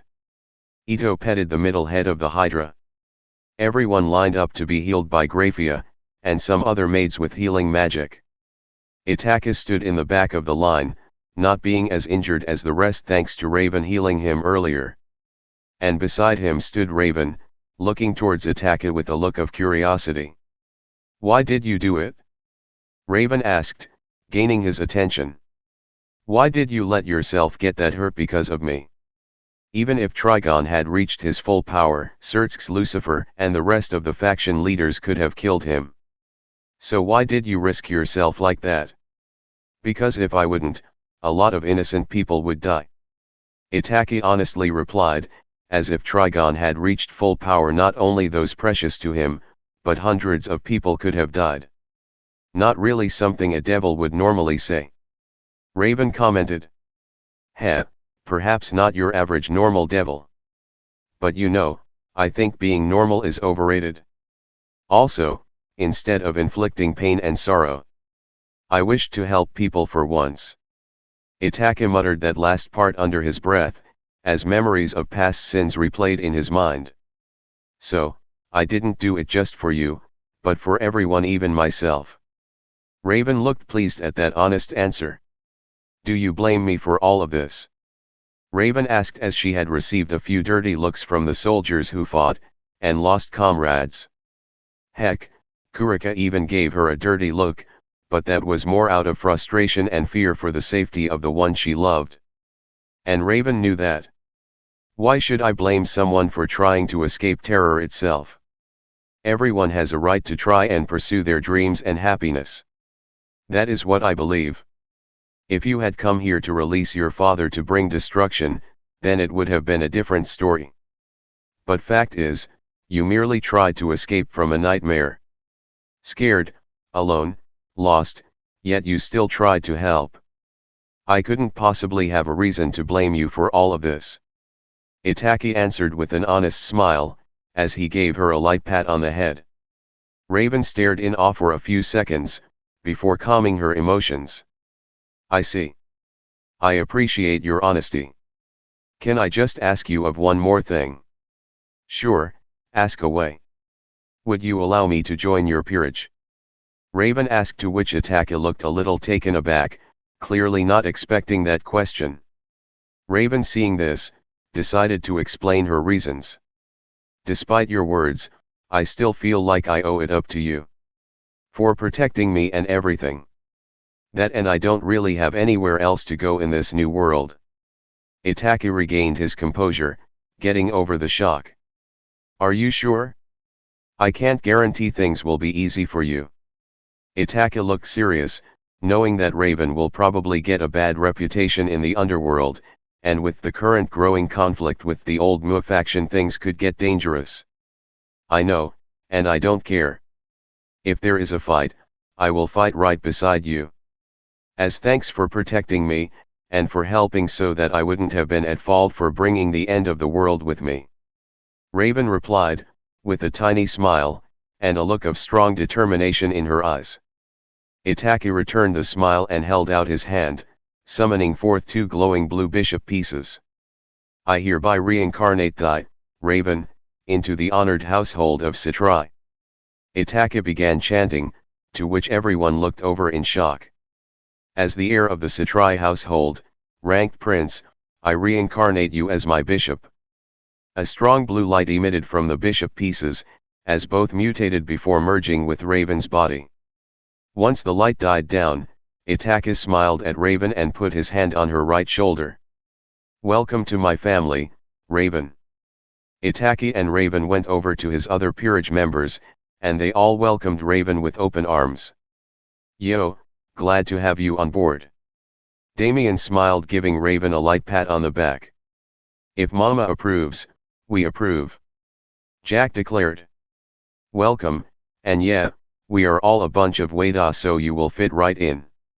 Ito jokingly greeted. Wadas. Raven raised a brow over being grouped in like that. I would shake your hand to greet you, but I'm in tremendous pain. Anyway, welcome to the group. Bob uttered while being held by Tsubasa until it was his turn to get healed. HN, welcome Miss Raven. Harry huffed while giving an approving nod. The last was Kurika, whom blushed a little while fidgeting a bit. Yeah, welcome. And sorry, for earlier. Kurika scratched her cheek, thinking back on when Raven tried to heal Itachi and Kurika exploded out of rage and frustration, blaming Raven for what happened. She of course didn't really mean it, she was just letting out some steam. HN, thanks. Raven nodded in appreciation of being accepted into the group. Well, guess we'll give her one of the guest rooms. Sana joined in on welcoming the newest addition to her brother's peerage. If you don't have any stuff, we can go shopping tomorrow. Rias nodded, also welcoming in their new companion. Raven looked a bit taken aback over being this welcomed. While they were at it, they also made the Hydra into Raven's familiar, then Raven sent it back into her pocket dimension. Azazel walked up to Surtsk, and stood there admiring the view of Itachi and his friends gathered around celebrating their victory. You know, that Itachi's peerage is a strange bunch. Azazel commented. How so? Surtsk gave a raised brow at the comment. Well, first of there is Bob. The man with the legendary sloth-based magic storage magic, and is said to have been such a sloth that he hurt a fellow child at the orphanage, by accident with his powers. They looked towards the petite little Bob getting his turn on the healing. Harry Newgate, a man so proud that he went against his commanding officer's orders multiple times during the war to save his comrades. And of course, stems from the legendary proud Newgate bloodline. Azazel, may I ask you how you got all this intel on Itachi-kun's peerage?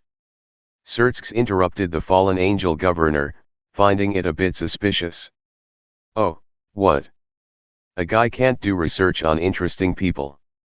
Azazel then went on to continue.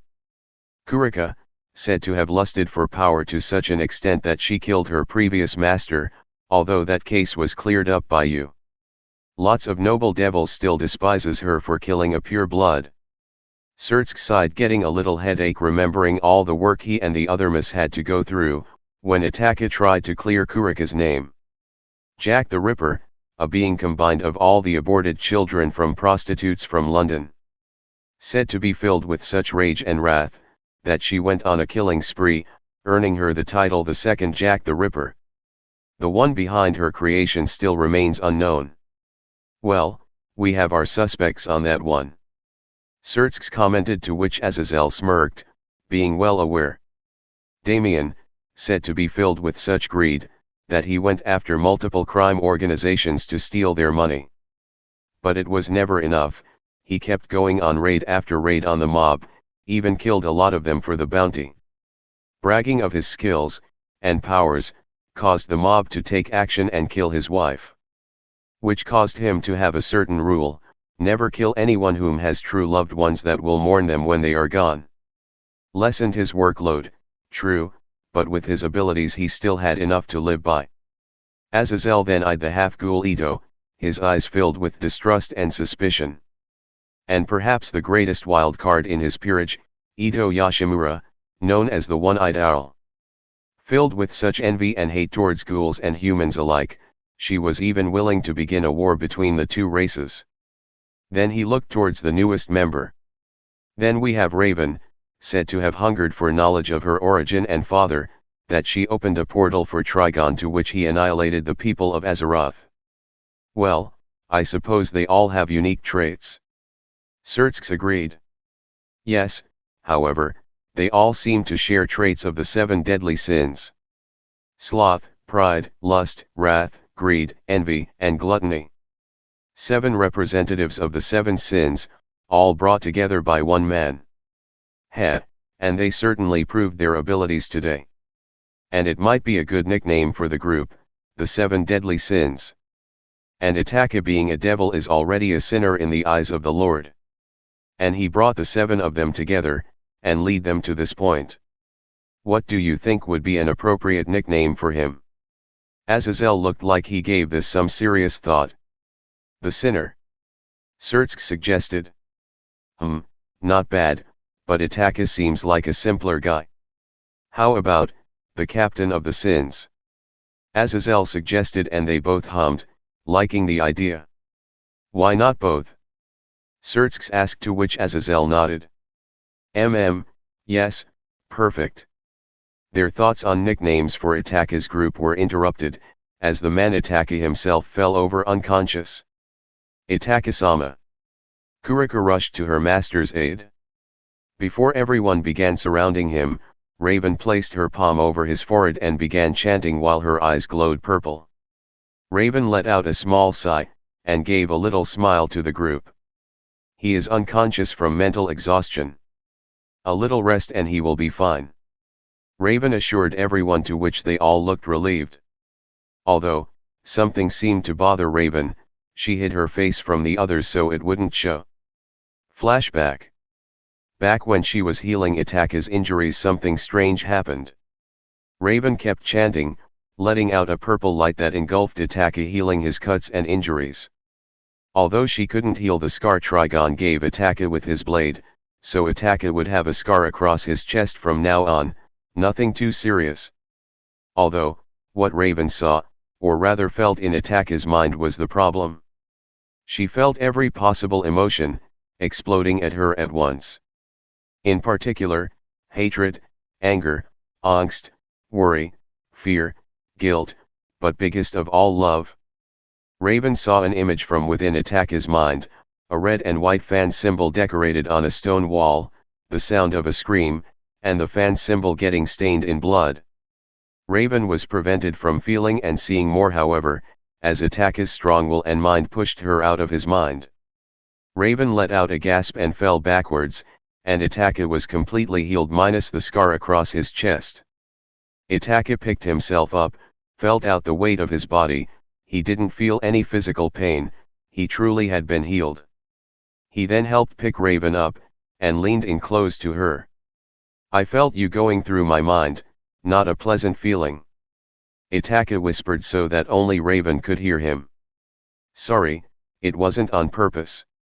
I can't control my powers sometimes. Raven whispered back, she truly didn't mean to dig into his mind.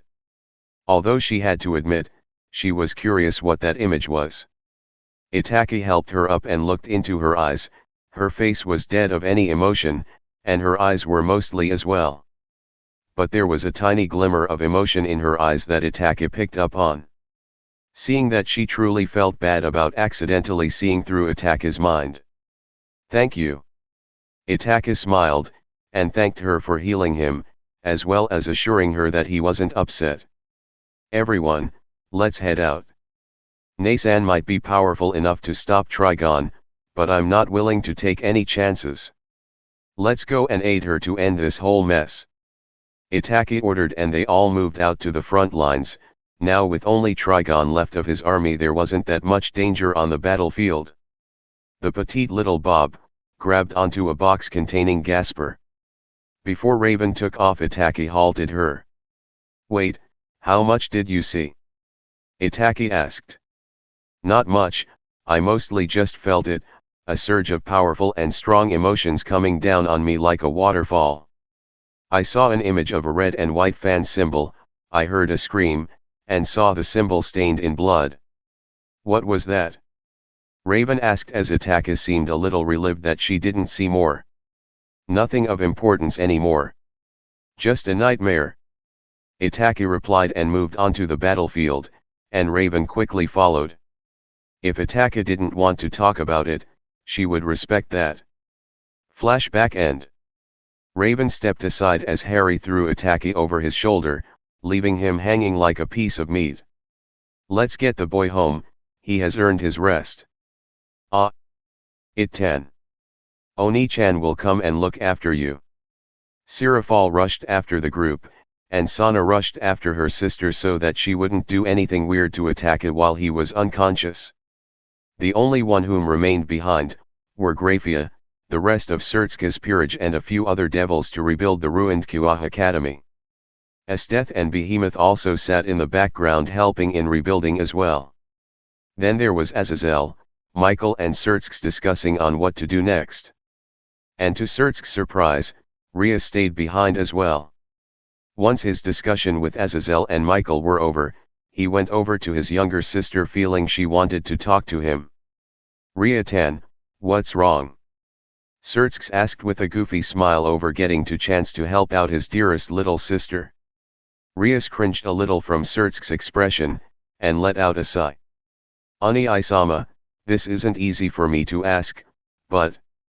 Rhea gulped down while her body trembled a little.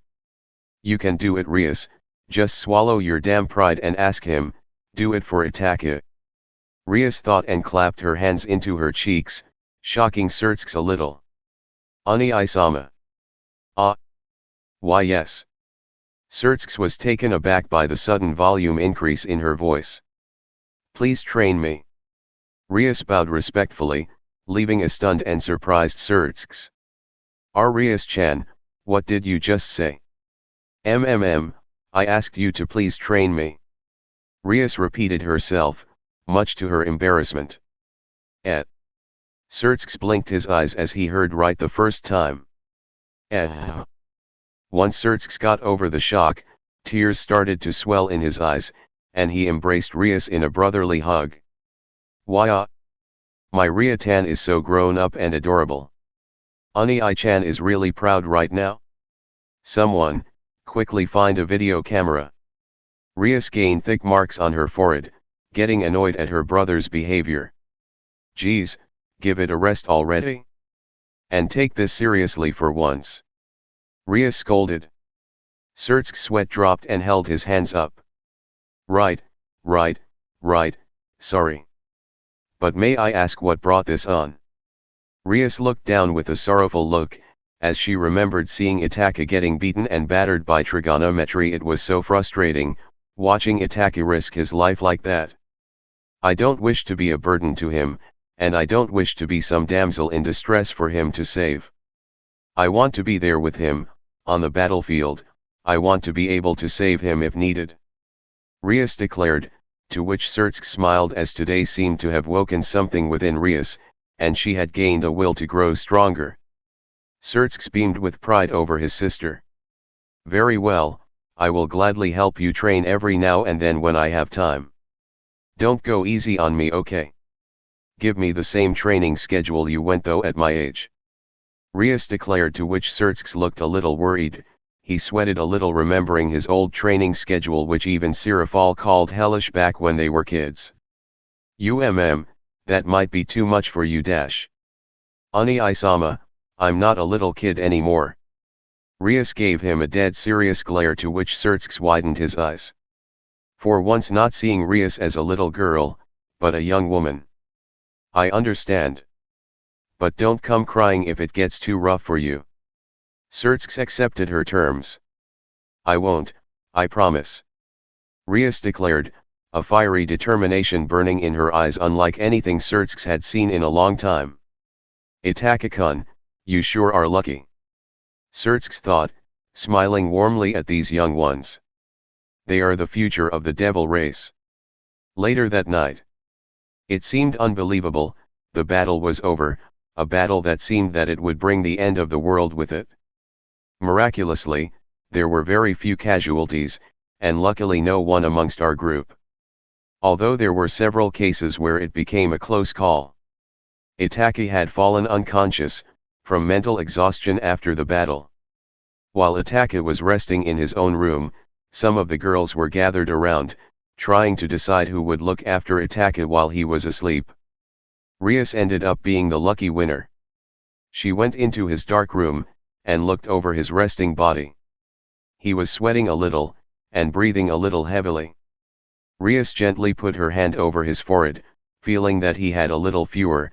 She placed a cold towel over his forehead. They were all worried about him. After having witnessed all that beating he took from trigonometry, we all hope that you wake up soon. Everyone is a little worried about you. It would help them a lot seeing you back up on your feet again. Rias uttered while gently holding onto his big strong hand, her soft delicate hands gently rubbing up against his. I know it would to me. Tears started rolling down her cheeks, her body quivering. It's so frustrating, having to sit back and watch while you fight to stay alive, fighting for everyone's lives. But that is going to change. I refuse to sit in the back seat any longer, instead I will be right there with you on the front lines. She tightened her grip a little around Itachi's hand, and then to her surprise felt him squeeze a little back. She looked up to his face, seeing him slowly opening his eyes. The moment he sat back up, she jumped him in a hug. I'm glad. I'm glad you are awake. I was so scared from seeing you that beaten up. To me, you have always seemed invincible since childhood. Seeing you like that was too much for me. Itachi then did something Rias really hadn't expected. He gently pushed her back, and then planted a kiss on her lips. She widened her eyes as it was like time itself froze.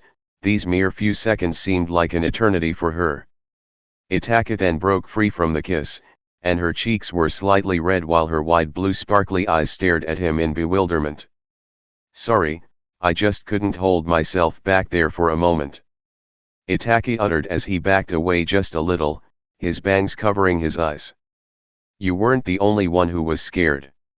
You have no idea how worried I was, when I saw you fight that Hydra with the others. Seeing you beaten up from that Hydra. And how I couldn't stop thinking after I lost to Trigon, that everything was over. I was afraid that I would lose all of you to that monster. I felt so helpless in not being able to stop him. Itachi remembers that terrifying smirk on that four-eyes demon, and thinking images of them all suffering the wrath of the Lord of Purgatory. Itachi, everything's okay. We won. Rias embraced him in a hug, still slightly taken aback by that surprise kiss. Sorry. If it had been Akeno or Kurika, I probably would have done the same if they were here instead. Itachi said, referring to the kiss. He looked a little ashamed of himself in fact. That probably makes me a bad person. No, it does. Well, not really if you consider your biology. Rias pointed out. Guess so, still doesn't fit my personality I believe. Itachi gave a weak little chuckle. Even if all male devils are naturally born with the need or instinct, to have as many children as possible to pass on their genes. Itachi remembered how shocked he was at discovering this, about his devil biology. This instinct is naturally born within all male devils, which is the main reason many male high-ranking devils result in creating harems. It could be described to be similar to lions and their prides. To pass on as much of their noble genes as possible. One might think the devil birth rate would be quite stable because of this. Wrong, because in return, female devils have a difficult time getting pregnant. In fact, if a couple of devils manages to get 3 or 4 children, it is considered a miracle. I agree, it is kind of stupid. But that's how it is. Rias laid her head resting on his shoulder, while moving her finger clockwise around his palm. So, that kiss earlier, what was the meaning behind it? I told you. It was a result of my worry for you, and I just couldn't hold myself back. Itachi replied, to which Rias gave his wrist a little pinch. You know what I mean. Then you know the answer. I do, I just want to hear the words coming out from your mouth. Rias gave him a little teasingly smile. He remained stoic however, and didn't seem to budge. I love you. Itachi openly admitted. His face didn't show much emotion, but the emotion was there. In his eyes and behind his words, those he couldn't hide. One more. Rias nuzzled up against him, looking comfortable as she smiled warmly. I love you. Itachi repeated, although then his look turned serious. But I don't deserve you. Rias then looks up at him with a confused look, a look that asked why he would possibly think that. What makes you think that? All I can say is, I have some personal issues, some inner demons. Itachi replied, and although Rias wanted to push for more of an answer than that, she saw the look in his eyes and knew it would be impossible to get anything more out of him. However, once I resolve these issues. Itachi wrapped his hand around the back of her head, and gently pulled Rias in, placing her forehead up against his, while looking into her eyes, smiling. Then nothing could hold me back. Rias then blushed a little more, and then Itachi pulled back while smiling, seeing that stunned look on her face. Well, maybe we should tell the others you are awake. They are all worried about you after all. Rias uttered. Sounds like a plan. Itachi and Rias headed out to the others, all immediately surrounding him, asking him how he was feeling. Itachi calmed them all down by saying he had never felt better. Then they began celebrating their victory over Trigon and his forces, as well for Itachi's newest peerage member Raven. The next day, the sun shined, signifying a new day. All the damages left from the overnight war against Trigon a few days ago had been rebuilt, and everything appeared to be as normal. The entire academy rebuilt, and the students walked into the academy like nothing happened. Rias and Itachi walked past the school gate, for once almost having been late. As Itachi had trouble sleeping after the long battle last night, and Rias had managed to win the honor of looking after him this morning. The others should already be in class. You okay? Rias looked at Itachi, a little worried since Itachi still hadn't fully mentally recovered from the battle. It was only a nightmare. I'm fine. Itachi replied as he had a nightmare about Trigon coming back and killing everyone he loved, saving him for last to witness all of it and then tearing him apart limb from limb once his spirit was broken. You woke up acting like the battle was still ongoing. Rias pointed out and gently placed her hand over his forehead. You had a little fever this morning, sure you're okay going to school? Rias looked like a worried housewife looking after her husband. I'm fine, okay. Itachi gave her a smile to assure her, gently taking her hand off his forehead, holding her hand with both his hands. Are you okay though? You seem to be getting ahead of yourself after just one kiss. Itachi teased her to show her he was just fine. Rias blushed at that, remembering how Itachi surprised her by giving her a kiss last night.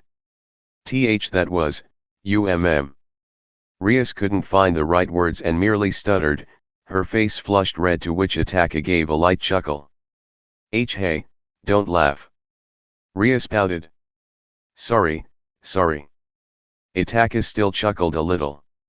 He couldn't hold back his feelings that night, after witnessing everyone, even Rias, look so beaten. He remembered feeling so relieved seeing her fine and in good health, that he kissed her without even thinking. If only he could feel like he deserved such love. He always felt like he lost the right to true love when he killed Izumi in his previous life. And Rias reminding him of Izumi didn't help him getting over the guilt. Shall we go to class? Itachi let go of her hand and walked into the school building. Rias smiled and quickly followed. As they walked in, 3 figures went past the gate. 3 boys, and the one in the middle took in a deep breath. We made it, guys. The utopia of all young men. A young man with brown hair and eyes smirked. He wore the normal male school uniform, only with his shirt open with a red t-shirt underneath. With a ratio of 80% female and 20% male of the student body, our chances of getting girls are pretty high. The young man to the right straightened his glasses, his short black hair blowing in the wind. Once we walk past these gates, we will be a step closer to our dream. The one to the left was a young man with a shaved head. These 2 also wore the male school uniform. Matsuda, Motohama. The middle one uttered. Issei. The other two nodded. Time to begin our route to get our very own harem. The boys shamelessly cheered, ignoring the nasty looks they got from the girls. All women at Kua Academy beware, the perverted trio is here.